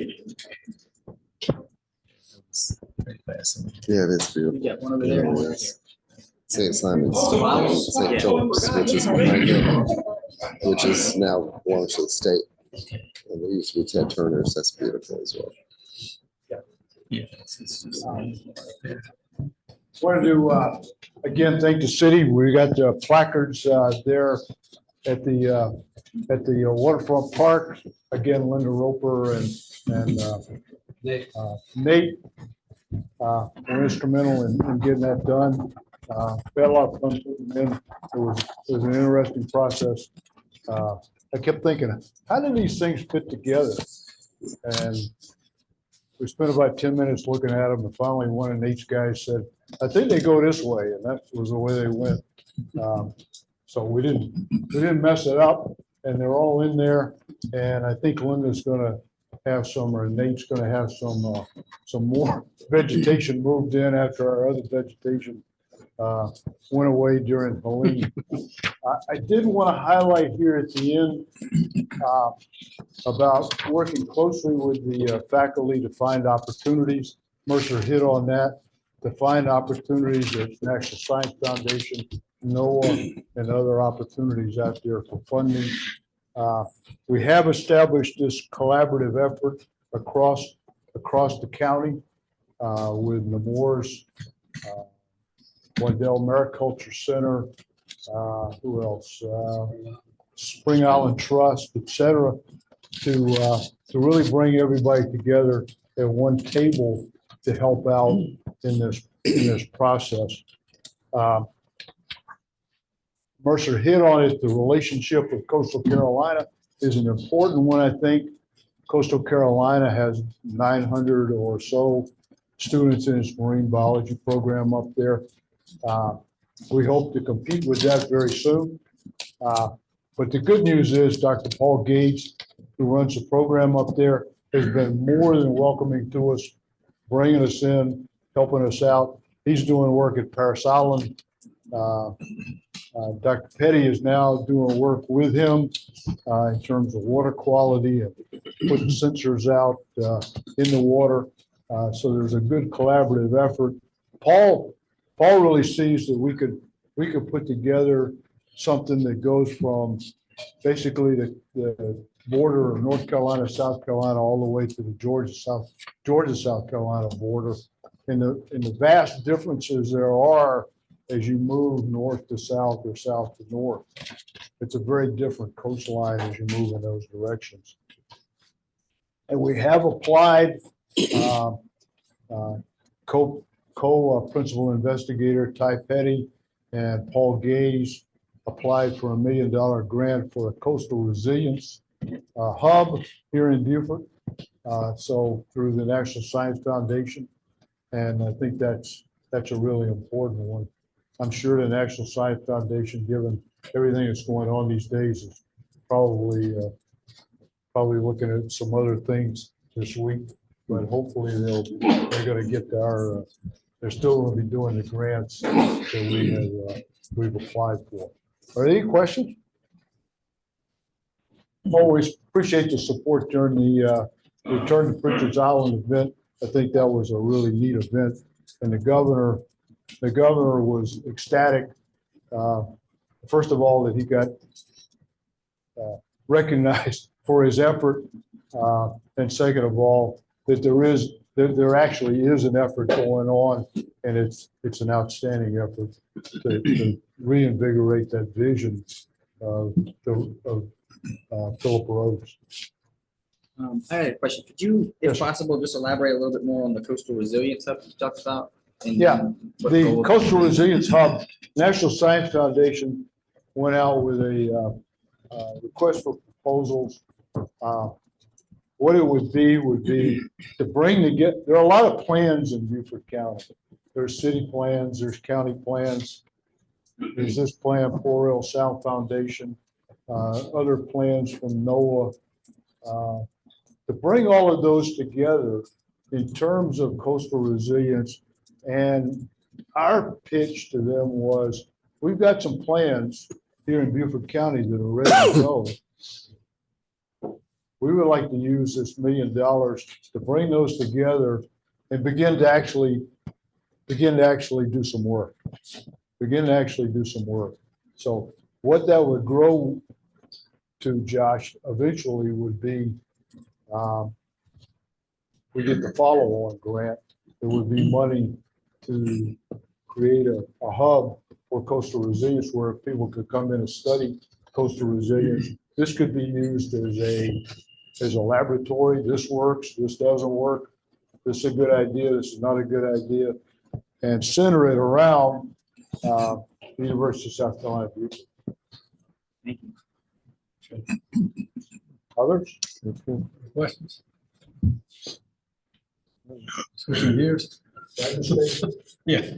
And you got a different hat now. Okay, switching hats here for just a second. Into the South Coast Cyber Center. I was thinking as I drove over here today, it's been just about 2 months past 5 years, about 5 years and 2 months since we began the South Coast Cyber Center effort. And as it says, you've seen the slide before, but it really is a collaboration of the University of South Carolina, Beaufort, the Technical College of the Low Country, the Beaufort Digital Corridor, and the Beaufort County Economic Development Corporation. We went out in February of 2020. If anybody remembers February of 2020, everything was wide open. We went up, we met with the Lieutenant Governor, we met with the Governor, we explained what we wanted to do. Everybody said, this is a great idea. And then everything shut down, what, a month later? Yeah. Or so. What I'm kind of proud of really is the fact that we didn't shut down and continue to be able to work and get some things done over that period of time. And I think we actually took advantage of the opportunity to be shut-ins. But we got an awful lot done during that time of the pandemic. We know that cybersecurity is a big deal. We all know that. We all know that it's a bigger issue every day. As we get into things like quantum computing, it's going to get into an even bigger issue. Why? Because quantum computing has the capability, perhaps, to make passwords passe, to make security passe. If you could do billions of computations in a second and a half, well, anybody in this room's password is gone. It's not happening.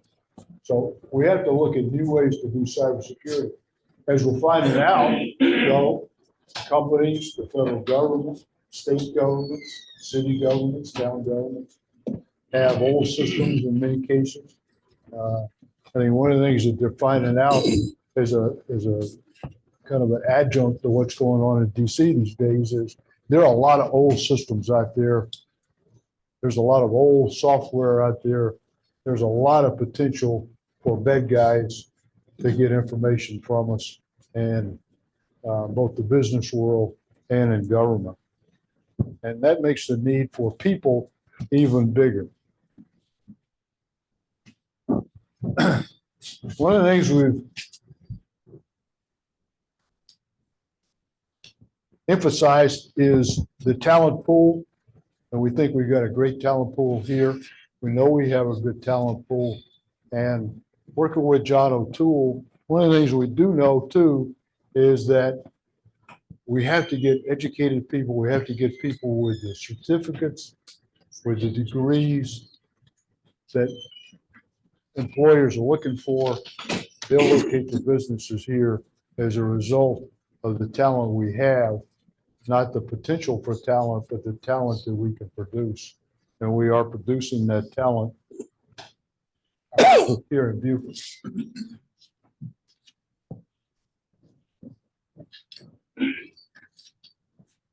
We are now a player, I'm glad to say. We're now, when somebody mentioned cybersecurity in South Carolina, you get a phone call. That's something I think to be proud of.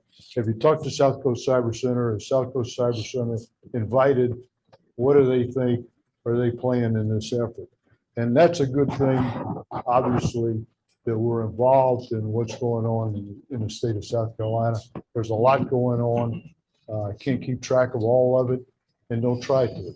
But we are now a player in the ecosystem. And I think at least we are, if not the preeminent leader, we are a leader in the state. Our summits, we got another one coming up 13 and 14 May. We'll get the website. We're putting that together right now for registrations. And we'll have that website up here probably within a week, 10 days. Governor McMaster highlighted one of our summits, I think our first summit, and he also talked about collaboration when he spoke to us.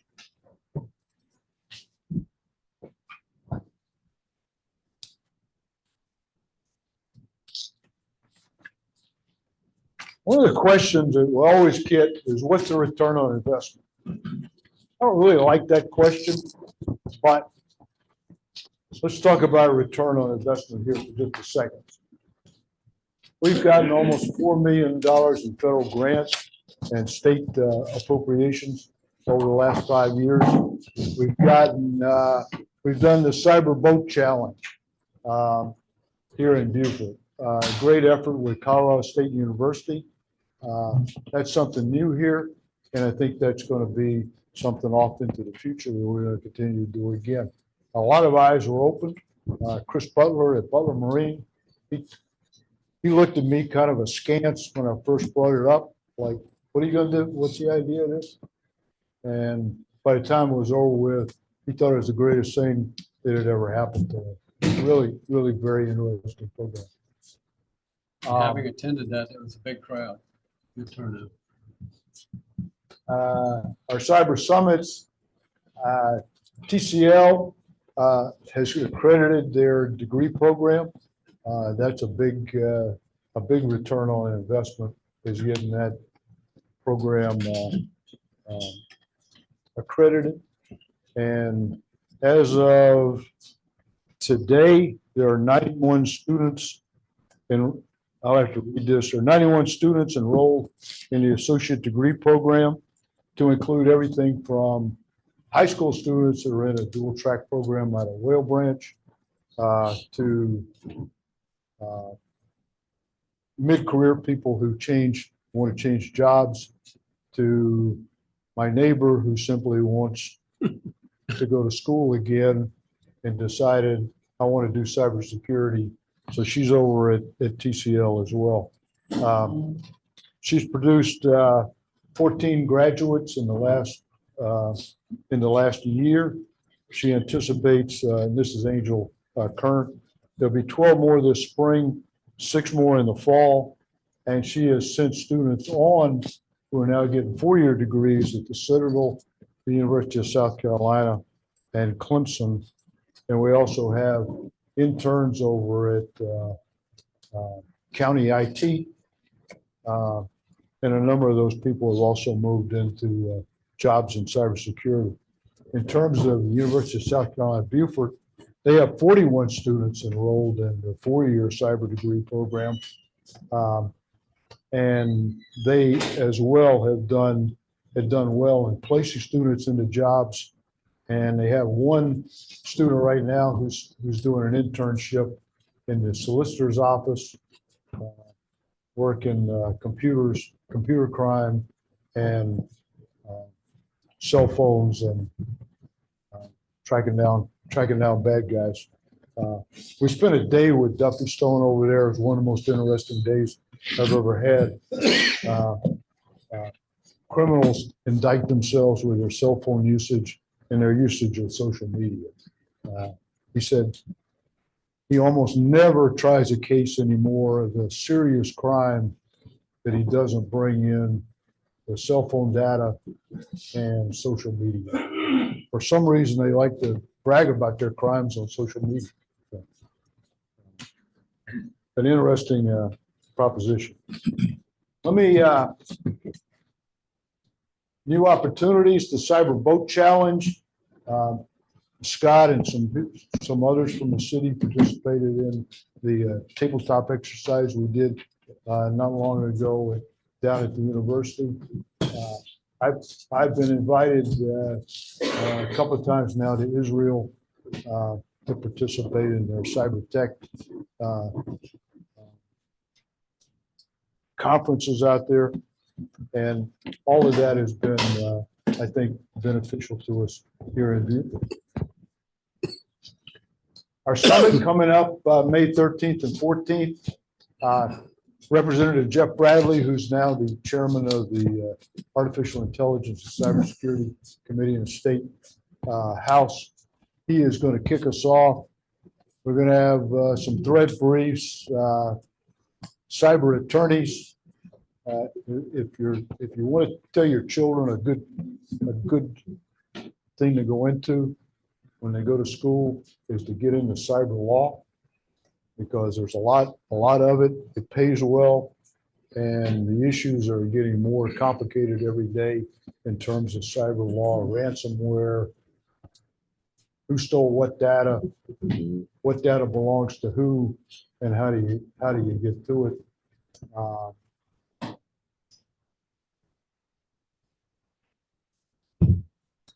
There's our goals: an educated cybersecurity workforce and a dynamic educational and business environment here.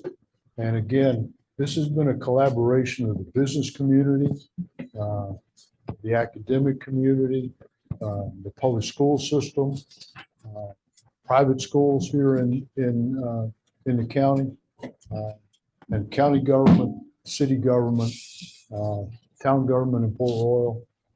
Lots of people have come together to make this happen, and we appreciate all the support, of course, that's come from the city of Beaufort. Any questions? Questions?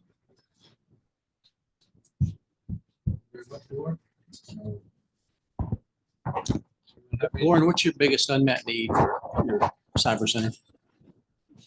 Aside from funding, of course. How can we help you best? I think the biggest, we've got to do a better job we've got to do a better job at attracting business. You know, there's some opportunities out there right now from Apple and Microsoft and some of these large institutions who have gone to the upper part of the state. I don't know how to do that. Right.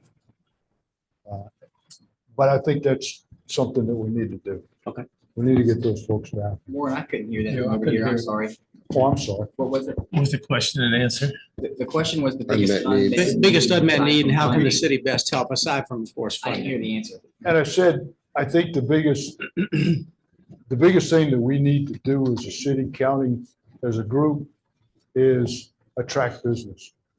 We need to get these kinds of businesses here in this area. There's lots of opportunities out there right now. Apple, Microsoft, they've all done business in the upstate. There are other ones that have come here as well. We have to attract them somehow. I don't have any secret of how to do that, but I think that's what's got to be done. I've heard some resistance to that idea. Well, we don't have the electricity, housing's expensive, we don't have enough housing, we don't have this, we don't have that. I'm afraid that we're gonna miss those opportunities if we make excuses rather than take advantage. I think John's going to give us all the answers. Yeah. I think John went to the men's room. He bailed out on it. Warren, where are we towards establishing Beaufort as a maritime security hub for the southeast or wherever? As you know, we got the University of South Carolina, we got the $1 million grant for maritime cybersecurity. We did in fact get some money from the legislature as well. There is a Maritime Cybersecurity Institute. Rick Siebenoller is heading that up right now. And Rick has been doing a great deal of work. It's, again, a coming thing, a growing thing. I think we've got a nonprofit in place, and now we're going to have a session at TCL in March for women in cybersecurity, women in maritime cybersecurity. Looking to involve more girls and women in maritime cybersecurity and the logistics of it. So to repeat, you said that John O'Toole's going to get us all the businesses here for the. While you were out, John, we decided that we tasked you. Getting the cybersecurity businesses here is our number one need. So you're on the hook to brief that about what the plan is. I hope you mentioned that we underwrite your trips to Israel and so on for lead generation. Yes, that's a no. We all know it. Yeah. Any other questions for Lauren? Thank Thank you, you, Lauren. sir. Appreciate it. Okay, next up is Jess O'Brien with Beaufort Digital Corridor.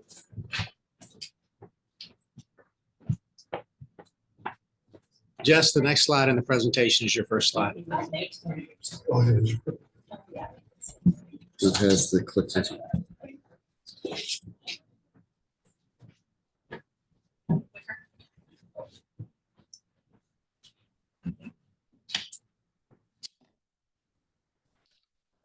Hi, everyone. Thank you very much for giving me the opportunity to come and present to you all today.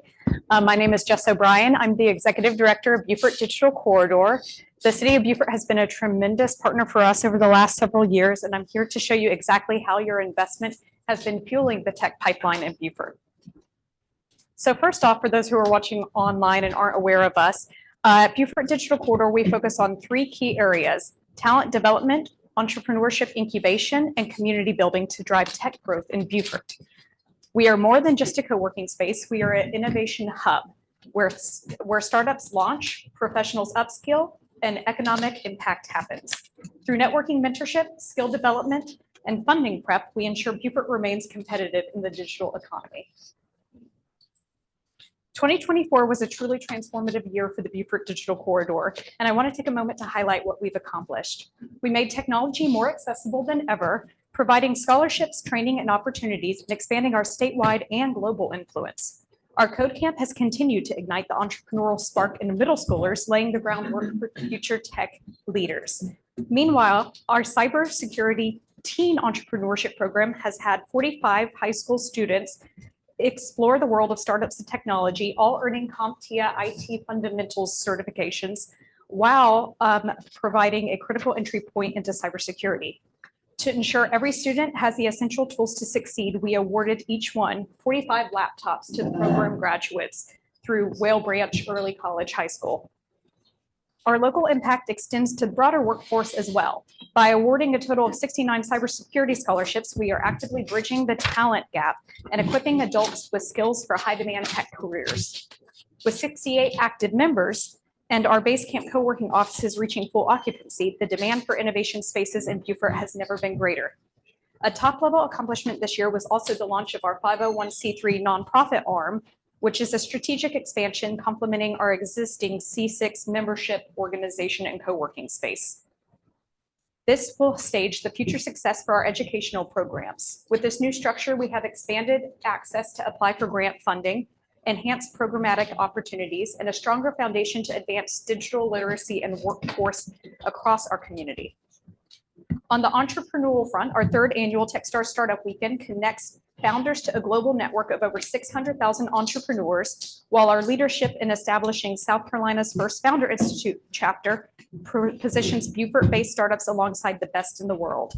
These initiatives provide our entrepreneurs with unparalleled access to mentorship, investment opportunities, and world-class resources, ensuring that they can compete on the global stage. Beyond our local and digital efforts, our statewide collaborations, collaborating with the SC Women in Tech chapter, partnering with SC Competes, the South Carolina Research Authority, and being awarded the Stimulate SC grant through the SC Department of Commerce, have further amplified Beaufort's influence. These partnerships not only booster our local ecosystem, but also position Beaufort as an emerging tech hub on a local, state, national, and global scale. So these are just some highlights for how we're impacting our local economy and the news. And I won't drill down into each one of those articles, but we will highlight some of those impacts in the future slides. So who we are helping. We impact each of these groups on an ongoing basis, helping to train and upskill our workforce so residents can access high-paying tech jobs. We support entrepreneurs and small business owners in launching and scaling their ventures. We provide resources and networking opportunities for remote workers, ensuring they stay engaged in our local community. We offer mentorship, training, and workspace for startups, helping them to grow into sustainable businesses. And we collaborate with students and educators to ensure the next generation is prepared for careers in technology. BDC is the bridge between talent, business, and opportunity, connecting people with the resources they need to thrive in the digital economy. Here's what this looks like in terms of real numbers. This past year, we hosted 102 training workshops and events. We had 109 startups and remote workers that we supported. We had 69 cybersecurity scholarships awarded, 16 app or mobile game developers incubated, 13 new to Beaufort businesses that we helped with resources in the relocation, 43 venture capitalists or mentors onboarded, and 100% of our Basecamp offices leased. Why does this matter? This matters because the tech industry has high-paying, sustainable jobs and brings them to our community. The average wage per capita in Beaufort's tech sector is $93,300, according to last year's Department of Bureau of Labor Statistics reports. That's nearly double the regional average across all industries in the state. With this, that leaves a total estimated economic impact of $18.9 million. We are proving that the tech investment directly benefits Beaufort's economy.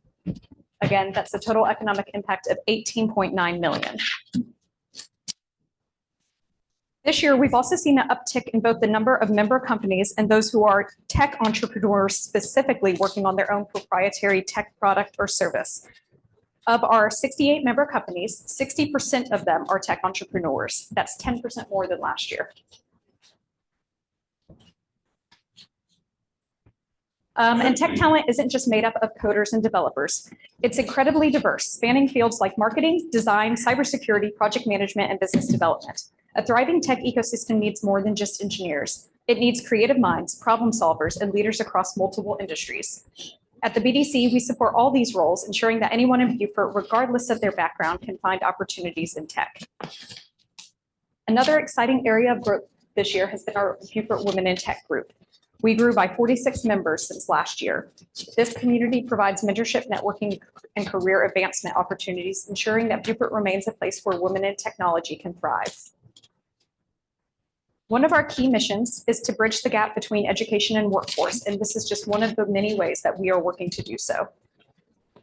Of those 102 training and workshop events we held in 2024, you can see the breakdown of how we impacted each of these. 13 were code camps, 15 were hosted USCD internship classes hosted by one of our member companies, Low Country Games, 12 coffee combos events, 12 lunch and learns, 12 pitch practices, 8 programmer meetups, 12 women in tech meetups, 12 tech connects, 5 special events, 1 startup weekend, a partridge and a pear tree. So as you can see, we're offering coffee meetups in the morning, lunch meetups, evening meetups in the afternoon. So we're trying to hit entrepreneurs at any times of the day where they may be available to participate and come. And we've also launched our after hours Founder Institute programs that start at 6 p.m. in the evenings that are all online to make it as accessible as possible. So workforce readiness. So we've really been working on empowering Beaufort's future cyber pros. And 3 of the key ways we've been doing this across 3 different age groups. First is through our summer code camps with middle schoolers. Here we lay the groundwork for coding and entrepreneurship and foundations for future tech careers. The next is our CybeStart Teen Entrepreneurship Program, which we hosted through Whale Branch Early College High School this past year. That is the program where we trained 45 high school students on how to pitch and create a startup over the course of a week. In addition, we partnered that with them receiving their IT fundamentals CompTIA certification, which is the basic level certification they need to have an entryway into a cyber career. So in all, what that looks like, we also provided those 45 laptops to each of those students as an incentive for graduating and completing their IT CompTIA certifications to provide them with the tools that they need to succeed. And then for adults, we had a total of 69 cybersecurity scholarships in total awarded. So 24 of those being CompTIA Security Plus and 45 being those CompTIA IT Fundamentals. I would like the students to speak for themselves, so I'm going to roll the tape. We have the ability to roll. Okay, well, I'll just leave this here. This is in the PowerPoint provided to the city of Beaufort, but if you want to hear some of the testimonials from the students directly, you can go back and watch that afterwards and see what impact that program made on them. It was embedded in a PDF, so no. Oh, okay, it did let you click on it? Yeah, Okay. you can't click on it. I'll send it afterwards. So in addition to cybersecurity talent, we also have a huge pipeline of app and game development talent. So we get them into the pipeline through their interest in app and games, but really they become app developers. So I want you to see what a little investment does and how we take it a long way and span it over multiple years. So in 2022, we run the Relentless Challenge Grant from the South Carolina Department of Commerce to fund a pilot mobile gaming accelerator program. What we did is we took students from USCB and anyone who applied from the public and had them pitch their game idea.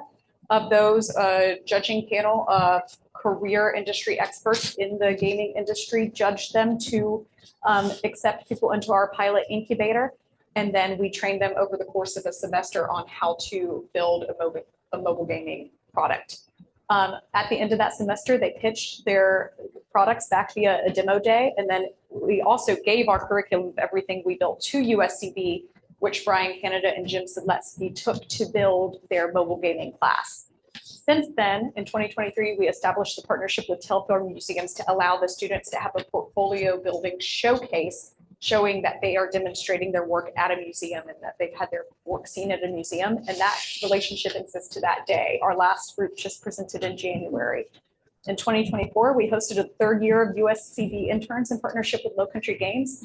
And then in 2025, we inspired the first ever Beaufort Independent Gaming Conference. You can see from whiteboarding to reality, and that just happened last week as part of the Beaufort International Film Festival. We are also expanding Beaufort's statewide influence. We have partnered with all of these great state organizations, South Carolina Department of Commerce, who awarded BDC for the 2025 year, the Stimulate SC grant for an impactful program called Launch Beaufort. You will be hearing more about soon. South Carolina Research Authority, we partnered with them and they help invest in these early stage startups. They have over 50 million invested annually in SC-based early stage startups. SC Competes, we've also partnered with them on providing workforce development strategies to prepare South Carolina for future opportunities. We're working with South Carolina Women in Tech as part of the South Coast Cyber Center to have that maritime cybersecurity panel for 20 to 30 high school girls to be mentored on maritime cybersecurity. And then we've also served as a panel for them at their annual conference, SC Decoded, really just trying to bring attention and awareness down to what's happening in Beaufort and to expand our pipeline, our reach of mentors, talent, and capital for our city. And then we're also placing Beaufort beyond a statewide scale on a global stage. So Techstars Startup Weekend is part of a global network with over 600,000 entrepreneurs in 150 countries. Beaufort is one of the places where we offer this program. So we are in a great network for these entrepreneurs. They have partnerships with Google for Startups, GoDaddy Registry, and more. And local founders gain access to these top tier mentorships and funding opportunities that are offered to a whole global economy. The Founder Institute is another program we've recently partnered with. They're the world's largest pre-seed accelerator that spans 200 cities, 90 countries, and with over 6,500 startups that launched. more than 1.75 billion raised. So this is a program that we're offering to our local citizens to learn how to become tech entrepreneurs. It's a world-renowned curriculum, and it comes with world-renowned mentors. So the whole point is to give Beaufort entrepreneurs the competitive advantage of the larger cities so they can compete and succeed on that global stage. And shameless plug, our 4th annual Techstars Startup Weekend is happening March 21st through 23rd, and it will take place at our headquarters downtown at the Beaufort Digital Corridor, 500 Carteret, right across from the Chocolate Tree. That is a top-of-funnel event for members of the community with no experience in tech entrepreneurship to learn and test it out over the course of a single weekend. And to further incentivize these teams that compete in building their startup, post-event, our member company, Low Country Games, is offering a prize valued at $10,000 that includes the development of their MVP prototype of their software that they're pitching. So why does this all matter? Without reading the slide verbatim, tech entrepreneurship is an investment in Beaufort's long-term economic future. High-growth startups create sustainable, high-paying jobs and attract investment into our region. We're not just building businesses, we're building economic resilience, attracting talent, job opportunities, and long-term community impact. Investing in the BDC, it means investing in a future where Beaufort's talent stands shoulder to shoulder with major tech hubs. With your continued support, we can ensure local entrepreneurs have the resources they need to innovate, compete, and thrive on a global stage, delivering substantial long-term benefits in job creation, innovation, and overall economic development. Together, let's build a tech ecosystem that not only transforms Beaufort today, but also secures its legacy as a beacon of innovation for generations to come. Every successful entrepreneur support organization has a champion. For GrowCo in Columbia, that's a generous family called the Boyd family. For the Hill Institute of Innovation in Greenville, that is Furman University. For the Don Ryan Center in Bluffton, that is the city of Bluffton. For Beaufort Digital Corridor, that champion is you. We operate with one of the smallest budgets and the leanest team amongst any of our peers, yet we're achieving statewide and global impact. To maintain and expand our momentum, we really need your support and continued investment. Other ways that the community can provide support as well: engage in events like Tech Connect, Lunch and Learns, and Beaufort Tech Week. Show your support by joining Techstars Startup Weekend, either as a mentor or a founder. Mentor and volunteer, provide your expertise. Serve as a guest speaker or workshop leader in our training sessions. Contribute to funding and cybersecurity training and tech education for students and career changers. Support founders entering our accelerator programs. Contribute to the BDC to help sustain digital literacy, and hopefully city funding support for operational growth is key to achieving scalability of our impact. So together we can build Beaufort's future, train the next generation of tech talent, launch and support high-growth startups, and position Beaufort as a leader in South Carolina's innovation economy. It's not just about the BDC, it's about Beaufort's future. We thank you for your continued support and partnership, and let's continue to build something extraordinary together. Thank you. And I'll open it up for questions. I got a question. Yes. First, thank you for a great presentation, very detailed, and that's per normal. Looking at the slide that you have in regards to economic impact, it looks like app and game developers have the highest average wage per capita at $126,000. That's right. So just listening to some of the other efforts that you already have in place, coupled with some previous research that I did on my part, the question is, it's two-part. Do you feel like there's an opportunity here for us to work towards a e-gaming, e-sports center? And would that complement the efforts that you are currently doing in regards to app development and gaming? And part of the reason that I say that is just because of how much of a global phenomenon this really is. I mean, there's estimated to be 2.5 billion users that are immersing themselves in games every day, with a potential economic impact of over $300 billion. And now there's universities that are already providing scholarships to that end, to the tune of over 16 million last year. So do you think that there would be an opportunity for us to try to capitalize on that? And would that help develop a pipeline of young tech interested kids who have the ability to not just come in and play games, but learn how to code and get interested in cybersecurity? How would that play into your efforts? Yeah, absolutely. So there's always the opportunity for that. I would consider an esports or a gaming arena a top of the funnel. They start with playing the games, but you really want to incubate them and get them interested in becoming game developers and turning that hobby and that talent into a trainable job skill. So I think that I'm always open to explore possibilities of different opportunities and venues, and it would feed directly into the talent pipeline of tech talent. Thank you. And I'm trying to shift some things around in my schedule to make your tech startup. So hopefully I'll be able to attend this year. Look forward to it. Thank you very much. On the Techstar, have any of those winners actually gone on to start the company that they? Not the exact pitched? company they've pitched, but some have turned into different types of entrepreneurs. So Alan Wood, who pitched at Techstars in 2022, he pitched a AI app called Garnish that would be for DoorDash or other platforms to make food products look more palatable. He went on to develop actually a local jewelry company, which he scaled on a long term and is about to open his own physical retail shop outside of the BDC. So he came in through tech. He went a different venture, but he did turn into entrepreneur that's providing economic impact here in Beaufort and is scaling to hire his first couple of employees. The other ones have been top of the funnel. Some of them have gone on to become hired by Beaufort County as cyber experts. They've been hired as career digital artists to do work with Meta. So it's been a top of the funnel pipeline to other tech talent and ventures. Our hope is that at some point one will stick with the idea that they pitch. But most of them, that's a very top of the funnel event where they're just learning about tech entrepreneurship for the first time. So our hope is that they will pivot and grow into something that's a fully viable startup. Projects that come up with. Yeah. Jess, kind of along with this, is there a large venture capital group here in Beaufort or a group that can help? They are all throughout South Carolina. So we have a couple in our pipeline. Eric Tommy from Venture South. He was one of our speakers at one of our recent events. Herbert Drayton III with Highmark Capital.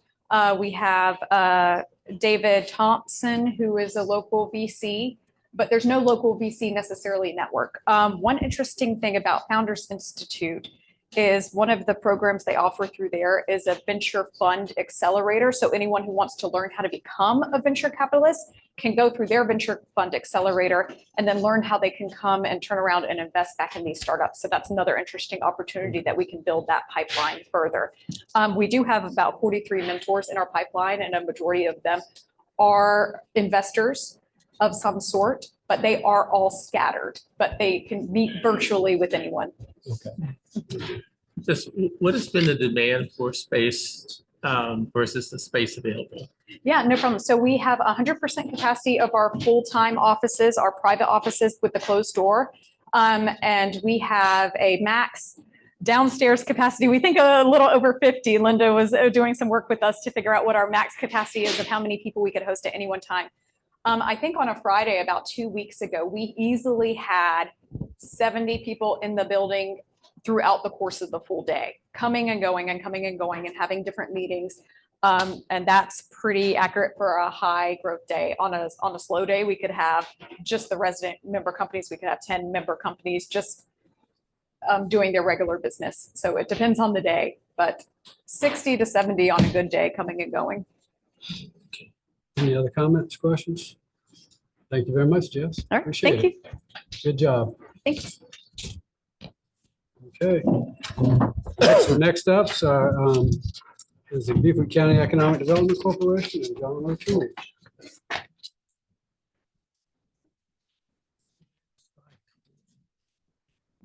It's a little landing pad. It's upstairs. It's not digital quarter.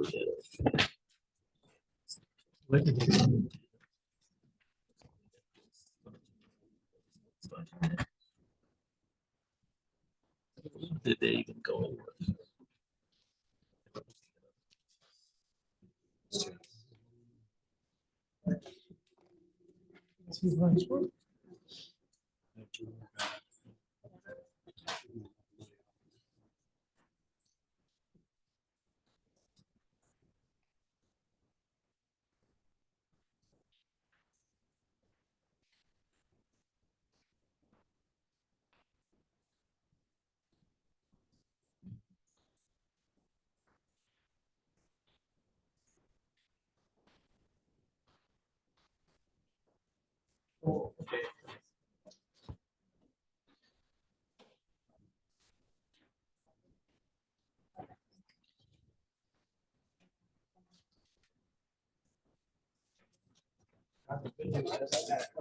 I see that. No problem.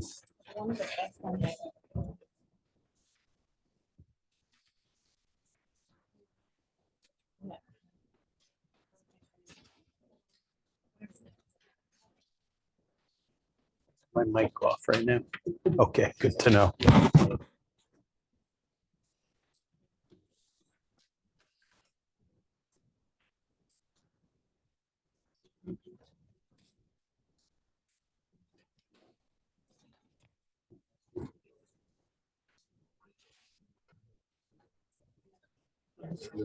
Mayor will be right back.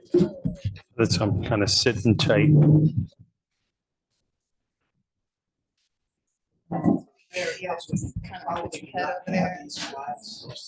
We don't. We will be sure that they are added into the master file that will be published online.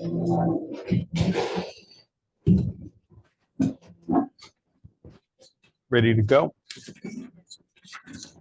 Good afternoon. My name is John O'Toole. I am the Executive Director of the Beaufort County Economic Development Corporation. I have had the pleasure of running this organization now for just over 7 years. And as I stand before you, I thank the city for its leadership at the time the Economic Development Corporation was formed, and for your efforts to take over the Beaufort Commerce Park at that time. I know it was a challenging piece to bite off. I did have the opportunity to listen in yesterday, and I'll try to be very responsive to some of the concerns I brought or I heard. I should say, and I hope many of you attended our Converge conference, but my tone has always been one of humility, not that John O'Toole or the Economic Development Corporation, makes the sun rise. We don't. We had an engineering student work with us a few years back. Tyree was his name. And he said, you've got a tough job because you're responsible for a lot, but you don't have any real authority. And so our good fortune or our success has been with a lot of the folks you've seen before you today, the school districts, the utilities, getting people to partner with us. And so what I would say is that, do we have all the answers? No. How do we measure our success? With numbers that I'll share with you. We work very hard and try to work smart, and we're open to any input. So I look forward to today's dialogue with you. As I go through this, I will remind you that as we've been trying to get this organization going, we've had good results. If you think back 20 years to the Low Country Economic Alliance, the Chamber trying to do this work, we're able to show you some results. By your own math, you have given us $220,000 over the last 7 years. And I think that your calculation said that you got or received 188% return on your money. I'll show you it's a little bit more than that. I should also underscore numbers. Basically, over the last 7 years, $94 million worth of investments found its way to the city of Beaufort. Over 509 jobs had been created. And I know there's some question about the quality of those jobs, and I'll try to show you what we're doing there. But the jobs that we attribute to Beaufort were over $5.4 million, and I'm sorry, $21.4 million. And incentives to these companies is $5.4 million. And lastly, if you look at it, we've been able to get $815,000 in site enhancement grants. If you take the site that Masters Corp is currently putting its $35 million investment on, our intern at the time, Charlie Stone, applied for that grant, $200,000 going right into the Commerce Park. If you look at the roads in the Beaufort Commerce Park, working with the county, we were able to get over $300,000 in funds to pave those roads that were in pretty tough shape. And I'll continue to move through it. A while back, and I believe staff provided you the Clemson report, which looked at the growth expected from the companies that have moved into the Commerce Park since this economic development organization was formed. The construction jobs were 129. At build out, the operational jobs would be over 300. And once these sites are built out, the annual output in terms of sales would be over $54 million, according to the Clemson, what it's called the Regional Economic Analysis Lab. Moving ahead, we do keep score. And if you think back, probably Councilman McPhee was the only one on the council at the time, but it wasn't really looked at as a parochial endeavor, forming an economic development corporation, but a countywide endeavor. And so anytime we speak in public, we show people our score. And so we're over $500 million in investments in diversifying the economy, job creation and job retention, over 2,100. And if you look at it, how do we do that? Each of the communities give us 40,000. So City of Beaufort, Port Royal, Town of Bluffton, and Hilton Head give us 40,000 each. The county funds our operations with 375,000. And keep this in mind in terms of leveraging your investment as we look to create more product or build out product. And I'll show you some of the things we're looking at. The county last year earmarked 1.3 mils annually for the next 5 years. So that's over $17.5 million that will leverage your investment in economic development. If you look at the land in that Commerce Park, you bought it for $11,000 an acre. Today, we're selling it for $40,000 an acre, and we do those appraisals to figure it out. What I also want you to know is, as you look at what we've been able to accomplish to date, we haven't been in opposition of environmentalist or not in my backyard type sentiments in your town or any town that we do business. And I think that's because we keep our ear to the ground. We've done 75 projects. There was a question yesterday, the interaction with us and the Southern Carolina Alliance. 3 of those 75 projects have the fingerprints of SCA on them. Median income, household income is 76,000 within 10 or 15 miles of I just picked an address, 123 Short Road, where we're looking to do a spec building. So that's median household income.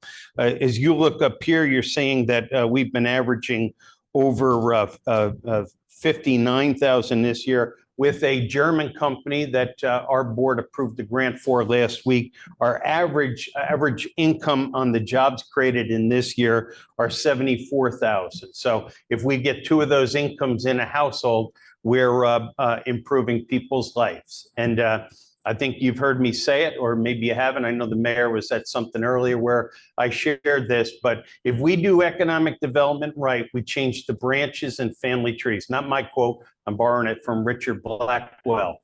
But that's our passion. And we're very fortunate to be able to do it with talented people like Kelly Brunson and Brian Warner. And prior to that, Charlie Stone. Real quick, on that slide there, That's countywide, right? Is there a way for you, or do you keep tabs on what the impact is for the city? Yes, yeah. Like I said, it wasn't the idea, but yes, I can provide you the projects that contribute to the numbers I shared with you for your town or city, I should say. So, yeah, if there are any other questions, I may be like shot out of a cannon, so feel free to interrupt. I apologize. In terms of active projects, so let's look at 302 Parker Drive. That's the Glassworks. So at the time Glassworks invested in that building, they invested about $14 million in the building. The building was formerly Parker Hannafin. It was at risk of really becoming an unhealthy building due to just being vacant, not air conditioned, and we were seeing the building take a turn for the worse. So Glassworks goes in there. Today, our project manager, Kelly Brunson, is working with two companies. I'll describe them to you. One is an aerospace company that provides coating for both aerospace and the automobile industry. They're looking at a $25 million investment, 51 jobs that pay over $52,000 a year.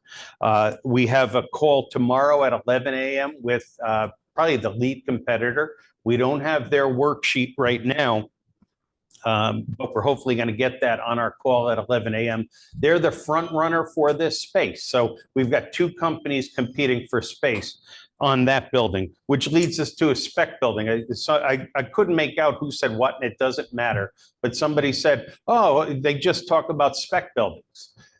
Keep in mind, it's a competitive environment for economic development projects. Keep in mind that today, according to a Charleston realtor I spoke to this Monday, Monday, I spoke to a realtor from Avis and Young. There's 12 million square feet of first generation unoccupied space in the Charleston market.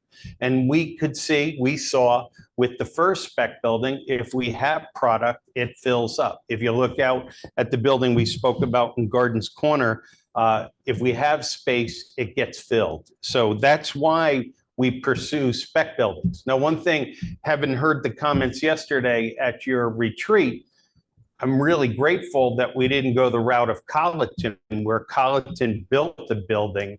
I think it was a 50,000 square foot. You can see it. It looks like an Aztec style building right off of 95. And it sat empty for 5 years. Our model is very conservative. We try to get the private sector to build the building. I should add, though, that I do have some concern because we have two bids currently in to build the spec building.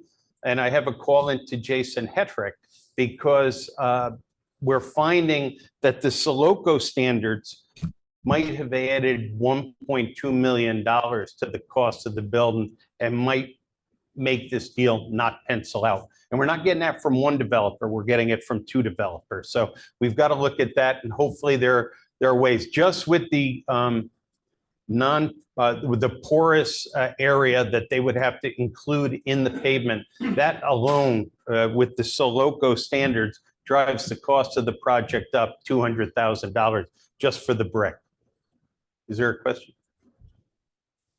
Okay.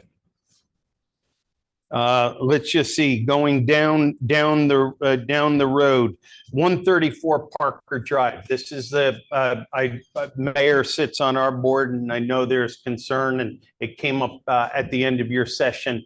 Is do we have excess that could actually be turned into taxable property or productive reuse of property you own? We're looking at 134 Parker Drive, which I think it will be a great opportunity for the city of Beaufort. We're looking at purchasing it. It's currently part of the Geismar parcel. It's 18.2 acres. Based on the fact we're selling land in your Commerce Park for $40,000, we're getting this for $25,000. We expect to close on it. It's adjacent to an 11-acre parcel owned by the city, and we believe that the development of that site is going to work much better with the city of Beaufort than through the planning process at the county. No, not knocking anybody, but that was our experience with the Glassworks property previously. So there might be an opportunity to add, and looking at the 11 acres you own, our desktop analysis with, I got to get our firms right. I believe it's Davis and Floyd is looking at it, that maybe five of your 11 are upland. So we combine that with now my father's a math teacher, we'll see how we do, but we'll have about 23 upland acres to develop and perhaps add to City of Beaufort's tax rolls. And I hope you see that. If you were cartoon characters, there might be dollar signs in your eyes, but hopefully you're saying, with the work that economic development is doing, it's going to allow us to build a tax base to provide the services that your residents expect. Currently, part of that's not in the city, it's in the county, but you would annex or have them annex. Yes, yeah. And then as just moving down the list, Masters Corp is doing their site work and coming out of the ground. That's a $35 million project. We have Project Ceramic that's looking at buying and developing 5 acres in the park. And then we're trying to get through that spec process that I mentioned. In terms of lead generation, and I think I heard a lot about that yesterday, I have to tell you that economic development sales isn't linear. It's not like putting a pair of socks in a store and we move 15 socks a week.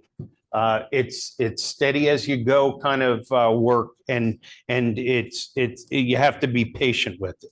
With that, the air show coming up, and some of you may have received an invitation, that's going to be an opportunity for us to have incumbent businesses there. We're also going to have an opportunity to be with 100 important customers of a new aerospace company in the county, and we'll sponsor some sort of reception with a lot of great leads around the Marine Corps Air Station Air Show on April 12th and 13th. So we're excited about that. Additionally, I should say, Kelly is going to be going out to California with the Southern Carolina Alliance the week of March 24th to meet with aerospace and defense companies. And there may be opportunities. The business climate in California tells our professional lead generators that's a place you'll go. And so Southern Carolina Alliance will do, has contracted with Camoin 310 to identify companies that have either raised money and are poised to grow or totally aggravated with the economy in California and likely to be looking to come to the Southeast. Let's see, what else do we have here? Aero Montreal, if you did come to our Converge Summit last month, we're going to be going to Aero Montreal with the Charleston Redevelopment Authority, our equivalent of SCA, and SC Competes, the South Carolina Competitiveness Council, to have a presence at the air show in Montreal. This is the complement of air shows we've attended, the Boeing Air Show in Seattle and air shows in Paris, France as well. And then we other things that we are doing. We're working with the South Carolina Power Team where they're actually paying for lead generation. And we're looking at the prospects of agriculture and food processing. And that'll be a trip to certain parts of Europe, and then finishing up with a food show in London with our representative from the Department of Agriculture, South Carolina Agriculture. And then Select USA, as you can see, with what's going on at our federal government, all sorts of pressures on international companies. We think it's a good time to get back up to Select USA. I've been up there the last 3 years. We're generally will find about 20, 30 prospects of companies that are exploring establishing operations in the US. And when you look at the pressure that the Trump administration is putting on tariffs and everything else, it might be a good time or it could be a really bumpy time. We'll find out with these efforts to identify foreign direct investment. And then lastly, I'll just touch on two things that I wanted to share with you would be a large tract south of the Whale Branch. This has been discussed before. We've been in contact with the owners of that property. There might be a carve out, there might be a development plan that might create a little bit of a village there, some opportunities for residents to buy food and housing, as well as additional taxable base for Beaufort. This will be a very collaborative planning process if the sale goes forward or if we get an option on some property there. But that's kind of not to get too far out in front of us, but you should know it's on the radar screen. I believe you may have heard from the Beaufort Jasper Housing Trust, but we're looking at designating some of the money from our SSRCs and fee in lieu of tax agreements so that we can, a lot of areas take like 5% of these tax deals and have them come back to the Economic Development Corporation. I've explained our budget and we are well funded by the county and well funded by the town. So we think it would be better use of our funds and kind of contribute to a piece of our mission. If you've ever seen me present, we talk about the environment, we talk about education, we talk about economic development, workforce housing, and transportation being the balance in Beaufort. We believe that contributing towards the solution on workforce housing, we may have an idea. We're also working with some housing developers to use what we've learned on economic development deals to try to get housing deals to pencil out by bringing, as you know, if it's a non-occupied residence, you're taxed at the higher rate, and bring that down closer to 4 with what we've learned about tax policy. And then lastly, our request, we've been at 40,000 the last few years, so our budget request would be an increase of 2,000. And that's kind of what we've been working on. I hope you realize that we are a metrics-driven organization, and we're intent on getting results. And I would be happy to take any questions. John, can you expand on the local standards that you said would contribute to the cost of construction in the Commerce Park? I believe the Soloco standard, I'm absolutely sure Kirk could speak more expertly than I, but there's a requirement for no water to leave a site. And so when you're in the Commerce Park, I believe it's going to be impossible on your sites. And we're going to need waivers, but just making the attempt to meet them is driving, as we're here in this particular site, up by $1.2 million. Thanks. Is that fair on the water flow?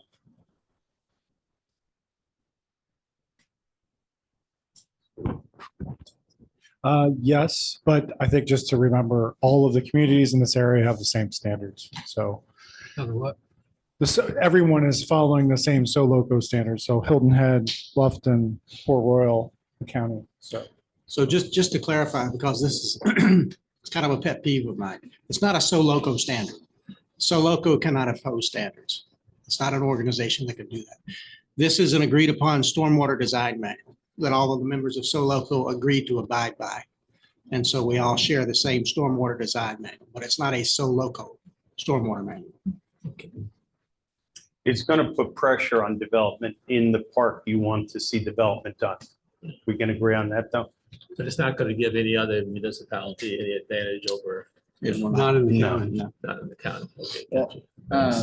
I must admit, I'm gonna have to go back and watch the meeting again from yesterday because some of the things that you mentioned, I don't remember being part of the conversation, but that's completely fair. I said it. I said it. Oh, okay. Well, I need to go back and listen. But anyway, I'll bring up one concern that I have. First, I would like to see the breakdown as it relates to the city, because I think that would be helpful for I know myself.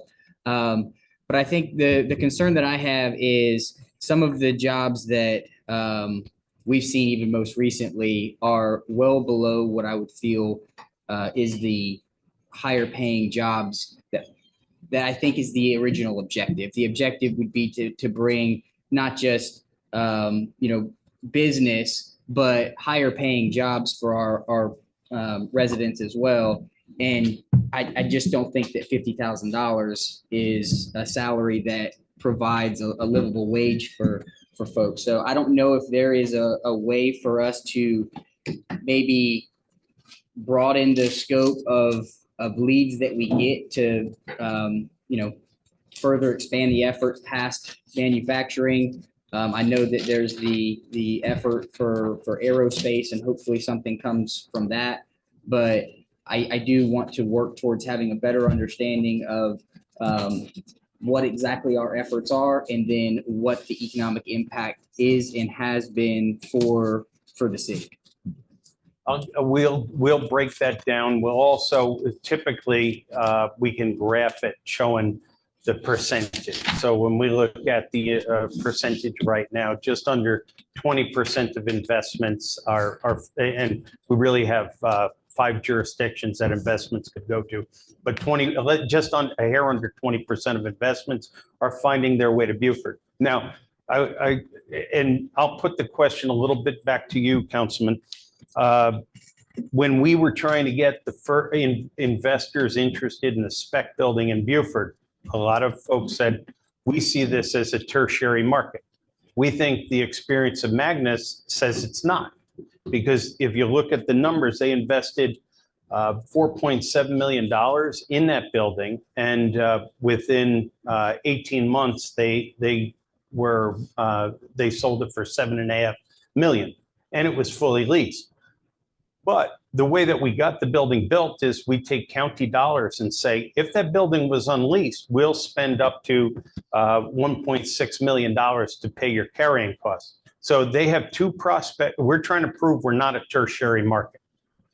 We have 2 prospects come in, and one of them holds the promise of maybe moving their Chinese or Texas and Chinese manufacturing to Beaufort. So we have 2 prospects that show we can get the building leased within 13 months of groundbreaking, before they even have a certificate of occupancy. So would you have us say that if the jobs didn't pay over your number, let's just say it's 55,000, that we would let the building go empty? Or what would you have the owner of the building do, or the Economic Development Corporation do? That is a tough question, but I think if the overall objective is to provide higher paying jobs, then that should be something that we stick to, because not only have some of the recent prospects that we've seen not produce that, but they also produce very minimal job opportunities. And so while on one hand, it could prove to be a win, I think on another, it's not. And so if there were multiple prospects and some had, higher paying salaries and others didn't, then I would say it will probably equalize and balance itself out. And I can only speak from my experience and my short time on council, but I just haven't seen personally the higher paying salaries from any of the most recent prospects that we've seen. And so it leads me to be concerned at a minimum, just because I don't want the objective of higher paying salaries to be something that's missed altogether. No, it will never. If we have 2 equal leads, we will show preference to the one that's going to be in the area that you want it to be, in the area I want it to be. We look at our numbers this year where we're averaging 74 countywide. A lot of those are helped by healthcare investments. So, but we agree with you that our target are jobs that truly help people get ahead, not keep them locked in some hopeless, less than dignified way to provide for their family, and after 3 jobs can't spend time with their family. So we agree, we're looking for quality jobs, but while we're trying to prove it, we have to get some dominoes to fall to get the ones that are our target. Understood. Some of the comments made, I own up to it. Couple things. number one, I didn't realize South Carolina, Southern Carolina Alliance was part of some of those deals. I mean, I see all these deals that are coming in to the other counties, but didn't see anything coming here. So that was one thing that was worrying me.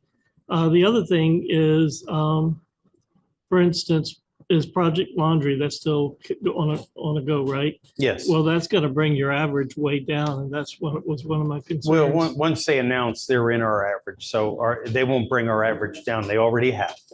Okay, that was one of my concerns because, you know, what the average job, what about 35 somewhere? I think 36. But, Okay, you know, 36 right we're in the that area. Yeah. That was one of my big concerns, and I was hoping to bring in, you know, being where we're located right between Savannah and Charleston with all the high tech there, you know, we've got the Boeing and all that, that we might be able to get some of their suppliers coming in that would pay, you know, a good bit more. That's what I was kind of hoping for. And I do think we had momentum going into COVID and coming out of COVID. We had interest rates go up, we had inflation, and we had cost of construction go up. So we've been challenged, but we are in a great spot, and we are, and the mayor who sits on our board knows that we're after getting more out of our relationship with SCA. And you know, the landing pad, which we probably should revisit, but the Economic Development Corp, using county funds, was able to put 130 into that, and SCA put 50,000 into that. But on lead generation and just website, we're looking for better marketing out of SCA. Okay, well, I didn't mean my comments yesterday to be a big slap at you. I mean, I'm a very, very big supporter of what you do and everything, very big supporter of the Commerce Park. I feel there's a lot of potential there, and I just like that potential to be used. And that's what my comments were about. That's fine. I'd rather deal with things straight up. A training video I think is really impactful to me is the debrief that Blue Angel pilots do after they fly. And so we've worked together long enough, this council and the Economic Development Corp, as well as your staff. So we've got to be straight with each other so that we can fly right. Okay, it wasn't meant as a stab for you. That's it was fine. Just, you know, I'd like to do better, is basically. We would too. I will. I'm a little impatient. I will. Yeah. It's not like opening a lemonade stand. It takes a lot of work, you know, and if you look at our travel schedule this spring, I mean, just in the last week of March, we'll be at 2 different aerospace shows or 2 different aerospace missions, I should say.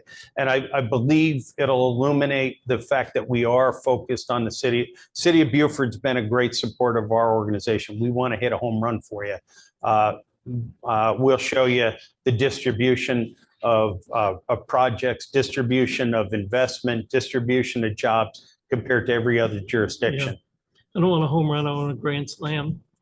Well, I think I regret saying that, in that I think our success with the residents of Beaufort County is that, you know, and I'm not a hunter, but it was an analogy I adopted very quickly here after I saw how important the environment was, that we hunt for rabbit and deer instead of elephant, because we're able to do 75 projects and we haven't disrupted anything that people love about the area.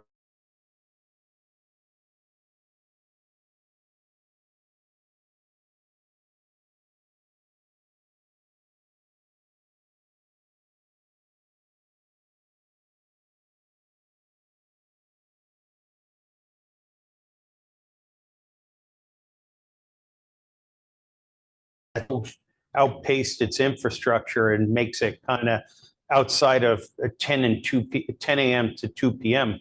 difficult to get around in. And I don't think we want that. So no, we don't. The elephant or the grand slam, probably not. But to Councilman Scalett's point, that we want to have jobs that improve people's lives. Yes, we do. Thank you. Yeah. John? Thank you. John, appreciate it. Thank you. Mr. Mayor, we're running a little bit ahead of schedule right now. Have 2 choices. You can have an extra long break, or I see Claude Hicks is here, and if he wants to go early, you can let him go early. I would defer to Claude, but go ahead. A break is probably warranted, but I thought I'd. All right, extend the courtesy of we'll the do, option, so. how long you think? 10 minutes? Well, no, 3:50, well, if he 15 wants to get minutes? started first, it's fine. Your next scheduled is Beaufort Jasper Water at 3:15. What time is it now? So Take a we 10-minute could break. break until 3 and then Claude could get started. and Okay, They yeah, could go out. to that's class. good. We'll do that. Thank you. That sounds good. Till 3. Probably hard here.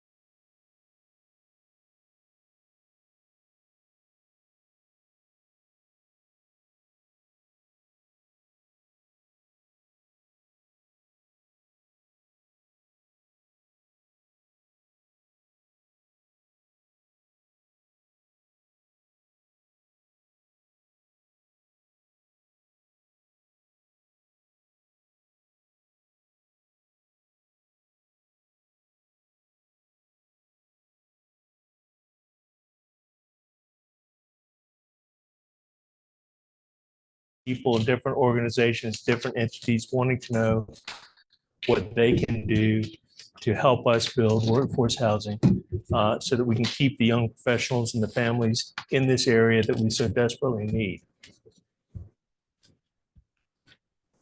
Beaufort Jasper Housing Trust really was a culmination of something that does not happen very often. To get 6 municipalities, 2 counties, and the state of South Carolina to agree on anything is a major accomplishment. You all know that this region came together, talked about housing, talked about what they needed, and came to the conclusion that it was better to be in this together than it was to try and do it apart. These are the entities that then took a look at coming together in a regional approach that has been applauded all the way to the governor's mansion. Here are the local entities that also worked with municipalities to figure out how to structure this, how to do it. Many of these names you recognize as major players and leaders in the area. In addition, a review was done over past studies, housing studies, comp studies, to give this group an idea of how to structure this going forward. There is an act in the state of South Carolina, the William Mesher Local Housing Trust Fund Enabling Act, that essentially allows municipalities to form a trust fund for the purpose of building affordable and workforce housing. The issue with this was, while it helped Beaufort Jasper Housing Trust found its initial founding, it had limits that would restrict us from going beyond 60% of area median income when we are looking at developing workforce housing. That would restrict virtually all workforce housing in the area, especially in a place. So what we did was they went the next step, and they formed a 501c3, which does allow us and enable us to go all the way up to 150% of area median income when we're looking at developing in this area. As you all may or may not know, these are the regional players that formed that partnership, that founded that 501c3. They are your neighbors. And this is, from my understanding, one of the very few things that had almost unanimous approval to move forward and to try and figure out how to tackle this problem together. Our mission is very simple. It is to create and preserve workforce and affordable housing in Beaufort and Jasper County. It's a simple mission, but it is extraordinarily complex to actually implement it and do it. There are some terms that, since I've been here since the 1st of April of last year, that every municipality had to become familiar with. The first is area median income. What does that mean? HUD establishes that on a yearly basis, and it is exactly what it says. It is the median income of an area. So Hilton Head, Beaufort are wrapped into one AMI. Every year, HUD comes out with a new list and says, here's what the area median income is. It is the determining factor for how much rent can be charged in a workforce or affordable housing project. It is the factor that allows money flowing from the state or from the feds into a project. There are restrictions on AMI in each one of them. Probably the number one question we get asked is, what's the difference between affordable housing and workforce housing? Workforce housing is defined as anything above 80% of AMI. Affordable housing is anything at 60% or below. So if you look at the 2 projects being done on Boundary right now, both of those are using tax credits, and both of those are at 60% of AMI and below. What do we mean by third supportive threshold? And very wise people in Washington have determined that an individual or family should pay more than 30% of their income for rent or for mortgage. If you go above 30%, then you begin to impact other areas of individual or family's life. Childcare, transportation, food. all of the things that we want to kind of look at. Granted, those are challenges when you go above 30% of your income for rent or for house payment. In Beaufort and Jasper County, 100% of median family income, that's a family of 4, is $106,400. So roughly your monthly affordability is $2,600. A family of 4 would have a hard time finding a home for less than $2,600 a month. 3-bedroom, 2-bath, nothing spectacular.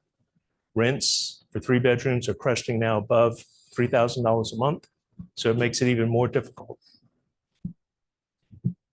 Federal Reserve of Richmond does a study across the United States to determine how many houses or apartments are available to someone earning median income, 80% of median income, at a median price house without going over 30% of their income to make a payment or make a mortgage payment. The last 21 years, there has been no apartment and no house that qualified.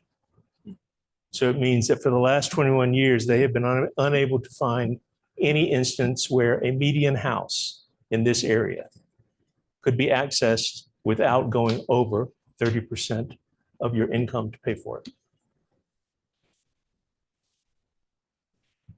What do we do at BJHT? We have 3 basic platforms: the creation of workforce and affordable housing, home repair assistance, and home buyer assistance. Those are our 3 platforms that we've been working on since I've been here to great success. These have expanded as we have gone on during the last year. We asked for our first round of funds to go out. We got 14 applications. We chose 8. All 8 of these service area includes the city of Beaufort. We found that some of these, like Deep Well, their allocation was gone within 3 weeks. They had such a backlist of people needing water and sewer repairs, needing the things that Deep Well does. When we looked at the hospital, we gave the hospital funds for first-time home buyers. It's been hard to find a home that their medical staff can qualify for. So that money got half spent, and the other half is trying to find a house that they can qualify for. So you all are familiar with Carrington Manor on Boundary. The trust put $500,000 into that project to get it to close as gap financing. With $619,000 we handed out in grants for home repairs, $364,000 in grants for home buyer assistance. We got $3 million in additional funding from the state of South Carolina for one reason, and one reason alone. Not that we didn't deserve it, not that we can't use it, but because the state was convinced that the regional approach was the right approach and felt like a regional approach was something that they could invest money in. So we've asked for an additional allocation this year. Not sure if we're going to get it or not, depending on what happens in Columbia. But I think it shows that the state believes in what we are doing and believes in the regional concept. We were also provided $600,000 from the county to provide fiscal oversight for CCDC's program for 21 townhome purchases in unincorporated areas of Beaufort County. They have bought all 21 of them, and they will, as those leases run out on the existing residents, they will release them to people earning 80% or less of median income. What's next for us? We applied for and were granted qualified sponsor for South Carolina Housing Trust Fund. We also went very painfully and took the environmental class that comes along with that so that we could then consider houses older than 1978 for home repairs. We are working with City of Beaufort on a home repair program. I have to tell you that that was a really great collaboration and a really great discussion of here's what we want to try and get to. We were going to bring that before council in March for final approval, and then we'll move forward on that. We are, you might probably will not be surprised to know, We are deluged on a daily basis by developers who want to do something in Beaufort or Beaufort County and want our help in getting it done. There are a lot of these that we have to go through, we have to look at. That's an ongoing process. I think it is great news that you have this many developers, including a huge number from outside of this area, that are now recognizing that this is an area of opportunity for them. We are facilitating in September a solutions-oriented symposium where we are asking developers, contractors, municipalities, private investors, public investors to come to the table and talk about how we make this process easier, how we get money to projects faster, and how we eliminate the bureaucratic red tape in between. We expect that to be a lively discussion. We want it to be an ongoing one. You all have recognized that tackling workforce housing is intentional. You have been intentional with respect to putting your money where your mouth is. You have been intentional with respect to looking at what are our issues here within the city? How does it affect what we want to do? How do we serve all of the residents of the city? And thinking creatively and collaboratively about how we do that. This is not a problem or an issue that is going to be solved by one entity. It is not going to be solved by Washington. It's not going to be solved by Columbia. It's going to be a collaborative effort of everyone. We believe that there will be opportunity zones. This administration is fond of them. Senator Scott loves them, and he's extraordinarily powerful right now. So we expect to see a lot more opportunity to create these zones, to make investment in these zones, and to bring housing into these zones as well. That's how the two out on Boundary got built. They took advantage of opportunity zones for both. We want to look at what we can do to help, how we can look at fledgling organizations, young organizations that need collaboration, that need help. How do we marry them together with people who have been doing this for a long time to meet the needs of the city? Realistically, and I've said this for the last 6 months, this is who we are trying to figure out how to house. All of our frontline medical service workers, our policemen, our sheriffs, our firemen, our hospital workers, service workers. If you think that the loss of service workers isn't a real thing, Hilton had just lost 4 stores that closed because they could not get enough service workers to keep going. You'd think, oh, well, those are little small stores. They probably were, having a tough time making it go anyway. That was McDonald's, Burger King, Whole Foods, and Panera Bread. They could not find, and they could not pay people enough to get them to come across that bridge to work in that store when they can work over in Hardeeville, or they can work in Beaufort, or they can work in Bluffton. So that is a crisis unto itself. But I think that this is probably the #1 issue that everyone is facing across the Southeast. How do we create workforce housing? How do we house people who want to come here? How do we keep our young families? How do we keep growth coming into this area? And I'm not saying unfettered growth. I'm not saying crazy growth, managed growth that provides housing as well. Our motto is no housing equals no workers, equals no economic development, equals no community.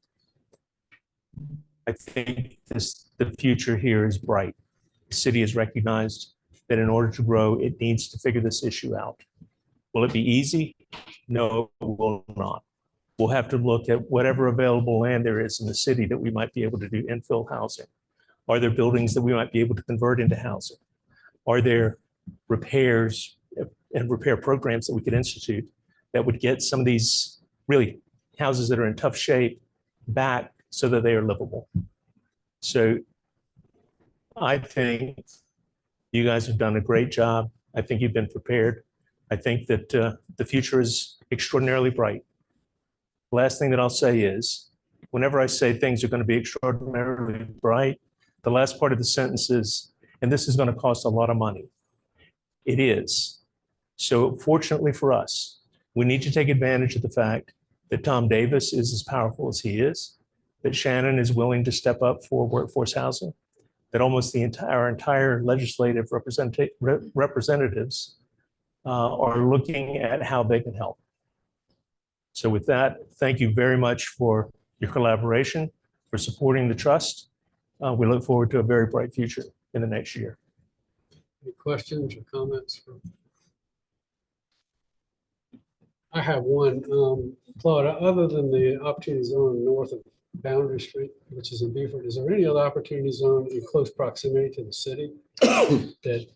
So we think that what's going to happen is that they're going to actually open it up to municipalities and say, bid for the opportunity zone. Put something in that you can say is an opportunity zone.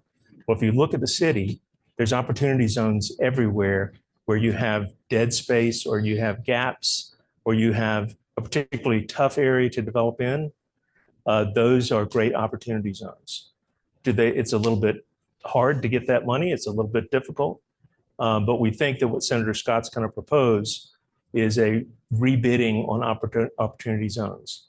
You can put in as many as you want, and someone in Washington will determine which ones you get.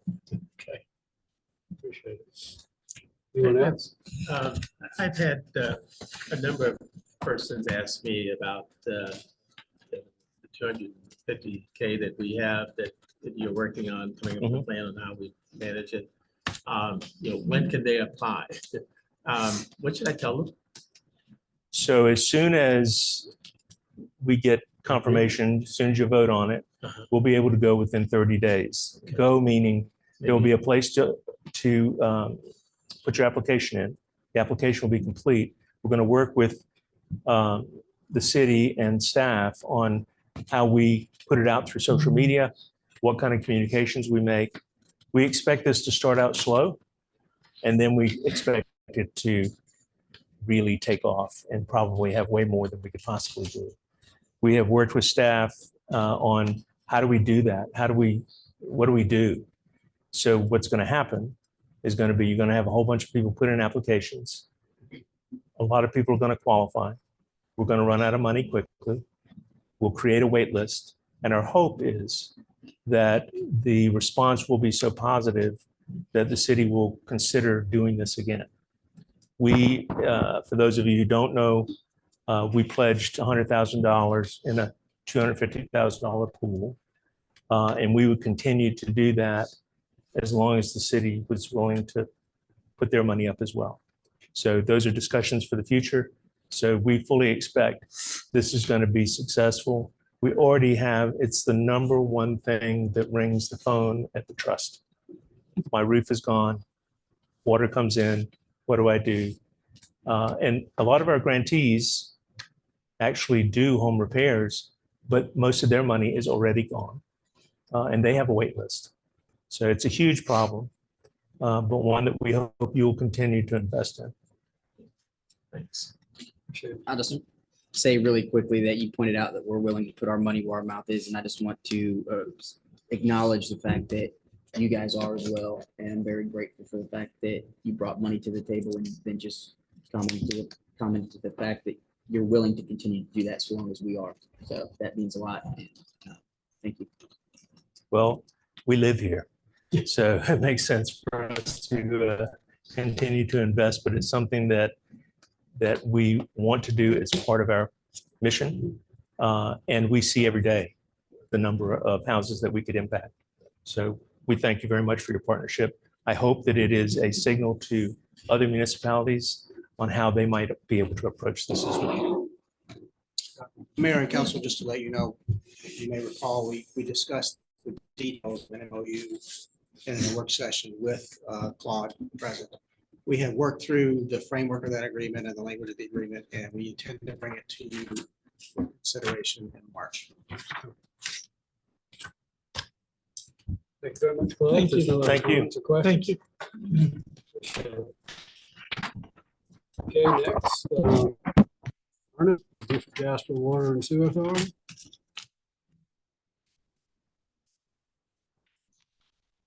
All three of you can come up.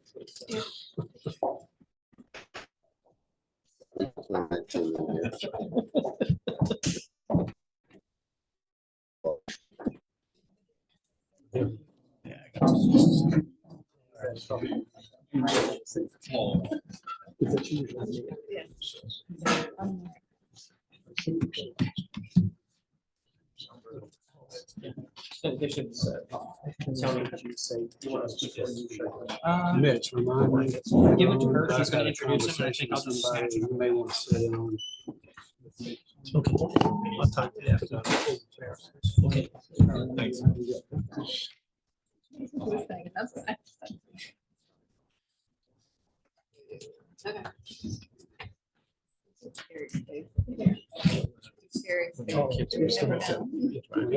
All right.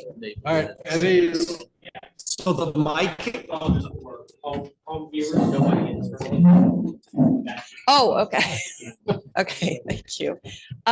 Good afternoon. I'm Verna Arnett, General Manager at Beaufort Jasper Water and Sewer, and I just wanted to, first of all, thank you for having us at your session today. I realize it's your last day, and we're really glad to be here, especially on such a nice afternoon.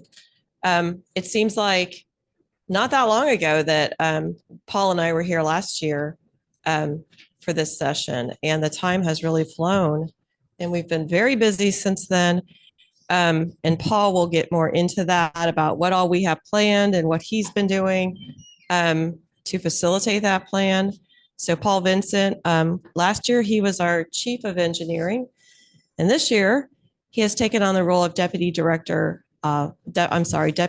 Manager of Operations and Engineering at BJWSA, which is a new position that we added. We're really excited to have him in that role because he has pretty much half of the utility under his direction. And it's really the engineering, capital, implementation, all of the operating sections of our utility, the treatment plant operators, the field operations group, and like I said, engineering. So we're really excited to have him lead that group as we move forward. And then we added probably about a year ago, Charlie Stone is our new Director of Government Affairs. And also that's also a new position for BJWSA. We're very excited to have him. He brings a wealth of knowledge about this area, having grown up here and spent several years, as most of you probably know, at Beaufort County Economic Development. So he's been a great addition to our staff, and I'm sure that he's been reaching out and talking with many of you.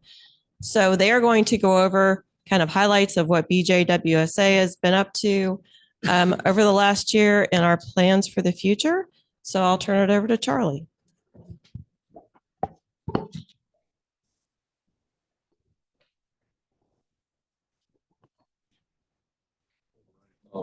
I just wanted to echo Verna's sentiments. First and foremost, we thank the mayor and council as well as Mr. Marshall for having us here this afternoon. And we appreciate the opportunity to present. And I know we're up against a time crunch, so I'm going to try to fly through my slides and then leave the important stuff for Paul to cover. But we're going to touch on our mission statement, our vision statement at Beaufort Jasper, a little bit on Beaufort Jasper's history, some of our present realities and challenges. We're also going to touch on some regional infrastructure projects of interest, where we're at with rates and capacity fees. And then finally, something that I'm very excited about, but a new initiative that we have around underserved communities across our region. Within our mission statement and our vision statement, there's two items that I believe are especially relevant to our conversation today. And within our mission statement, it says that we will provide quality service to not only our current customers of the Lowcountry, but our future customers of the Lowcountry. And within our vision statement, it says that we will be recognized for reliable service and a dedication to our community and to our environment. And so as Paul and I covered some various initiatives and projects that are underway at the authority, I think what you'll see is an organization that is working to address our mission statement and our vision statement with intent and with purpose. And I can confidently say that under Paul and Verna's leadership, that we have 260 employees across the city of Beaufort, across Beaufort County and the region that are working to fulfill this mission and vision every day and to make this region a better place. And I did want to start with a little bit of history, and I know the mayor is a history enthusiast, so he can jump in and correct me if I misstate anything. But I find our history as an organization a fascinating history, and there's certainly some parallels and maybe even some lessons learned for where we're at today. But up on the screen are some historical images. They're about 65 years old, and they detail that in the early 1900s, our region was reliant upon a well system, independently operated well systems. And between 1950 and 1960, we ran into a circumstance where we had the highest population increase on the Atlantic seaboard at 63%. And it's a story that sounds very similar to where we're at today with growth. And that population increase led to salt water leaching into the water-bearing strata and jeopardizing the integrity of the well system that we were dependent upon. And with that challenge, the city of Beaufort sat down with town of Port Royal, our military installations in the state of South Carolina. And out of that collaboration came the birth of the authority and the birth of the Savannah River Canal Project, which is where we still get our water from today. And as we think about where we were as a region 65 years ago, we were presented with a changing environment, a set of obstacles, but through collaboration and partnership, we were able to move forward with a more sustainable solution to water and wastewater services. And so as we fast forward to present day, what does our current system look like and what are our present day challenges? Thank you. On here. Thank you, Charlie. Good afternoon, everybody. My name is Paul Vincent. It's my pleasure to be here today. Before I get started, I'll tell you I got about 15 slides here. About a month or so ago, I met with Beaufort County senior leadership, and I had 18 slides with me for that meeting. They told me I had about 45 minutes. There was a couple cancellations. It was great. I said, all right, I got 2 hours. I made those 18 slides last over 2 hours and took tons of questions. We will take a couple of questions here today. I'm going to go through just a couple of highlights. A little bit about myself. I've been with the authority almost 2 years. Love it. Love what I do. I'm very appreciative to Verna and others for the trust and level of opportunity that we've had inside of our organization. Many of you probably know this, but today, much more so perhaps than a decade or so ago, collaboration, partnership, levels of service, providing value, that is our culture. That's who we want to be, and you'll see some of this through some of our slides. A little bit of background though, just to set some basic, 750 square mile service area, tons of customers. Our area is growing. You guys know this.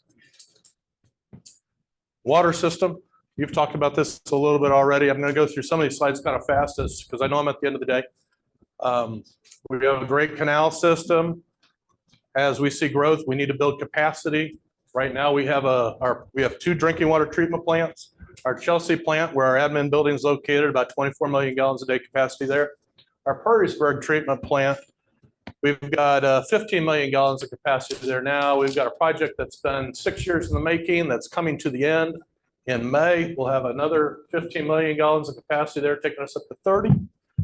We have another future phase there for another 15 million gallons.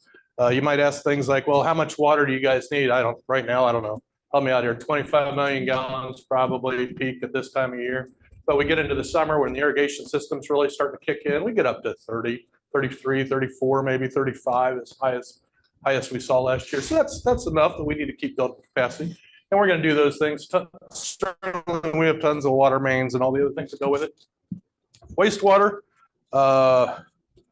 we got a set of challenges there. Quite frankly, we don't have enough capacity. We aren't an old system. We haven't been around for 100 years where we've seen trends come and go. We're in a spot where we need to build a bunch of treatment plant capacity, and we're doing it. I was in a meeting earlier today, and I described to people, gosh, I've spent almost 30 years in this industry, worked with plenty of utilities all over the country. I'm not sure that I've seen too many utilities that ever have more than one plant project going on at any one given time. Friends, I'm about to have 4 treatment plant projects going on at the same time, 4. That's demonstrating how much things are coming to this area, what we're trying to do to stay in front of that curve. I mentioned the water plant with Perrysburg and how we're adding another 15 million gallons there. That should get us, I don't know, several years down the road before we really need to do the next expansion. We've broken ground, but no one's really seen it. We'll have some ceremonial things here as the weather gets a little bit nicer, much like today, at our Cherry Point treatment plant. That's about a 4 million gallon a day improvement that we're doing at that facility. That kind of buys us about 4 years worth of time, not very long. Price tag on that's about $120 million. No small deal, big deal, very big deal. Because it only gets us a few years of capacity, so at the rate of growth we're seeing in this system, we need more treatment plants. We're talking about improvements to our Hardyville treatment plant. While we have some capacity there now, that'll quickly be gone as we see the Morgan Track and you guys have some awareness of what's happening in Hardyville. Morgan Track and Car Track and their appetite for annexation, all great things, but our vision is to be a good partner with all communities. So as we meet with elected officials, we understand where your community is going so that we're there or we're ahead of your needs. So we don't become.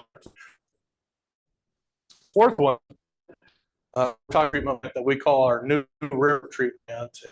And back to figure out exactly where the site goes. We got some good news from the state here just recently, but we're headed towards that project. I anticipate action on all 4 of these projects inside of this calendar year. So it is a very big year for us. Reality is I've been talking about these already. Many of these you kind of have awareness to. The previous gentleman talked about workforce. We have workforce needs. I joked with Verna as he's put up this slide of all the pictures. I said, we need to get one of our pictures up there of our folks. Many of our staff are the ones that are out there fighting the fires, if you will. The hurricane comes in, the power outages, they run around between pump stations and making sure they've got the portable generators and all the activities that are involved in keeping our utility functional. It's a big job and it's a tireful job. It's a thankless job sometimes. We try to treat our employees as best as possible, same challenges you guys are dealing with. But we look at the numbers and we see some of these things and we're thinking, gosh, where are our workforce 5 years down the road going to live? We need them. We're growing. Our 260 employees is not going to be enough in 5 years. I don't know what we're going to be at, but we're going to be a lot larger than what we are today. Something that I've been heavily involved in, and some of you I know have a great awareness to it. But as we get on down to the bottom of this list here, capacity fees are what we charge developers for what they're using of our system. So if they were sitting right here, our closest treatment plant's on down the road. Somehow the wastewater's got to get from this house or building all the way down there. So there may be a couple of pump stations. So our capacity fees are intended to pay for all that infrastructure from here to the treatment plant, as well as those expansions of those treatment plants.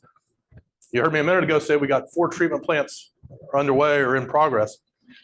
Here's the part as an engineer that's been difficult for me or for our entire industry. For the last 5 or 6 years, we've seen a cost increase in those treatment plants of nearly 250%. That's tough. So I've mentioned that, man, 4 MGD, $120 million. Not long ago, 2018, 2019, I would have talked with clients and said, yeah, guys, we can do that for a third of that price. And the realities are, this is post-pandemic, costs have gone up, labor shortage, supply chain, all the things. It is a challenge for us. Here is what we're looking at from our planning portion of it. Now, that's not to say that's every last need that we've got. We've done a robust effort here a couple different times, and we continue this effort every single month and try to understand where our needs are and how we're gonna pay for it. I've got a couple different buckets there just to kind of make it simple. I won't labor any of this stuff, but it gives you an idea of our different areas and how much we're investing in those areas. And this is just over the next 3 years. So and we're not done. We're just going to continue that sort of trend. My highlight projects, I've mentioned these. I joke with Charlie all the time. These aren't my favorite photos, but they work for us today. We're going to talk probably about tours or opportunities to have involvement at many of our facilities as they go through some of these renovations or come to the end. So I think stay tuned. I think we'll get opportunities for you to come out and see some of this stuff. It's our wastewater treatment plant. I usually like to show those photos after lunch. With that, I might give Charlie a couple of minutes before I close. Thank you. Yeah, so it's no secret, we're a military-driven community, and I think that's especially prevalent when you're in the city of Beaufort and in northern Beaufort County. But Paul spoke quite a bit about our capital program. Presently, in our capital program, we have $45 million in rehab and replacement projects that's dedicated to infrastructure that directly services our installations. And we've been working very closely with our military partners, Colonel Bortnam, Colonel Pugliese, as well as David Trail and Mary Ryan over the past 12 months. And so we're very proud and excited to do our part in terms of making sure that mission assurance is accomplished and providing the basis for the infrastructure they need to sustain their efforts here in Beaufort County. A lot of time on this, but what I will do is that across all of our service territory. And I'm going to cover this and then let Paul close us out. But what it is how do we fund these projects? And there's a real understanding from stakeholder groups and our community work benefit. But in terms of these infrastructure projects, on November 21st of this past year, our board of directors approved a $100 million bond issuance. This is the first of several bond issuances. We do anticipate approximately $450 million in funding to 2027 to support our capital program. Additionally, we did raise rates on July 1st of 2024 by 9 to 10% to support that bonding. And we are also expecting to raise rates by about 5% in July with subsequent rate increases thereafter. This is going to be evaluated on a continuous basis by our leadership and by our board of directors. And additionally, we have gone through a new capacity fee schedule. I will note that Mr. Benson and then also Michael Hanson, who's our chief of engineering, and Matthew Michaels, who is our development program manager, they should be commended with their effort with this capacity fee process, because our organization, our top priority with this process has been to be transparent and inclusive of the development community. And so we've had a real campaign of communication over the past year. Throughout the summer months, we hosted developer workshops where we invited the build community in and sought their feedback on these changes. And we had a couple items come out of those meetings. Number one, we have published a future forecast. So I think we're actually one of the only utilities in the state of South Carolina that's provided a future outlook on where we're going with capacity fees. And we did that in order to allow developers to have certainty and the ability to plan for the future. The second item we did is we staggered the increase of our capacity fees to be collected at meters. Previously, under our old plan, 100% of capacity fees are being paid at pre-con.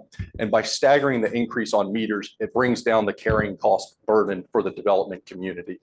And so, as I said, I think we've done a great job of communicating over the past year, and nobody loves increases, whether it's rates or capacity fees. But there's been a lot of good feedback that we've received that the development community, as well as our residents, understand that we need capacity to continue growing as a region, and we need to invest in our infrastructure to ensure that we continue providing quality service. And the last item I'll touch on, at my old position at economic development, we talked a lot about changing lives, and we did that through meaningful employment. And so when I transitioned to Beaufort Jasper, I kind of had in my head, what was going to be my reason why for going to work. And shortly after I joined Beaufort Jasper, we formed an ad hoc underserved committee that's been focused on looking at areas of our community that have a lack of sewer, a lack of water, and the existence of some sort of adverse environmental or public health circumstance. And we've been working with partner organizations, such as our municipalities and our counties, looking at solutions for these communities. A couple of projects that are notable, we've been working with Beaufort County and the town of Bluffton on Stony Creek and Alljoy. Those are two projects that are focused on cleaning up the May River watershed. We're also working out in Dale with Beaufort County right now to extend water lines to a community that is in proximity to a brownfield site. Right now, they're on wells. And, I might say that might be one of our most meaningful capital projects in our entire program. Additionally, we're also working with Jasper County. We just applied for a federal grant for a septic to sewer project for the Levy community. Again, another community that has challenges with septic system inoperability and a low-lying elevation. So these are projects that we're very proud of at Beaufort Jasper, and we think they truly make an impact on people's lives. So we wanted to share that with you today. And I will turn it back over to Paul. You're going to close this out? Yeah, sure.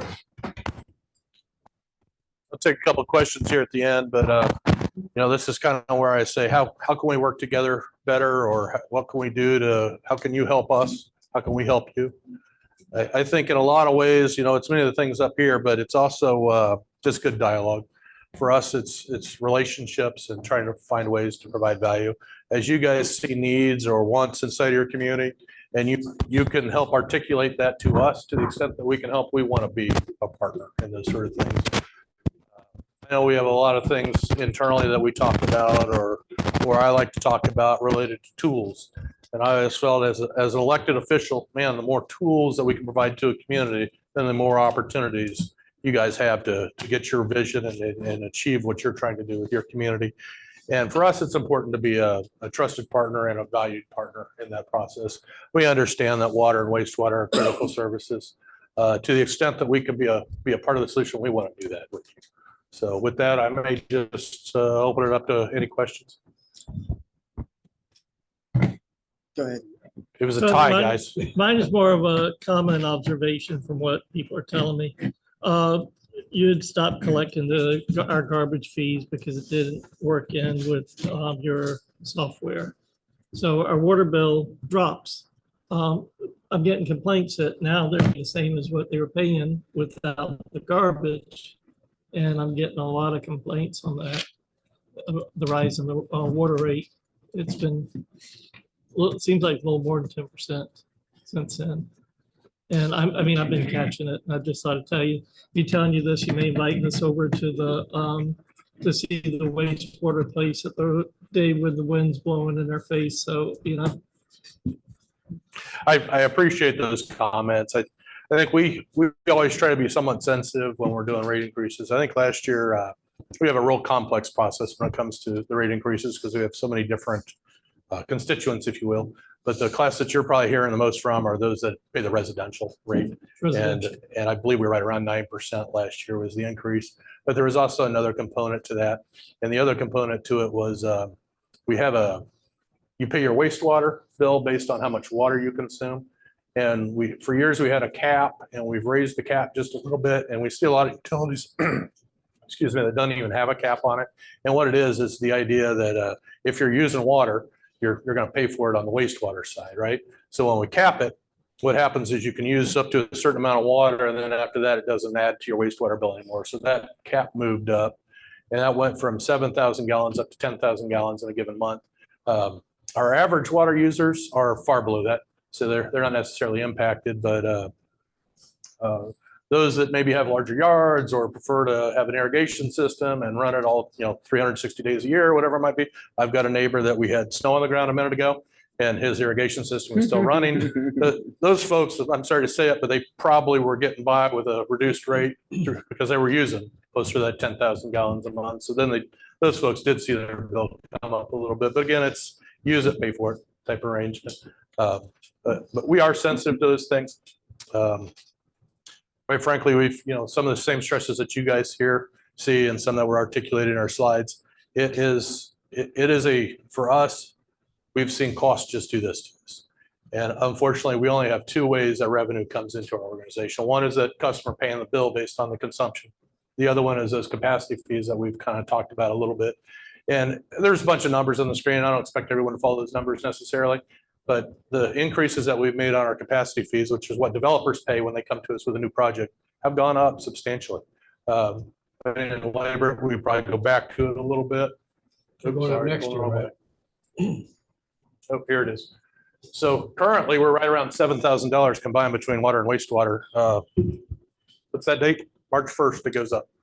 And if you combine these, we're nearly $12,000. So that's a jump from $7,000 to $12,000. And you can see the rest of it. This one's only 3 months later. And we're up to almost, 13 and change, right? 13.6. Can you So- explain what the paid at the meters part is? The Yeah. 7,000 Pre-construction. Yeah, that's a great question. So the way that we've been structured for quite some time, decades, the developer gets his engineer on board, they do all their designs, they get all their plans put together, and then we're ready to go to the state. And we do a lot of, we do a lot of the technical reviews, and then it goes to the state for the final permitting piece of it, so then they can construct all of those water and wastewater assets. It's at that spot right there that we ask them to pay their capacity fees. So that's been the history. And today or with the changes here coming on, Friday, they're still going to be expected to pay that $7,000 number at that same junction. Now, for a small developer, if he's only doing 1 or 2 homes, that's not really a big deal because he's going to go vertical real fast. Within a matter of months, he's going to be ready and he's going to come in and pay for his meter. It's only a couple of months. For a larger developer that may have 100 lots or 300 lots or something like that, him paying all that money up front, then he's got to have all that infrastructure built. And if it's a large development, there's many months of building that infrastructure. And then finally, he can start to go vertical with his product. Oftentimes, he may be out 2 years before he's ready for that very first meter, because that meter is really only coming in a few days before they close on that property. So by us providing some relief, if you will, by saying, hey, we still need the $7,000 up front, because quite frankly, it takes us years to build our infrastructure. I mean, I talked about that Perrysburg plan a few moments ago and said, man, it's 6 years in the making and we're finally getting to the end. Many of these other wastewater projects I'm talking about, they're also going many years into the future to get there. That's why we have to start them now and get them going. We still need that money. We need something to keep us infused and going. Otherwise, we're going to, again, only 2 sources of revenue for us. We don't want to put any more than we need to on the ratepayers' backs. We believe in trying to be efficient in what we're doing and have development pay some portion of their share. It's never perfect, right? But you see what we're doing here, trying to get a little bit more from the developers to pay for their piece of the infrastructure. So I have a comment and 2 questions. The comment that I want to make is just the appreciation for the transparency that you guys did bring for this. And it's never easy for anybody to accept the fact that the rates are going to go up. But prior to, Charlie reached out, we sat down, he wanted me to have a good understanding of what was expected and then an explanation for why, which gave me what I needed for constituents when they came to me. And I appreciate that. It does mean a lot. The question. So yesterday, I think it was the mayor that brought up the concurrency requirements. And so my question would be, with those proposed requirements, which my understanding is that it would require development approvals to be aligned with capacities, infrastructure capacities. Would that have any effect on the way that you guys operate now? And would we need to ensure that as a municipality, we are very clear of the comprehensive capacity available prior to approving any developments? So just talk a little bit about if that affects you guys and how it affects you. Yeah, Josh, great questions. Maybe a little bit to kind of help explain it. Oftentimes we see developers before most of the municipalities do, because they understand that this infrastructure, this water and sewer piece of it is a significant expense. And they need to understand, hey, how's this going to work? Oftentimes, we have a process, we call it the availability letter process. Others call it a will serve letter or whatever it may be. And a developer will reach out to us. They can do it via our website if they want to. But they'll say, hey, I've got this piece of property. How am I going to get this served with water and sewer? Sometimes we don't have water and sewer nearby. So then it becomes part of that conversation as to, well, how are you going to get from point A to B if our infrastructure is all the way over here? An improvement that we're making that ties right back into your question in our process is we're trying to be much more specific with those letters here in the very near future. And what I mean is if it's the wastewater side, I have 8 wastewater plants right now with one brand new one that we're talking about, so 9. Depending on where you are in our system, you don't hopscotch from one to another, right? You're going to go to the one that's the closest to you. And we kind of have this master planned out a little bit. Each one of those have a different answer as to how much capacity they've got. So we're trying to put that into the letter to say, hey, you're in our, we'll pick on Cherry Point since I got a big project going there now. You're in our Cherry Point sewer shed area.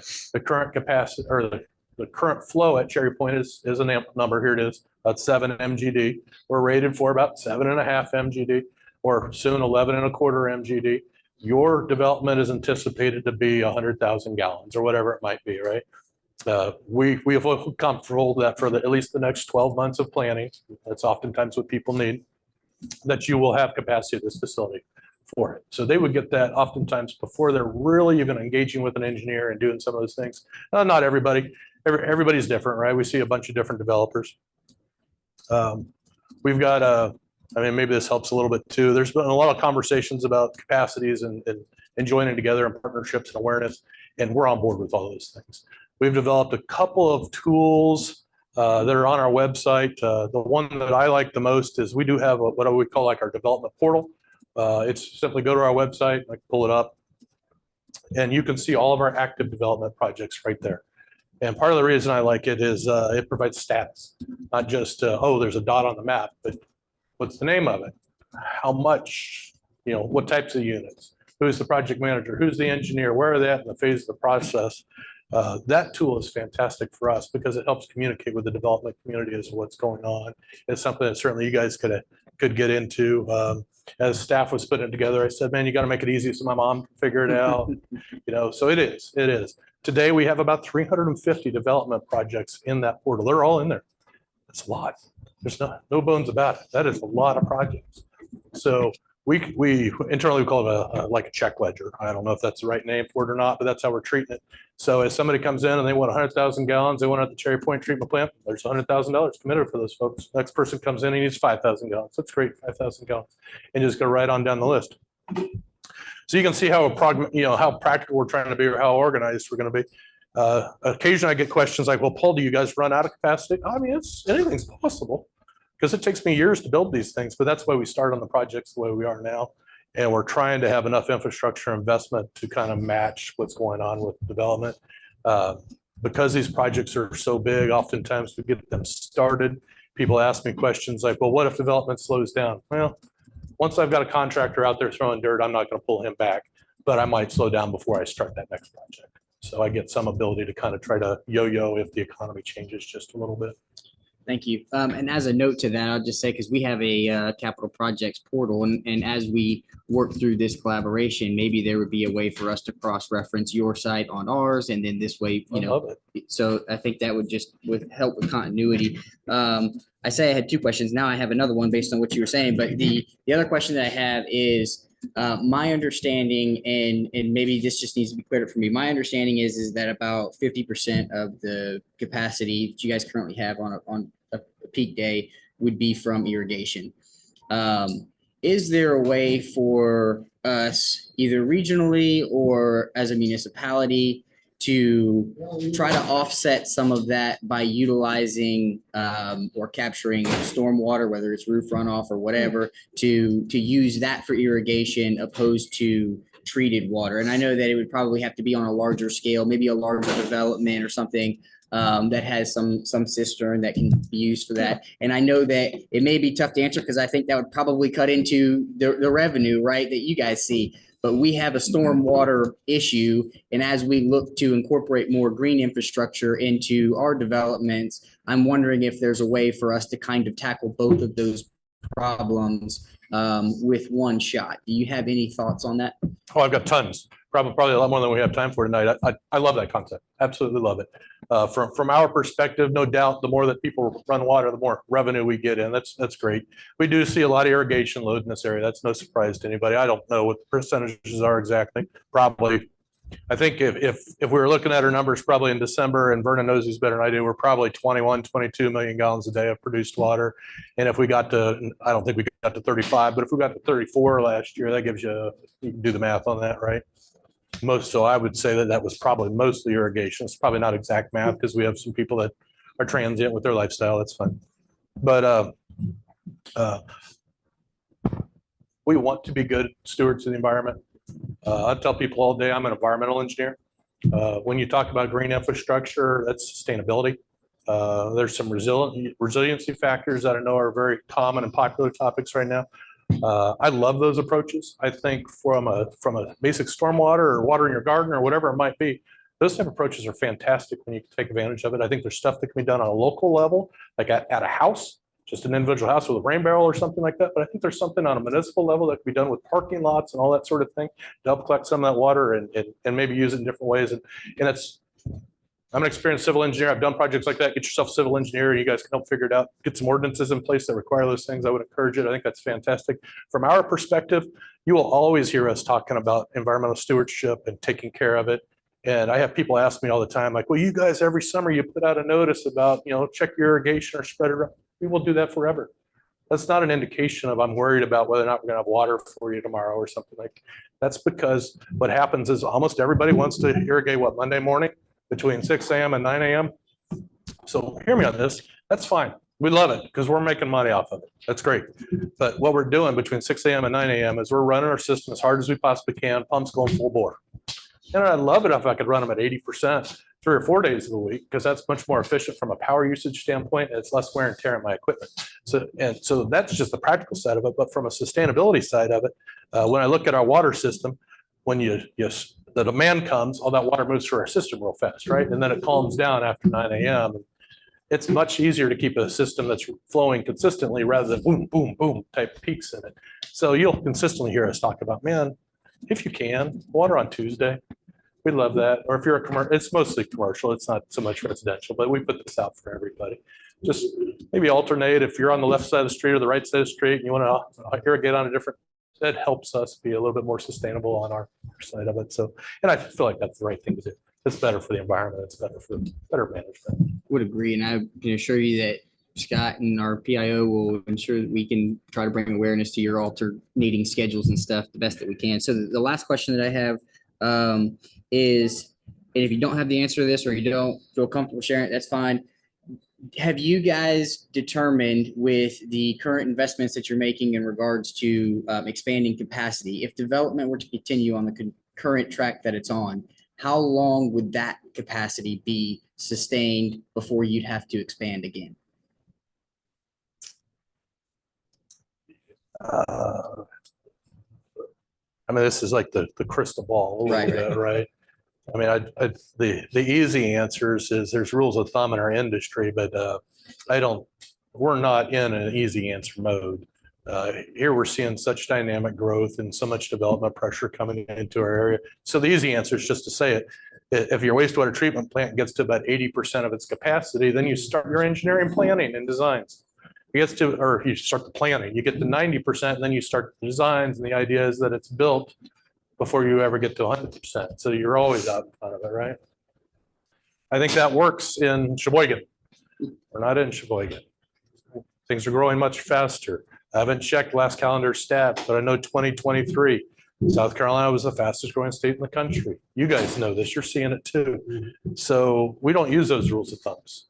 Instead, we have planners on staff, right? This is something we've added over the last couple of years. They're actively meeting with developers and planning organizations, and I'm sure your staff has some familiarity with them to understand what's happening in your community and at what rate, so that it helps inform our answers. We're in the midst of starting a brand new master plan. It's been 2 years since our last master plan, but we feel like it's necessary because there's so much changing in this area. So, I mean, it's getting long-winded, but I don't have like a set rule. Instead, I'm trying to watch what's happened. And if we're at 60% capacity or 70% capacity, we may start in the next one. On our Cherry Point treatment plant, we're watching sales, we're watching commitments, all those sort of things. We have internal conversations like, man, as soon as this one's done with construction, we might need to start the next phase. Now, I don't think that's exactly true, because we've got some other treatment plants going on and we're trying to get some ability to shift some things around that are more efficient for us. But to think that we need another treatment plant after the 4 that we're gonna have going underway, I think that will happen someday and maybe 10 years away. Just so I talk about some generalities, maybe this helps a little bit. We get about 3,000 to 3,500 new customers every single year. If I just run math on it as an engineer, that equates on the wastewater side to about 1 million gallons of capacity each year being consumed. Now, I don't know where they're going, right? I mean, I have an idea because we're doing all the planning, but many of them are coming to our Cherry Point treatment plant. In the not too distant future, they're going to be hitting our Hardyville plant and then our brand new River plant. So I need 1 million gallons of additional capacity invested somewhere in our system on an annual basis. It's not efficient for me to do it 1 million at a time, much like what we're doing with about 4 million upgrade at Cherry Point right now. So does that get us 4 years at Cherry Point? It most definitely does. So, but it's really 4 years of capacity across our entire network. So it's not 4 years at Cherry Point. It's probably 6 or 8 years at Cherry Point, but somewhere else before long, we're going to need to do an expansion. Of course, we're doing all those things.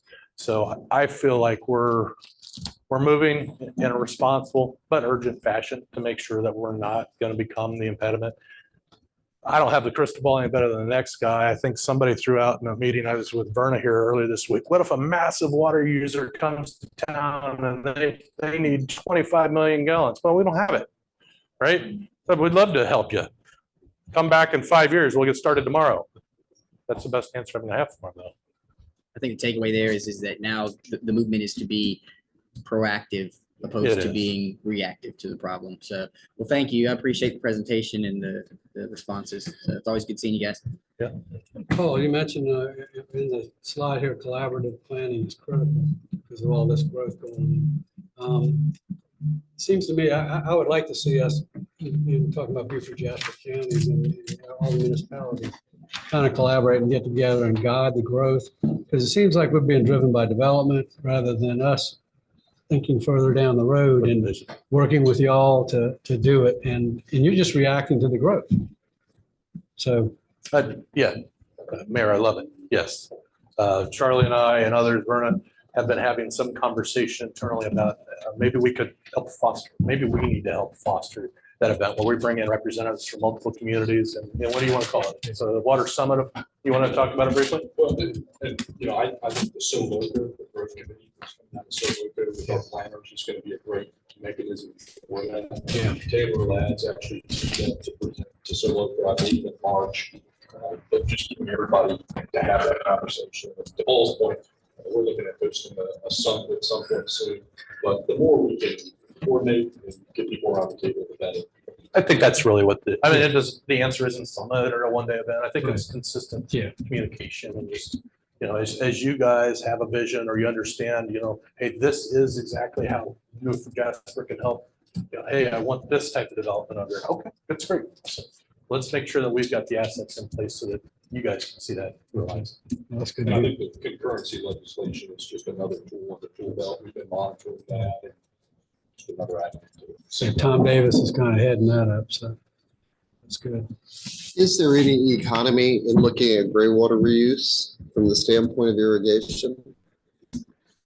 Geographically, we're difficult, and I realize that. I know areas in Arizona and New Mexico have utilized it in their municipal water systems, but is there, I don't know by today's standards, if there's even an opportunity for. You love this topic. You want to? Questions, but I didn't hear. Yeah.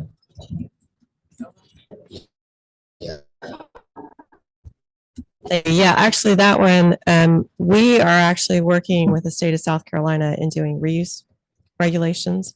There's a big push. I know Florida's been enacting some really big regulations in that arena to allow more reuse. And so we have we reuse a lot of our effluent already on golf courses. We also have one subdivision, Hilton Head Lakes, has a reuse system where they use wastewater effluent, and that's what's watering their irrigation systems. So there's a lot of progress in that front, and so there'll be more to come, but that definitely is something on the agenda for the regulatory environment in the state. I just want to kind of piggyback on something that Phil said, and we talked about yesterday, is that I guess a lot of the building now, and there's the complaint about all the apartment buildings and its impact on everything from congestion to roads, you know, and so forth and so on. But yeah, it would be good if, because I guess the buildings go where the infrastructure is. It may not be where the city wants the building to go. So if there could be advanced coordination, you know, maybe we want the building to go in a certain area, and if we want the building to go there, then that's where you should put the water. So it kind of one follows the other, right? Councilman, you've got the right idea. Right, Yeah. yeah. Yeah, as you guys have that vision for, hey, this is the style or density, or we're going through some revitalization, or we think we will at some point in the next couple of years. Yeah, please, to the point that we can be a partner in that success, we'd like to. Any other comments, questions? I appreciate it. Thank you all very much. Okay, last but not least. Blakely Williams and Dominion Energy. I'll come back. I gotta give somebody a bite. I'll come back. I want to speak at the phone. Okay, we'll stay open for you. I'll be back in about 15 minutes. I'll be around to hear. Lock the doors quick. Sorry about that. I'll be around. I can do it. You know, Do it fast. You won't be back. I know. Paid us tonight, so. We'll have to send out. I have 97 slides. 97 slides, is Yeah, that and what you it'll said? just take me 90 minutes. Well, it That's says all. no signal. What's happening? We're good. We're good. We're just here to provide reliable, affordable, and increasingly clean energy. And we do that day in and day out. And we're happy to be your partner in the energy sector. All I have today is to talk about three things: hardening the grid, increasing connectivity, and improving resiliency. That's what we're working on day in and day out at the office. So hardening the grid, you all have seen the hardening of the grid that we talked about at our session last year, the Burton to Frogmore transmission line rebuild. I'm happy to tell you that that is going very well. We are turning the corner, literally turning the corner. We're on Southside Boulevard right now, working our way out of town. The Spanish Moss Trail, the Burton to Southside Boulevard is complete. So we are going to anticipate being done with Southside Boulevard and pushing through by the end of this month, by the end of March. So that is very good news.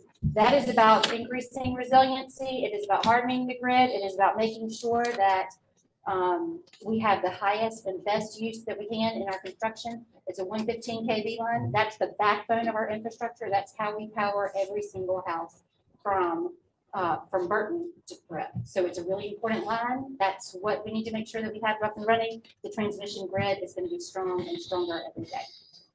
In increasing connectivity, I wanted to tell you about some recently completed projects. Allison Road, your projects are our projects. So whatever y'all are working on, we're working on with you guys. We're happy to be your partner on that. Happy that our portion of Allison Road is complete.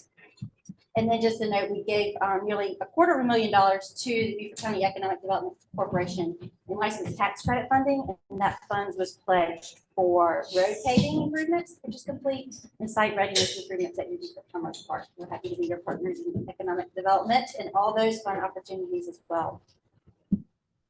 See my friends here, we're talking all the time, Raul and Nate, JJ and Scott. Our teams are always meeting and always communicating the back and forth. Their projects are our projects, ongoing and future projects for us, King Street Drainage Project, Port Republic Drainage Project, and lighting projects. We've spent a lot of time recently talking about downtown lighting and those aging assets and what we need to do about those. So we're at a brainstorming place right now. We are looking at all kinds of opportunities and options. We're going to be coming with recommendations and just lots to consider as we talk about downtown lighting. So stay tuned on lighting. And improving resiliency, we have recently finished tree trimming in the city of Beaufort. We finished our portion of the transmission line along the Spanish Moss Trail. That went really well. And of course, that's so important because we want to make sure that those transmission lines, those distribution lines, how we get power to houses and to businesses are clear and free of limbs, because that's the #1 reason the power goes out is there's a tree on the limb, a tree on the line. And so we want to make sure that our trees are as clear from the infrastructure as we can in order to improve resiliency.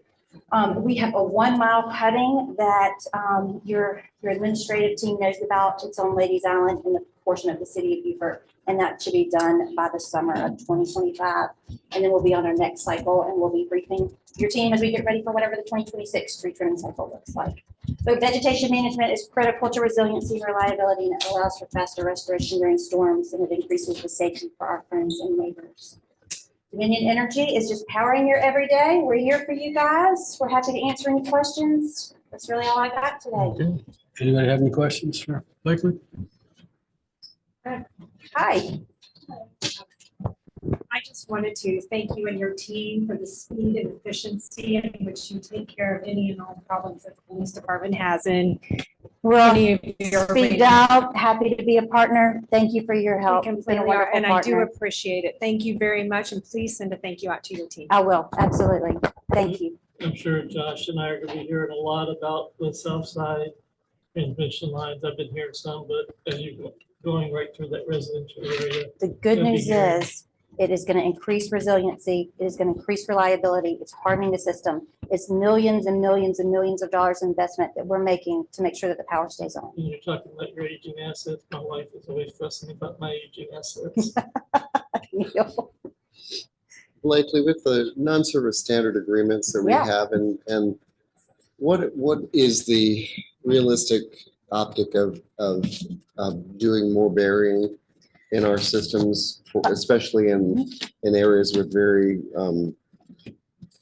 sensitive tree covers, Yep. specimen trees, Absolutely. those avenues. Absolutely. Undergrounding is always an opportunity that we're happy to discuss. I've told several members of the team before, give us a scenario, give us a situation that you want us to analyze, we'll come back with hard numbers. You do have some balance in your non-standard service funds. We are always in touch. Alan and I are sharing checks once a year for sure. And then communicating the balances of those. And then understanding the wish list and the dreams and things like that that we want to make happen. So we're always trying to be that good stewards for you guys, collecting that funds, and then working with you guys to make the best investment. Just so the public knows, I know what we have, I think I have an idea around about figuring what we have in that fund. But it's not enough to put any power underground for, Right. Substantial distance. well, not even a mile. I mean, what can you? $5 to $8 million per mile Right. of undergrounding infrastructure. So it's incredibly expensive, whereas overhead is the standard means and likely it's free. So it's a free service that we're willing to offer because we have an obligation to serve. And then undergrounding is non-standard, and so it comes at a cost, and the cost is about $5 to $8 million per mile, depending on the variables that we need to analyze. But we will analyze and run a full scope price quote for you on any situation you want us to look at. Have we sunsetted the Boundary Street? No. Do you have any ideas? Yes, and we recently communicated that, and I can get that date to you. Alan may have it at his fingertips, but I can get it to you tomorrow if need be. That's fine. Any other questions for Blakely? Thanks for Did a having good me. job. Good to Thank be you. with you all. Thanks. Okay, I was going to open it up for public comment, and he's not here. I guess I'll stick around and let him tell me. I have one comment as a member of the public. Okay, Marilyn, go ahead. I failed to mention this morning that I, even though I had notes that were written for me by a former speechwriter for the Boston mayor, I failed to acknowledge the support of Chief Price. And that was a tremendous oversight on my part. Chief Price has been incredibly supportive of all of our efforts, especially mine. She answers when I call. And I would like to thank you personally and to ask you to pass my thanks on to your officers.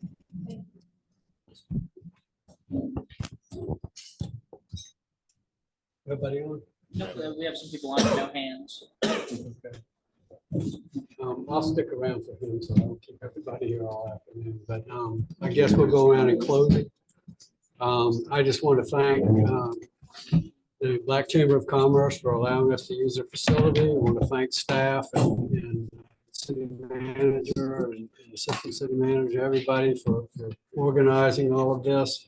All the speakers and all the staff for showing up and contributing to this, and for our council. So with that, I'm going to turn it over to, I guess I'll ask one of the councilmen if they want to end or something, but I thought it was a very productive 3 days and learned a good bit. Well, I'll start off. Okay. So I want to just ditto everything you said. But I just want to especially make sure that staff knows how much we appreciate it. I know I talked to Scott leading up to this, and I know how busy they were trying to make this as productive as possible. Now we are kind of winding up so we can give them some more work so they could make sense of it all and bring it back to us. So I just want to say thanks. Thanks to Marilyn. Excited about having this at the Black Chamber for the first time. So thank you to you and also your staff. Thanks to all the folks out listening online. You know, that technology still kind of amazes me, but listening to Megan and others talk this morning, it's good to know that it's just not us here, but probably I'm telling how many are at home paying attention to what we're doing too. So again, thanks. Before Mike talks, I forgot to mention Bill. Thank you for being here, Bill Stipp. And Thank you. and I'm gonna let you talk in a minute. I just want council to go through and get have their comments. Mike? No, ditto. Everything that's been said, including Mike and Bill, for thanks, although we're not sure about Mike anymore, but we'll think about that. All of the hard work that the staff especially has put into prepping us for this and the work yet that you have to do from everything that we've pushed back on the last 3 days. So thank you for that. As I've said every year, I never leave here thinking that there is any degree of wasted time, because there's always new thoughts and new processes and new approaches to existing processes that give better vision to what we're doing. And so I always come away with a good degree of success from these.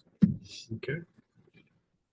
You want to go last? I could mix it, doesn't All matter. right, I know you All right, like to I'm go just gonna last. keep it brief because so much has already been said and will be said. But just want to thank everyone, especially Scott. Scott, you did really good getting this together. A Thank you, very good Councilman. retreat. I mean, I know it was a group effort. I want to thank all the staff, especially you, Tracy, for all you've done. These 3 days have been really an opportunity, not just to plan, but to strengthen our shared commitment to serving Beaufort. The hard work now begins as we translate these ideas into actions that make a real difference. I'm proud to be a part of the team so dedicated to our city's future. And I'm confident that together we're going to be accomplishing great things. And a big thank you to Marilyn Harris and the Black Chamber of Commerce for hosting us this week. Thank you again. And all I'd say is let's move forward with purpose. So ditto on what's been said so far, and I want to thank Scott, JJ, and staff for coming together. And I know it's not easy to get all of this information in one binder. And so thank you for all the work that went into that. Tracy, thank you for everything that you did, especially making sure that I had coffee to get through these three days. This was mentally exhausting for me, and coming into it, I really did want to focus, I know for myself, to not put attention on succeeding at things that don't matter. And just looking back at the discussion, I think that with an understanding of what our needs are, our conversation was very focused on moving the city in the right direction. We talked about identifying initiatives for young families and entertainment. We talked about a comprehensive understanding of what our capacities are and smart growth and green infrastructure, organizational excellence, and then collaboration with our partners in the surrounding municipalities in the county. And I think if we can really focus on those things, then the rest will fall in line. So thank you all for your time. For those online that watched, I look forward to putting these initiatives into action. We have a lot of new objectives now. So, and thank you for being here, by the way. Thank you. Okay, before we go to final remarks, this is public comment. Did you have something to say, Joe Mack? Yes, sir, Mr. Mayor. Okay.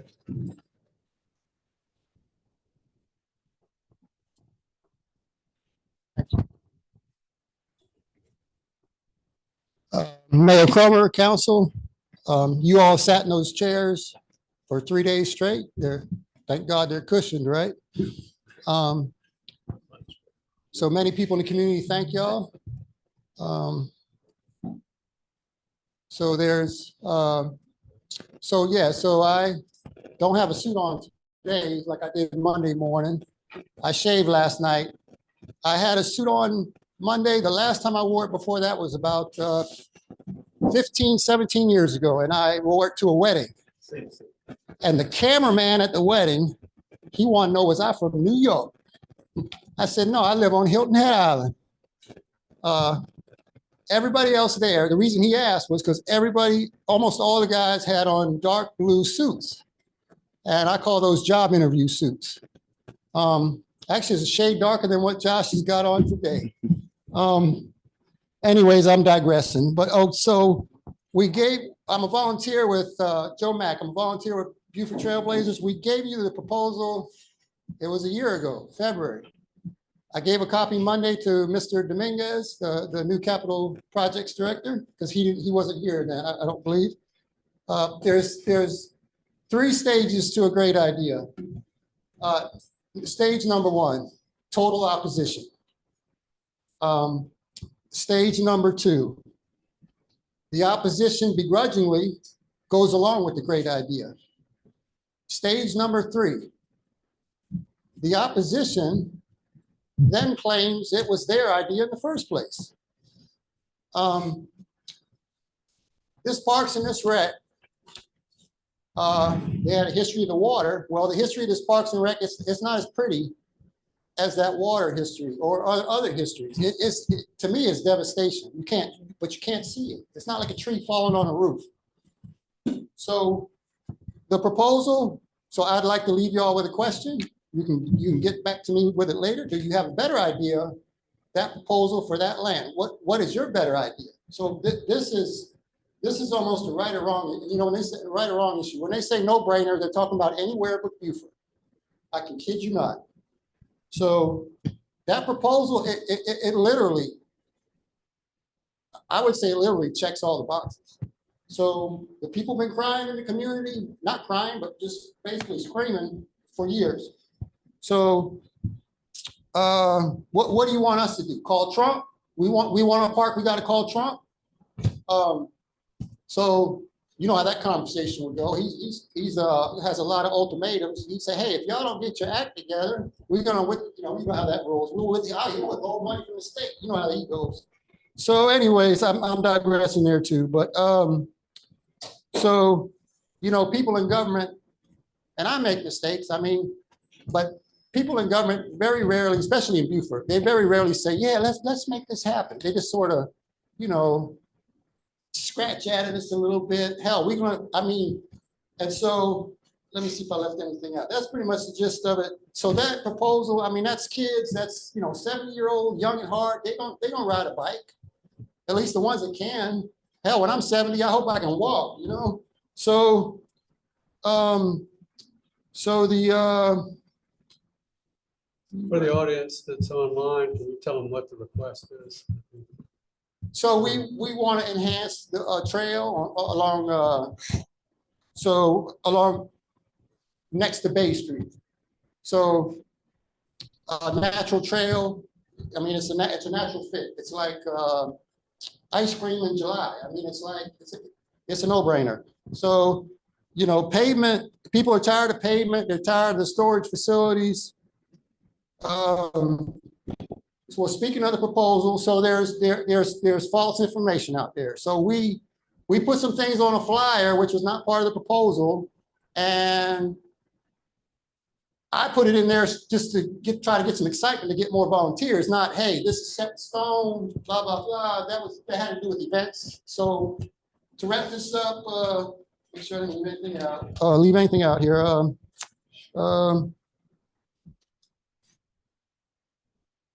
Yeah, don't forget the question. And and then I can't watch these meetings live. I can't watch a regular meeting live. I tried on my phone.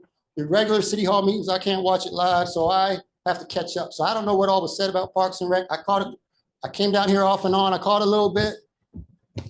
It just seemed like affordable housing and homelessness was talking more about Parks and Rec. And I thank the facilitator for bringing up the rec center in Arizona, the comments.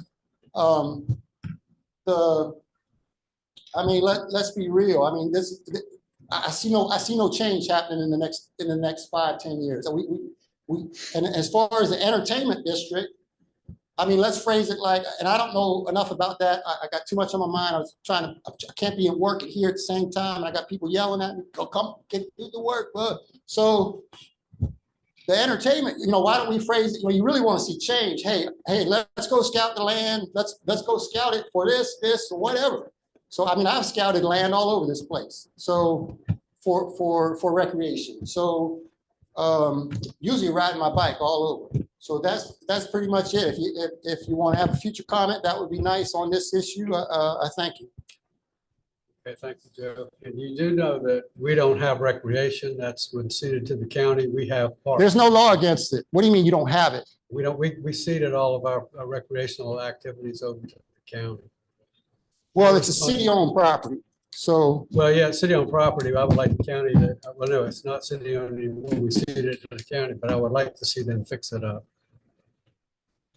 They're in charge of recreation. We do parks. Yeah, but there's no law that, I mean, look what you did at Washington Park. Look what you did at Southside Park. What do you mean the county does it? Maybe I'm missing something. Well, I don't know if you're talking about active recreation like ballparks, basketball. Well, I was scouting land for a natural trail. To the county that, their new ordinance in 2018, that's passive. Where they passed that passive, but that's for their passive parks. The ordinance is strictly for their passive parks. But it is, so yeah, I don't know what else to say. I mean, my blood boils on this issue because I don't see much traction here. You know how it goes. You're in the business. Well, you're talking about shoot the county. I mean, shoot them. Well, not literally. I mean, you didn't hear that. I mean, get their money and tell them, yeah. I mean, this is never going to end. I'm gonna die. It's affecting people's health. How about put what you want in writing and then send it to us? Yes, sir. I mean, read that proposal. Did you lose it? I'll send you another copy. I'll bring it. I will hand deliver it to you. This is the one you're talking about on the bluff. Yes, sir. Okay, that might be a hard sell. Well, like I say, anywhere, anywhere but Beaufort. Thank you for your comments. Sure. With that, I'm going to turn it over to Bill and then to the staff to finish up. So.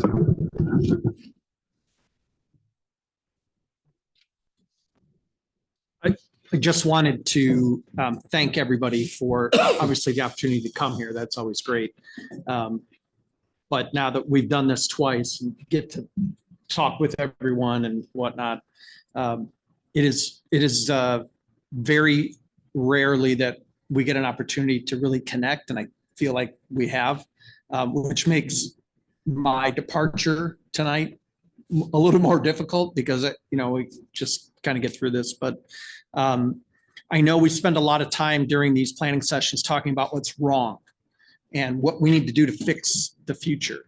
I just want to encourage everyone to not forget about the successes that you have and the condition that you're in, which is a very positive one, should not be overlooked.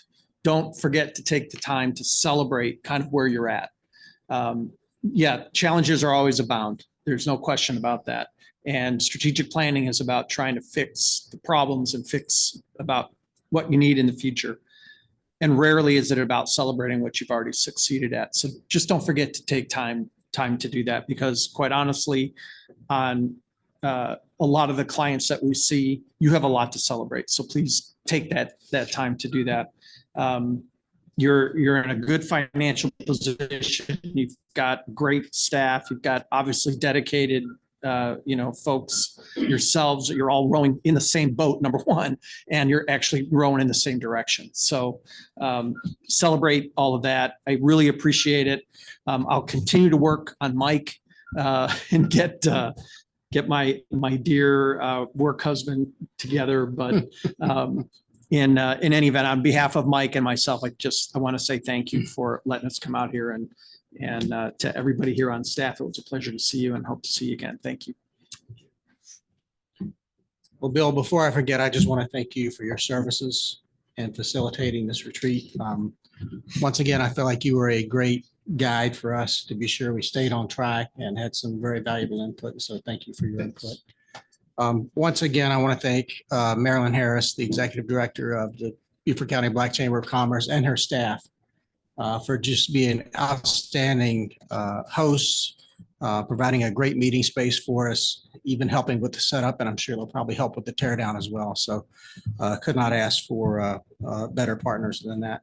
I want to thank our staff, our department directors who put a lot of time into their presentations, who put a lot of time and work into their jobs every day on behalf of council, on behalf of the citizens they serve and the businesses and the visitors that we enjoy here in our city.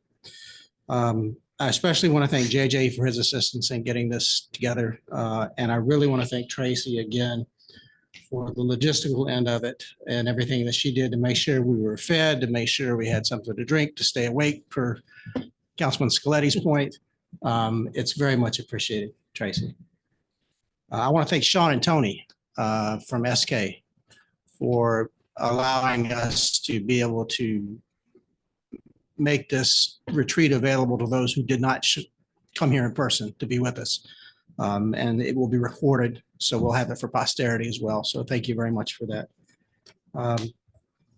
And council, I want to thank you for your time and attention. It's a lot to ask 3 days out of your schedule to come sit with staff and partners, but we really felt like it was important. And I think it was productive. We got the direction we needed to get to help you with your priorities. We're going to follow up with you on a few items. There may be a work session or two to clarify one or two things.